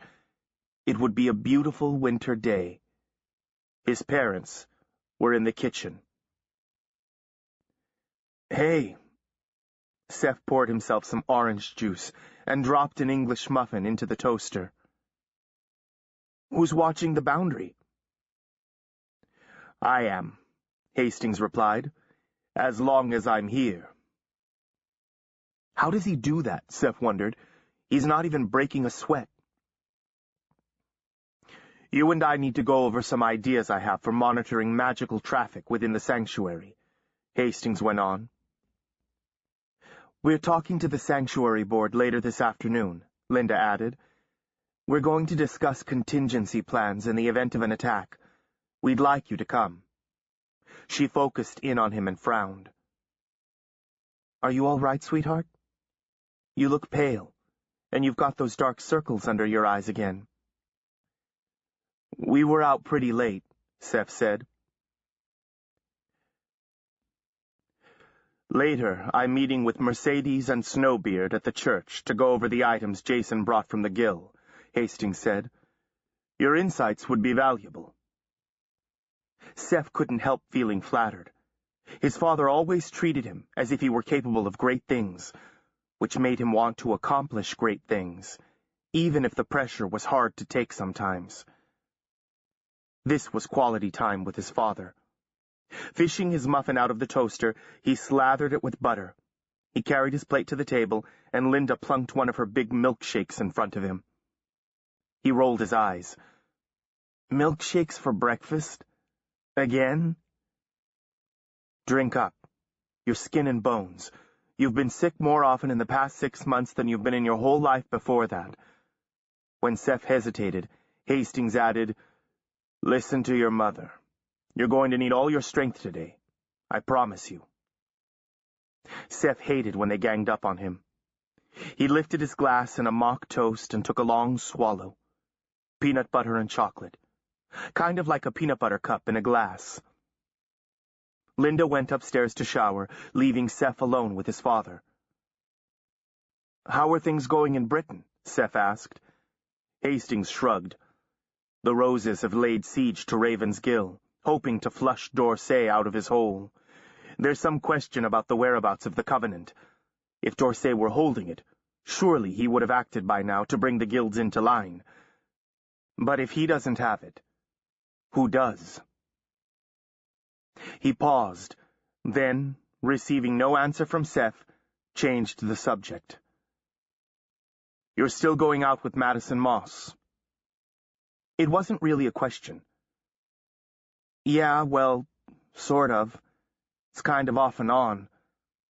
He didn't really want to talk about girl trouble with his father. Snowbeard tells me she's ambivalent about our mission here. Seth's defenses slammed into place. That's right. She's not gifted. It's not her fight. She's not gifted in the traditional sense, true. But she has a talent that could be of great use to us if... She's not into it, okay? She's got classes and she's working a lot of hours because she has to pay for school next year. So you're saying she could be receptive to the right offer? Seth thrust back his chair, leaving long scratches in the polished wood floor. What I'm saying is, she's got her own problems. She's talented, but the talent she wants to work on is painting. Painting won't help us. Hastings leaned back in his chair. We don't know a lot about elicitors, since they're not part of the guild system. Legend has it they are descendants of Aiden Ladra's Dragon Guard. Hastings snorted. That's unlikely. But you know what happened at Second Sister. Seth carried his plate and glass to the sink and dropped them in with a clatter. I'm not listening to this. I want you to work with her, Seth. He swung around to face his father.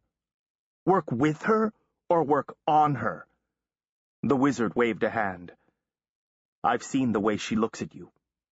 Even if she is not vulnerable to wizardry, you can exert an influence. I want you to find out everything you can about her capabilities. And then what? Convince her to help us. Right. Just another sacrifice for the bloody cause. Seth splashed coffee into a mug, remembering Maya, who died in Toronto because of him. Do you have any idea how tenuous our position is? The presence of Trinity is an affront to the Roses. When they finish with Claude, they'll come after us. Or worse, they'll join forces with D'Orsay. No. Hastings slammed his coffee mug down on the table and stood. Given the powers arrayed against us, we cannot allow some ill-founded, unfathomable, extravagant set of principles to prevent us from seizing every advantage we can. Seth stood also, and suddenly they were standing toe-to-toe and face-to-face, energy crackling in the air between them. Seth was surprised to find that he was equal in height to his father. When had that happened? Sorry, Seth said, but there are some things I just won't do. Hastings stared at him as if he'd morphed into something unrecognizable. Then his lips twitched into a half-smile. Very well, he said. He sat back down at the table and gestured at the other chair. Please. Seth didn't sit, but leaned forward, resting the heels of his hands on the table. Madison's going away anyway.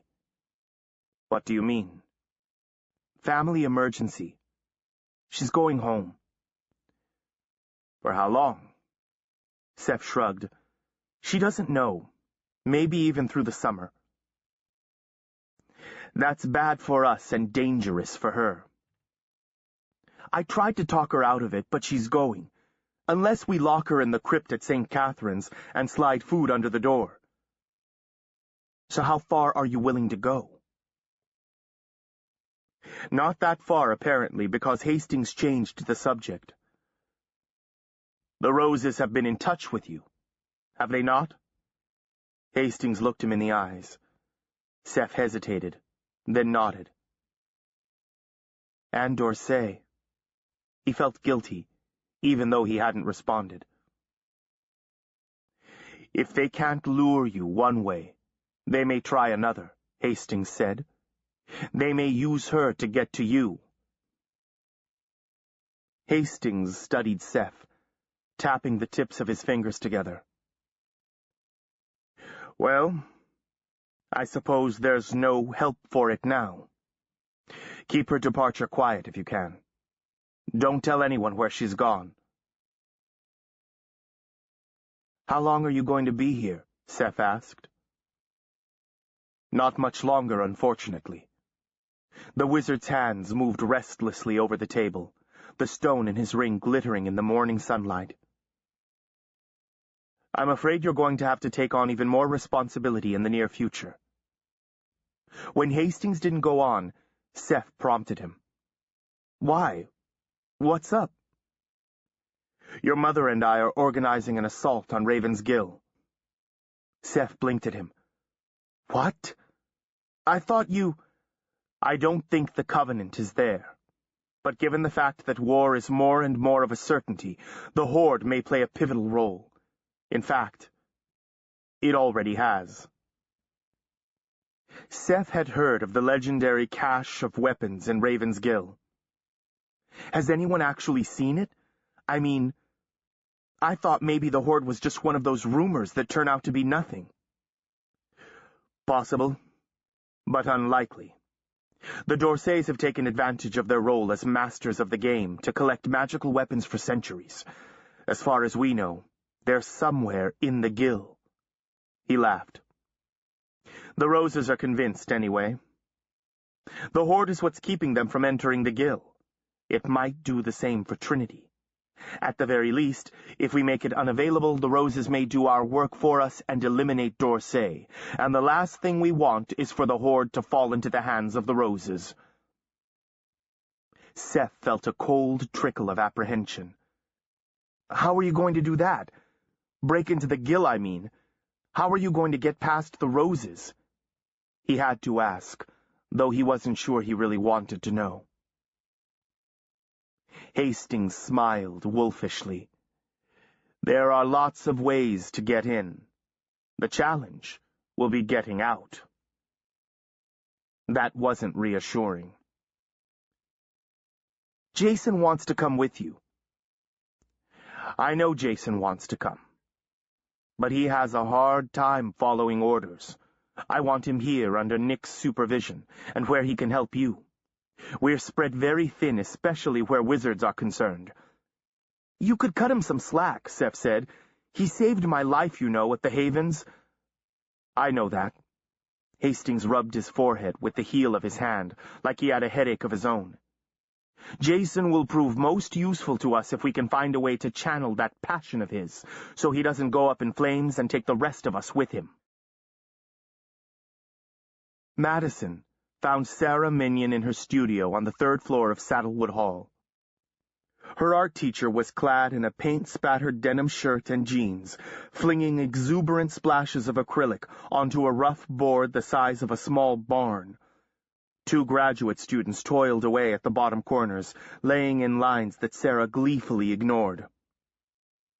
When she saw Madison, Sarah jumped down from her stepladder and set her paints on the bottom step. Using her sleeve, she wiped bright yellow from the tip of her nose. Her curly hair spiraled out every which way, a rich blue-black color that came from a bottle. She looked like no teacher Madison had ever had before. "Hey, Maddie, what do you think?" "Well, it's fine. I like it." Madison was still startled when her professors asked her opinion. Not that she didn't have opinions, she just wasn't used to anyone wanting to hear them. She had gone to schools where you called the teachers sir and ma'am, as in, yes, sir, and yes, ma'am. Madison liked everything Sarah did, though her teacher's work was really different from her own. Sarah's art was tropical in its heat. Madison's painting was cool and smoky, and subdued as dusk in the hollows. Sarah, as she insisted on being called, studied the painting critically, hands on hips. "That yellow draws the eye, doesn't it? It might be a little too assertive." She turned to Madison. "Are you here to talk about your capstone?" Well, let's take a look at it, shall we? The capstone projects were displayed in a sunlit studio on the third floor of the art building. Moody oils, languid watercolors, pushy acrylics. Madison's painting was secluded in a corner, covered by a drape. Sarah swept the cloth away and they stood side by side. Sarah studied the work while Madison stared at her toes. Why did I have to submit that one? I like the layering you've done. The flames laid over the stone, the blood splattered on the floor, the arrangement of the bodies, and the way the architecture of the piece carries the eye. There's a strong fantasy element here, even horror. Madison nodded mutely. This is really different from your other work, Sarah said. More abstract, more raw emotion, more hot shades. There's a violence here I haven't seen from you before. Can you tell me about it? No, actually. There was a lack of censure in Sarah that invited confidences, but Madison knew better than to share this particular secret. It's, from a dream I had. More like a nightmare. Well, it's interesting to see you getting away from landscapes and exploring new subjects and styles. At your age, I think that's important. Sarah redraped the painting. So, will you be able to help me out next Friday? Madison stuffed her hands in her pockets. Saying it made it real.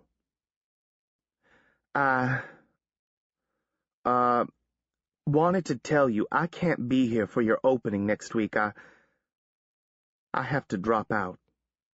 I have to go home. Family emergency. I'm really sorry. Tears welled up in her eyes, and she turned away, mortified. Sarah put a hand on her shoulder. Nothing serious, I hope.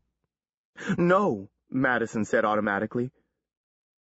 Well, maybe. I think I can get it sorted out, but I'll probably have to stay home from now through summer. Going back to those dreamy mountains, are you? Sarah grinned. I'd call that a gift for an artist. Sarah had a knack of making you feel good about yourself. She was as sunny as her paintings. I guess so, Madison said, feeling a little better.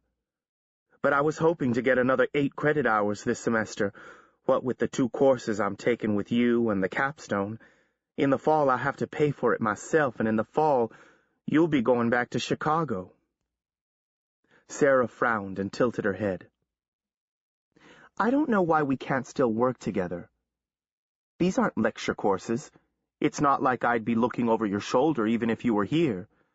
You can paint as well in, what is it, Colville, as you can here. Maybe we can meet once a month and I can look over your work and give you a grade at the end of the semester. Can you manage that? Well, it sounds great, but would we still work through Trinity High School, or would we... Don't worry, Sarah said, reading her mind. I'll handle Penworthy. I don't know what to say. Madison felt the burn in her face that said she was blushing. Sarah studied her appraisingly. You know, Trinity's a good school, but fine art is not their specialty. Have you ever thought of coming to Chicago? To the Art Institute? Oh, no, I couldn't afford that. Madison swallowed down her hopes. It wouldn't do to let them get the best of her. Sarah gripped her shoulders and looked her in the eye. Madison, your landscapes are unique, totally refreshing, and you're not even a college student yet. Your voice is much older than your years. Your work is Appalachian, but it doesn't have a breath of folk art about it. You see the supernatural in common things. I would call it ethereal.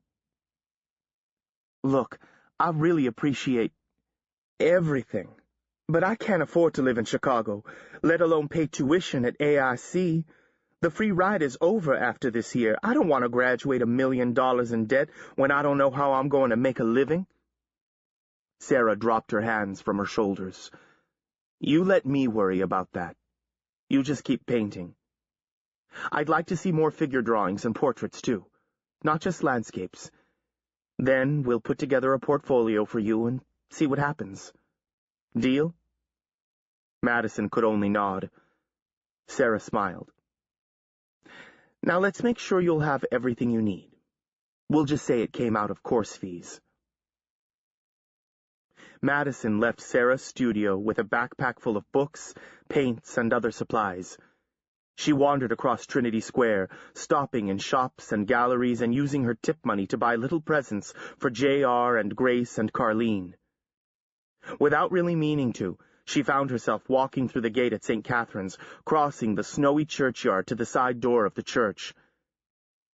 I'll just take one more look, she said to herself. I don't know when I'll be back here again.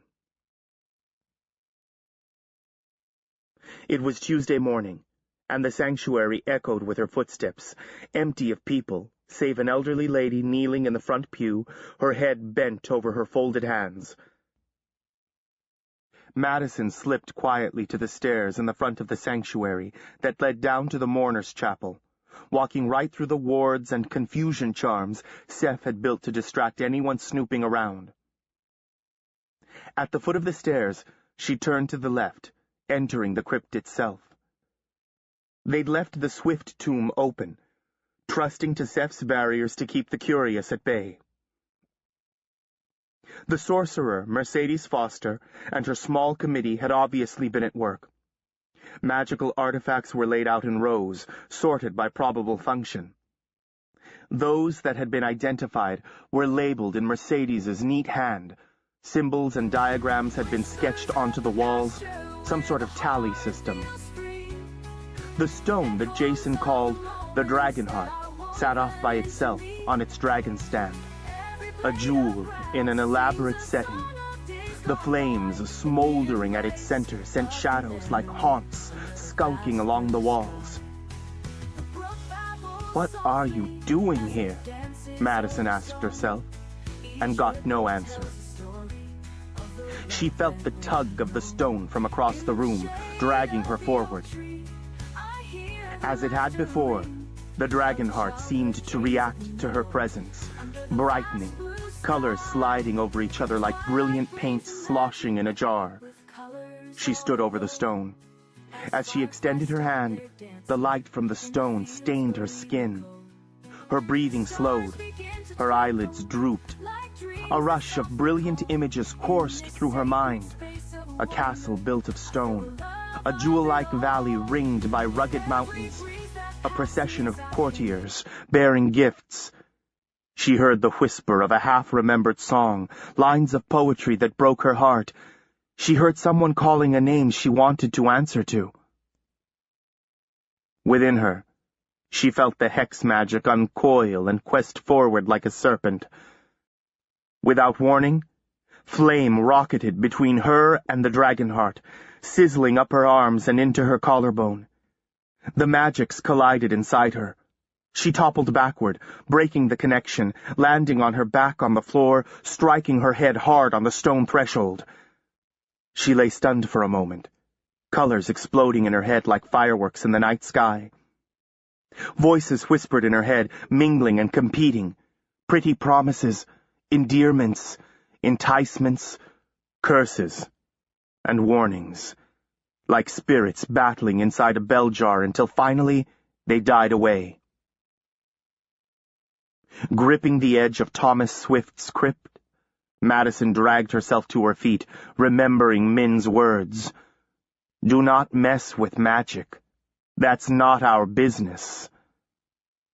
But it seemed like magic never tired of messing with her. The dragon heart kindled, sending long tongues of flame and shadow reaching toward her like clutching fingers. She had to fight the urge to rush into their embrace. Madison backed away from the stone, stepped carefully over the threshold, turned, and fled up the stairs.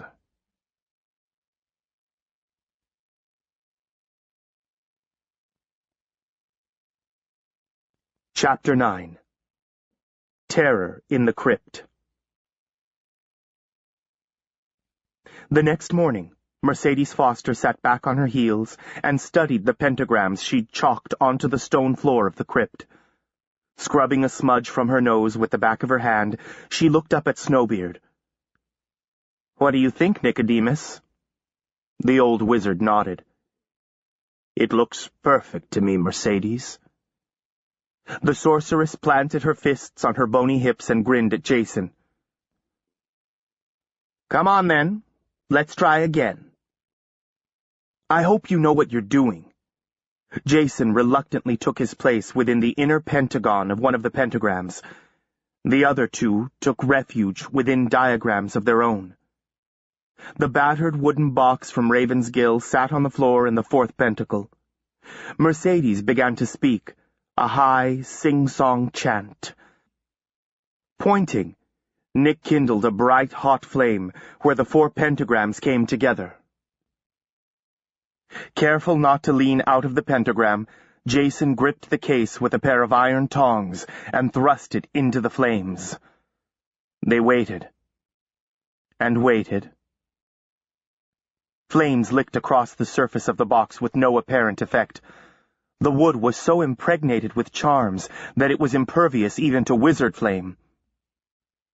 They continued until Jason's arm trembled with the weight of the box, and he had to support his elbow with his other hand. The tongs grew warm, and then hotter and hotter, so that he had to concentrate to keep his fingers from blistering. Finally, Mercedes let her song trail away. "All right," she said, her long face settling into disappointed lines. "It's not working. I'm afraid we'll never get it open." She removed a silk scarf from her head, and her wiry hair exploded free. She mopped sweat from her face with the scarf. "That's enough for today." Gingerly, Jason set the box back on the floor, dropped the tongs, and wiped his seared hands on his jeans. Rows of artifacts were lined up on one of the crypts, sorted by function and tagged with their magical names. There were heartstones of all kinds, pendants, scrying stones, amulets that strengthened the bearer, talismans of protection, love stones that muddled the mind, enchanted mirrors that displayed bewitching and confusing images of past, present, and future, jeweled daggers that made wounds that would not heal, belts and collars for holding magical captives. Recalling his escape from the Gill, Jason was amazed that it had all fit in his backpack. "We've done a lot already," he said, gesturing toward the catalogued items. Mercedes nodded, grudgingly. "Perhaps, but I can't help thinking that the most powerful Cephas are resisting us." The remaining pieces were grouped forlornly in one corner. The small wooden box that could not be opened, a worn cloak carefully mended with glittering thread, a silver hammer inscribed with runes, faceted bottles filled with unknown potions, their stoppers larded with time-darkened wax, and, of course, the dragon heart on its ornate metal stand. Except for the opal, Jason couldn't remember why he'd chosen any of them. "Maybe this is just junk," he suggested. "Maybe I stumbled onto the magical landfill of Raven's Gill." Mercedes mashed her lips tight together, but he persisted. "There were tons of loose gemstones in the cave. I took a few, but I mostly focused on the magical pieces. Maybe the opal is just another gemstone in the pile." As if to contradict him, the Dragonheart sent light spiraling around the crypt. It looked different from before, almost agitated. Power washed over him, warming the weirstone under Jason's breastbone like a banked fire. The 3 of them stood frozen, staring at it. Snowbeard cleared his throat. "I think the stone is important," he said, "else I wouldn't spend so much time on it." Jason shrugged, struggling to hide his annoyance. "Whatever. Anyway, it's a waste of time to keep working on this. I'm thinking I should collect some of the most powerful pieces and take them back to Hastings in Britain. I hear he's planning a major attack on the guild. These could help. Has Hastings asked you to bring any of the items back to Ravensgill? Nick asked.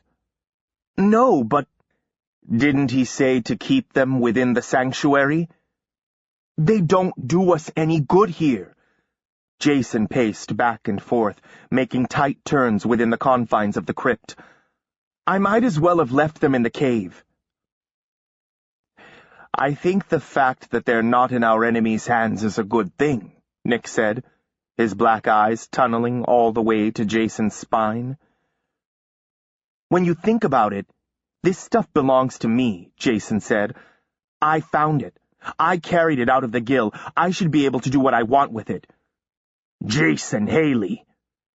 The wizard's voice reverberated against the stone walls of the crypt, although he wasn't speaking particularly loudly.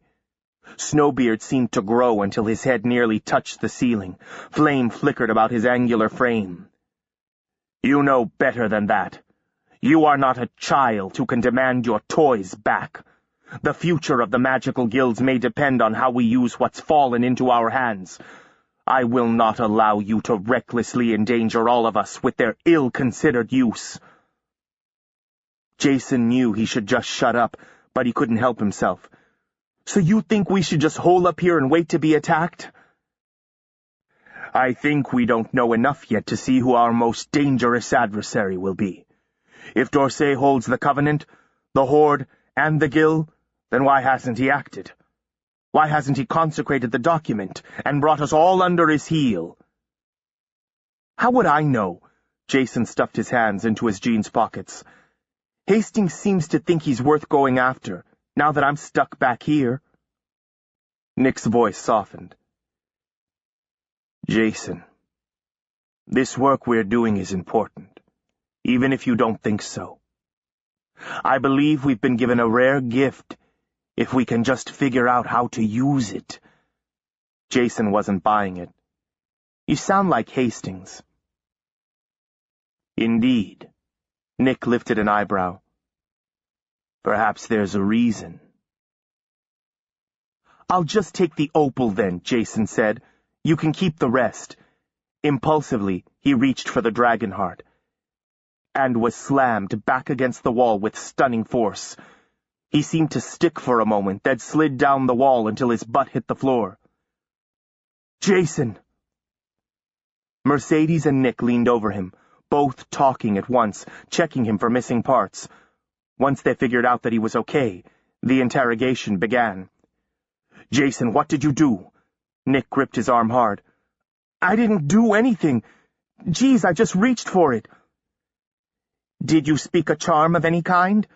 Mercedes grabbed his hands, turning them palm up, as if to examine them for contraband. Did you apply anything to the stone? Did you use a seifa? He shook his head, ripping his hands free. I just went to pick it up. He felt humiliated and frustrated, rejected by a rock.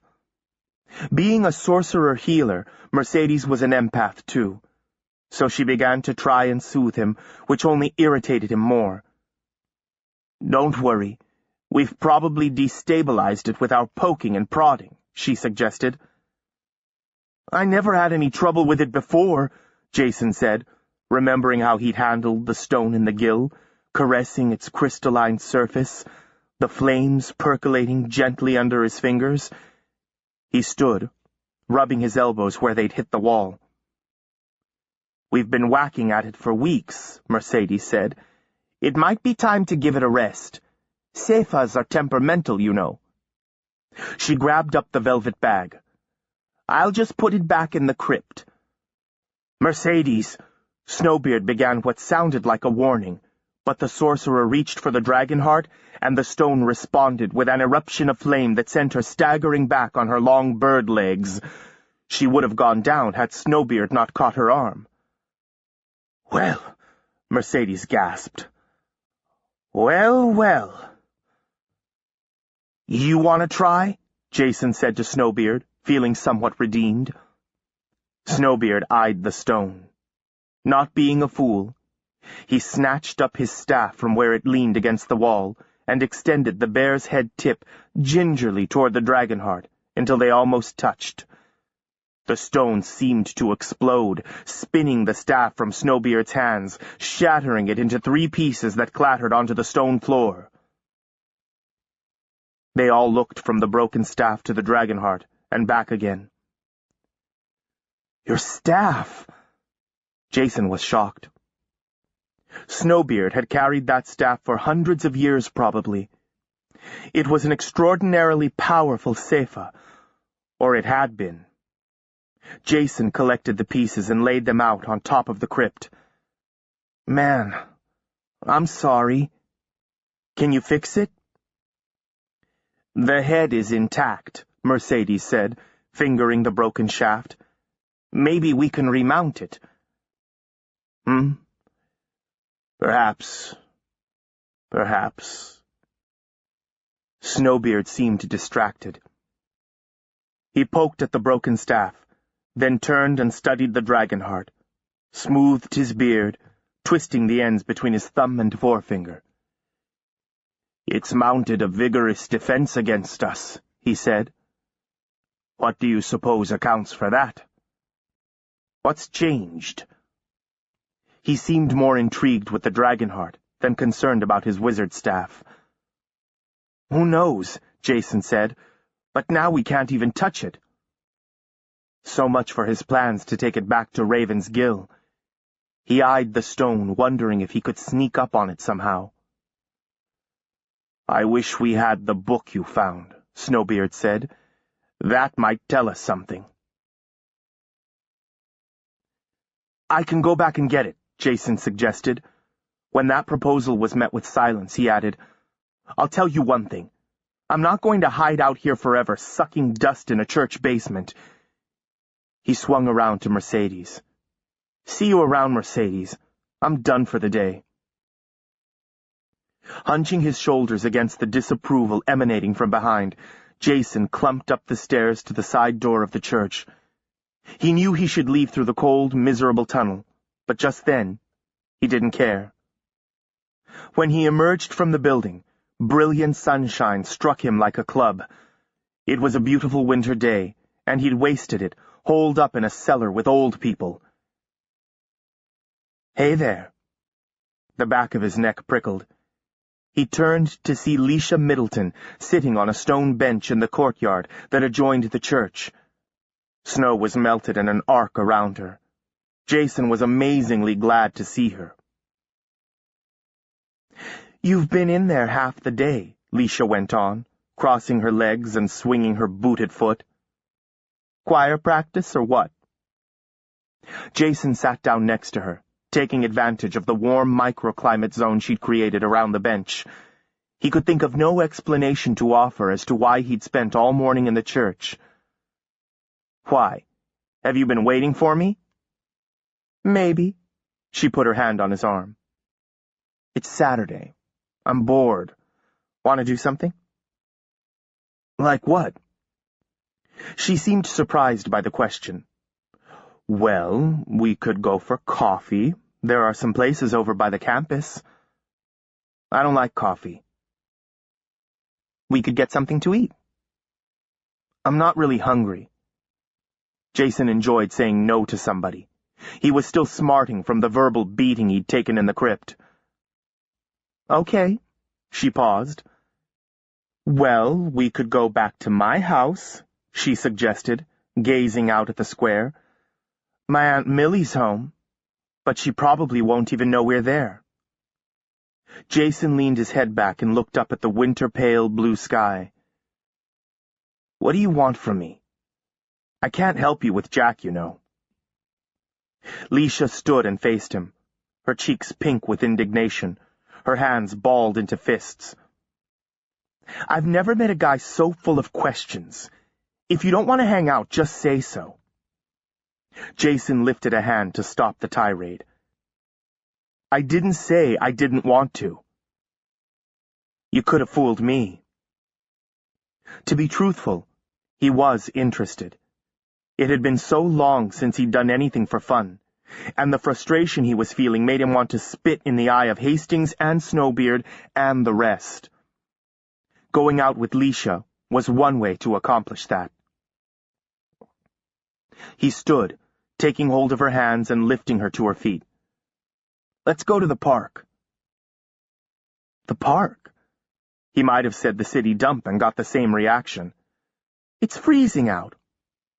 He grinned and took her elbow, towing her along so she had to trot to keep up. "Perry Park is the absolute garden spot of Trinity, and I bet you've never been there." Perry Park was also the perfect marriage of public and private, smack in the middle of the sanctuary, but they were still unlikely to be seen. And plenty of escape routes, if that became necessary, too.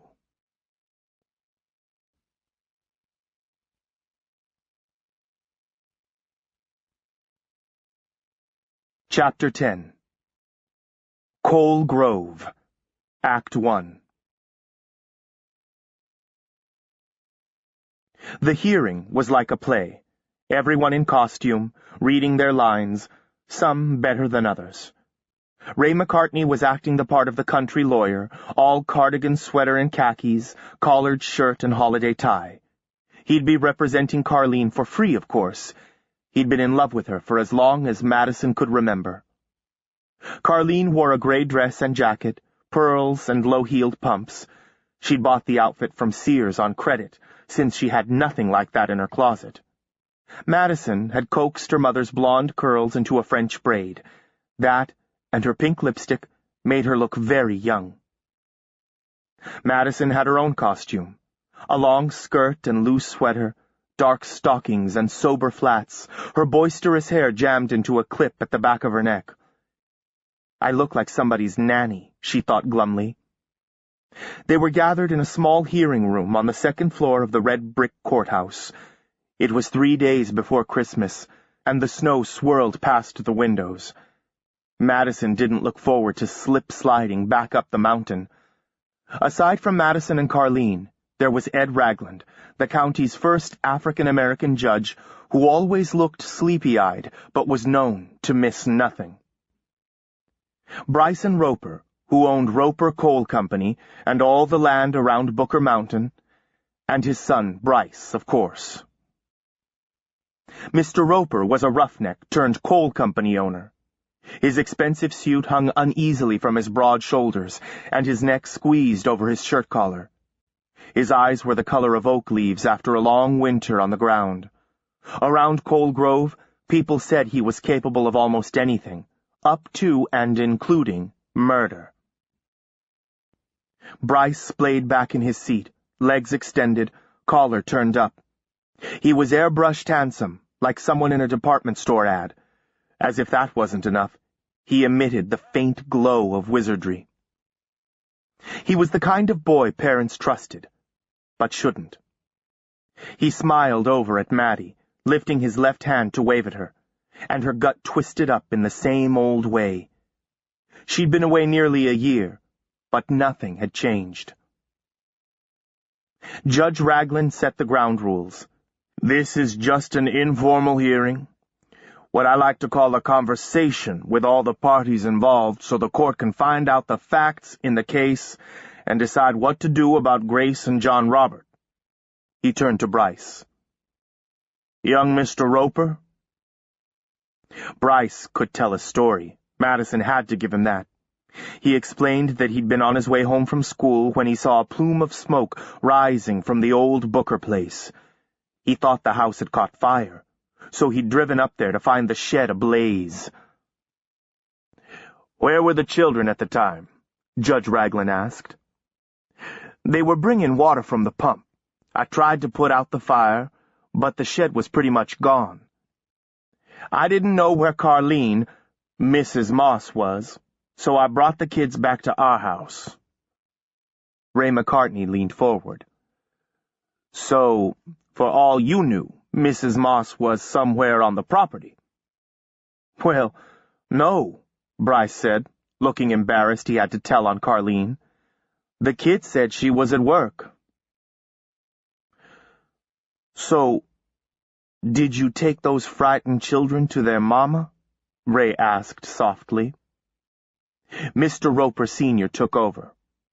"No, we turned them over to child welfare. Those children are left on their own up there all the time," he added. "It's time something was done about it. People around here pay more attention to their dogs than she does those kids." Judge Ragland peered over his glasses, studying some papers on his desk.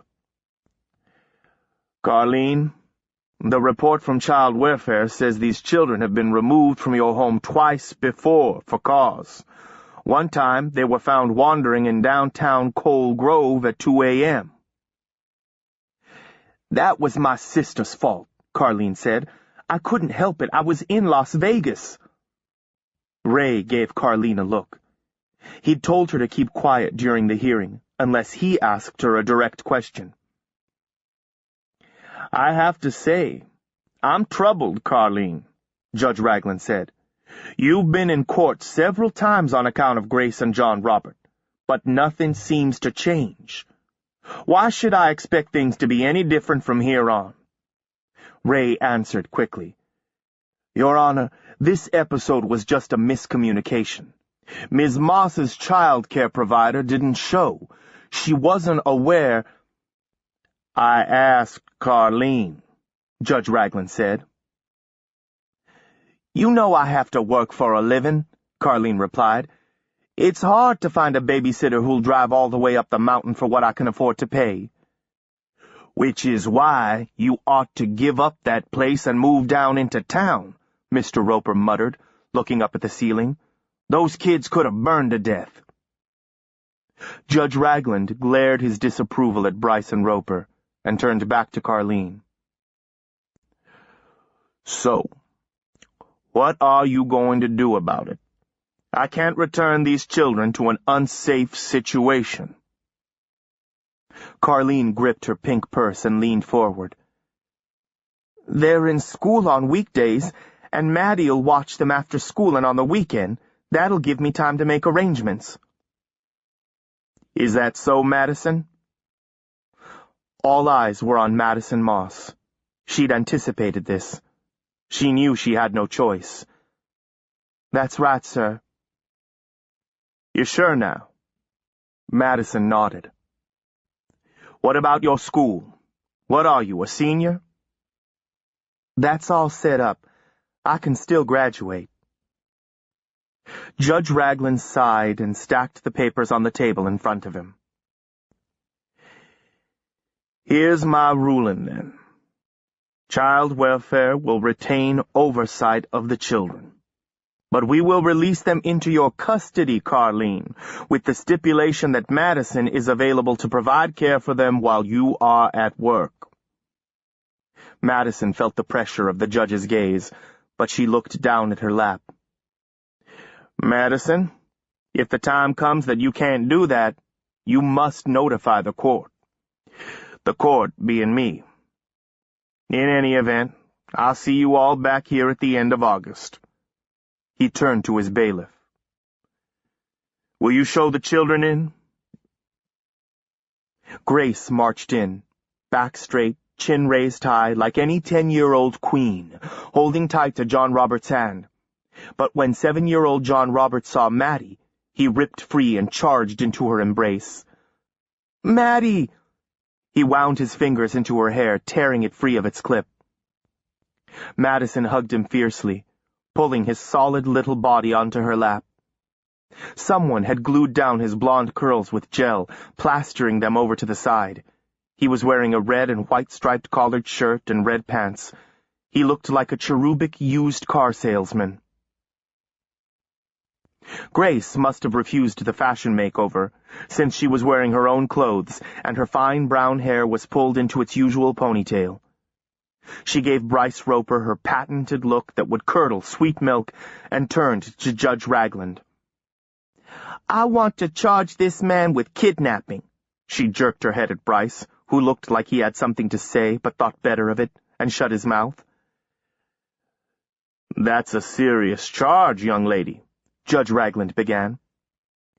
"An old shed caught fire on our property, and my brother and I were putting it out, and he showed up. We might have saved it if it wasn't for him, and then he drug us down the mountain and put us in jail." "Is that so?" Judge Raglan looked over at Bryce, who rolled his eyes and shrugged. "Anyway, you ought to make him pay for the shed." Grace concluded, giving Bryce the eye. "I'll take that under advisement, Grace," Judge Raglan said. "Meaning, I'll think about it. In the meantime, you go on home with your mama and mind her. Hear me?" He looked at Carleen, shaking his head. "Carleen, you're raising lawyers. Heaven help you." With that, the hearing was over. Ray McCartney patted Madison on the shoulder. "Good work, Maddie. Glad you're home." But when Madison tried to give Grace a hug, her slender body was stiff and resistant. "She's mad at me for going away," Madison thought. "She thinks it's my fault she ended up in kid jail." Madison turned around and nearly ran into Bryce Roper. "Hey, Madison." "What's up?" he said, running a hand through his artfully tousled brown hair. He grinned. That smile had charmed every girl in the Roaring Fork Valley, but it sent worms squirming down Madison's back. "We've missed you," he said. "Everyone says so," he added, apparently speaking for the entire Colton County High School senior class, of which he was president. Madison folded her arms and tapped her foot on the weathered wood floor. "I'll bet they do." They had to find somebody else to talk about and blame things on. Bryce smiled down at her, and she took an involuntary step back. He always seemed to be crowding her, taking up more than his allotted space. "So," he said, perfectly aware of the effect he was having. "When are you coming back to school?" She shook her head. "I'm not. I'm, being homeschooled. It's a distance course. So I can keep my distance from all of you." He stared at her a moment, a slight frown on his face, like he didn't know whether to believe her or not. "That's too bad. Well, listen, I'll call you then. We can hang out. I'll introduce you around," he added. Unbelievable. After everything that had happened, Bryce Roper was hitting on her. Again. For a minute she was speechless, the words seeming to stop up in her mouth. "Why, thanks so much, but I'm from here. I don't really need an introduction." In fact, there were people she'd like to be unintroduced to. Guess who was top of the list? "Besides, I'm going to be really busy, and anyway, we don't have a phone right now." "Right," he said. "Carleen's been using our phone a lot. Stop by and use it any time you want. I'm usually home in the afternoon unless there's something at school." He reached out and lightly brushed back her hair with his hand. She slapped his hand away, and he caught hold of her wrist, his face flushing to the color of old brick. Bryson Sr. spoke from the doorway. "Bryce, what the hell are you doing? Come on, we're late already." He pointed at his watch, turned, and stalked out the door. Madison looked back at Bryce in time to see hatred pass across his face before he swept it clean. He let go of her wrist. "I'll be seeing you," he said, and turned away. Not if I see you first, Madison thought. "What did young Bryce want?" Carleen asked, as they descended the broad, shallow steps of the courthouse, Ray trailing hopefully behind. "He wanted me to know everybody misses me." "I believe he has a crush on you, Madison," Carleen said, reapplying her lipstick without breaking stride. "That boy has a hungry look." "Mama, just don't. They say the Ropers have scads of money. They say a lot of things, too much and too often. Grandma Min told me to steer clear of him. Carlene shrugged. She never liked any of my boyfriends either. Ray followed them all the way to the car, buzzing around like a locust in summer. Carlene handed Ray the brush, and he cleared snow off the car while she started the engine. I'll get the terms of the custody ruling in writing and get back to you on that, Ray was saying. When's your birthday, Maddie? Not till August. As long as you'll be here, we can arrange the paperwork so we're ready to transfer the deed to the house and all, whenever you turn 18. Ray was the executor of Min's estate. I still don't know why Min would leave you the mountain, Carlene muttered. I'm her daughter. Because if she'd left it to you, it'd be gone already. Carlene shut up then, fumbling for a cigarette, lower lip trembling. There goes your wicked tongue again, Madison thought. Min always said you never could suffer a fool. Carlene worked a shift that night, so after supper, Madison helped John Robert with his bath, washing the foster mom gel out of his hair and letting it dry into its natural ringlets. While he brushed his teeth, Madison dug the Christmas presents out of her duffel and laid them under the artificial tree in the front room. She'd bartered for most of it with the Trinity Square merchants. There was a CD player for J.R., a hand-woven shawl for Grace, and a bracelet for Carlene. Pulling on her coat, she walked out onto the porch. She rested her hands on the splintered porch railing and breathed in the raw cold like a tonic. Lights glittered in the valley below. Off to the left, Booker Creek worried over stones and whispered secrets on its way down the mountain. She explored the vacancy left by Seth's absence, like she might the space once occupied by a broken-off tooth. He was a constant presence in her peripheral vision, tall and silent and accusing, pale face framed in a tangle of curls. But he disappeared each time she turned her head. There was something else now, too. Ever since the encounter in the church basement, the Dragonheart seemed to be constantly on her mind, filling any unoccupied space like images of fireworks seared into her retinas. Navigating the crumbling stone steps, Madison crossed the side yard to where the charred remains of the shed huddled next to the greenhouse. Carlene had left the wooden bones to molder. Her great-great-grandfather had shaped the timbers with a hand axe. He laid the stones of the foundation higher at one end to account for the slope of the land. Madison knelt and poked through the ashes with a stick, hoping not to find any witch signs. A slight sound behind Madison alerted her to the fact that she was not alone. She stood and turned. It was Grace, who still couldn't decide if she was speaking to Madison or not. Don't be like me, Madison thought. Raggedy mad all your life. They stood side by side, staring at the ruins, their breath pluming into the crystalline air, stamping their feet to keep warm. So what happened to the shed? Madison asked after a bit.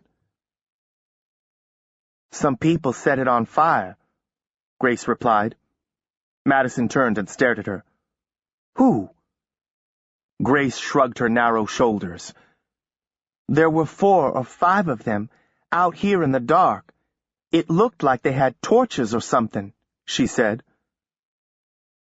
There was nobody better than Grace at keeping a secret, which made Madison think she'd had too much practice. And you and J.R. were all by yourselves? Grace shrugged her shoulders again. She picked up a stick and poked it under a charred beam, coming up with a scrap of cloth that dissolved into ash. Any idea who it was? Madison asked. No, they were wearing hoods, she hesitated. We tried to put it out, me and J.R. We poured water on it, but it wouldn't go out. Madison shivered. Did you find any marks or signs or anything? Grace shook her head. Did you tell anyone? She wrinkled her nose. Who would I tell?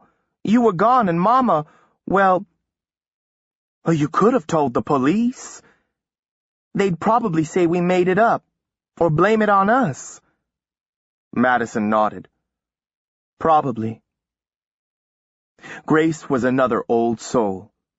She'd remembered how little help the police had been over the past year when Madison was the one accused. Must have been kids, I guess, Madison suggested. It could have been.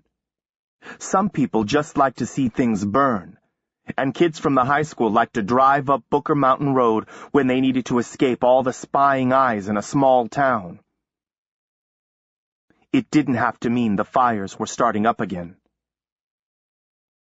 Impulsively, Madison wrapped an arm around Grace's shoulders and pulled her in close. Grace resisted at first, then gave in, laying her head on Madison's shoulder. Grace had taken a shower as soon as she got home, and her hair smelled like the kind of shampoo you could get a quart of for 99 cents. It smelled like home.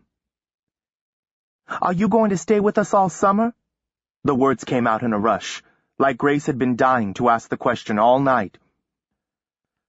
I don't know about all summer, till school's out anyway. Will you have your truck? Can you take us places? Well, I'll be working at home, painting for school. Great. Grace scraped at the frozen dirt with the toe of her sneaker. Madison thought of Grace, stuck on the mountain with no phone, no computer, and only John Robert to hang out with. Even the TV reception was chancy. Don't worry, we'll get out. We'll go down to town a couple times a week at least. Grace rolled her eyes. As if that's a thrill. But Madison could tell she was pleased.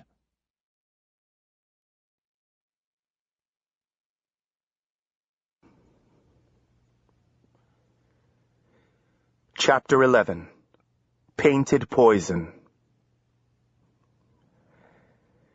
Seth sprawled among the pillows on the wicker swing.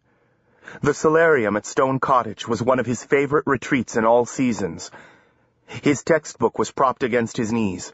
Problems in Democracy, a World View. But it had been a long time since he'd turned a page. The text might as well have been written in Old English. With another part of his mind, he monitored the sanctuary. Its energy hummed all around him, like a map splashed with an occasional spot of color where wizards and the other gifted moved through it. It was not the heavy-handed smooshing down of power like before. It was like navigating an elaborate video game grid, exerting subtle control over events. His father had taught him the technique. Here and there a flare-up indicated that magic was in play. The greens and browns of earth magic in Mercedes's garden, the silvers and golds of wizardry, the reds and purples that signified enchanters. Nowhere the angry orange that meant attack magic. In some essential way, he became the town of Trinity, its magical framework at least. The day and its pleasures receded. Something nibbled at the fringes of his consciousness. A voice. Seth. All at once, the magical schematic disappeared from his frame of vision, and power flooded back into his body, heating him down to his fingers and toes. He opened his eyes to see Nick Snowbeard looking down at him, his expression severe. Seth. You extend yourself too much. I've warned you about this before. It makes you vulnerable. Nick was well into his scruffy old man persona, clad in canvas work pants, a flannel shirt, and work boots. Seth licked his lips and turned his head slightly to look out toward the frosted lake. It had disappeared into the dark. It was late, later than he'd thought. Where had the time gone? He managed to sit up on his second try.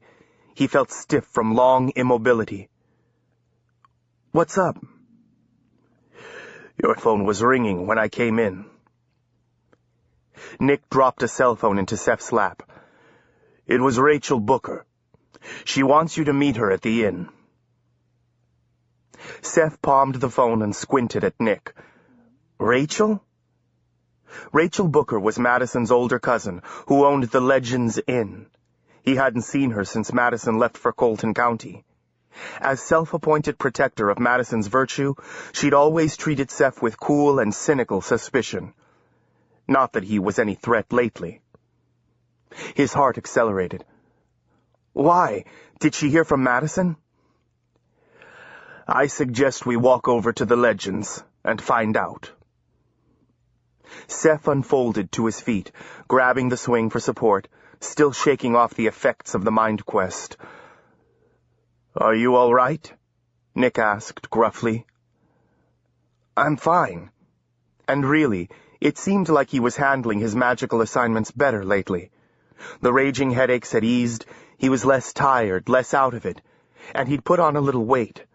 Linda's milkshakes must be working, he thought. He and the old wizard left Stone Cottage behind and headed west along Lake Road, an avenue lined with an eclectic mixture of old summer cottages and modern mansions. Streetlights bloomed under the skeletons of trees, and the wind off the lake was bitingly cold. Nick navigated the uneven cobblestones without the help of his staff, as Mercedes had proclaimed it beyond repair. He seemed incomplete without it. Seth grabbed the old wizard's arm a couple of times to steady him on the icy street.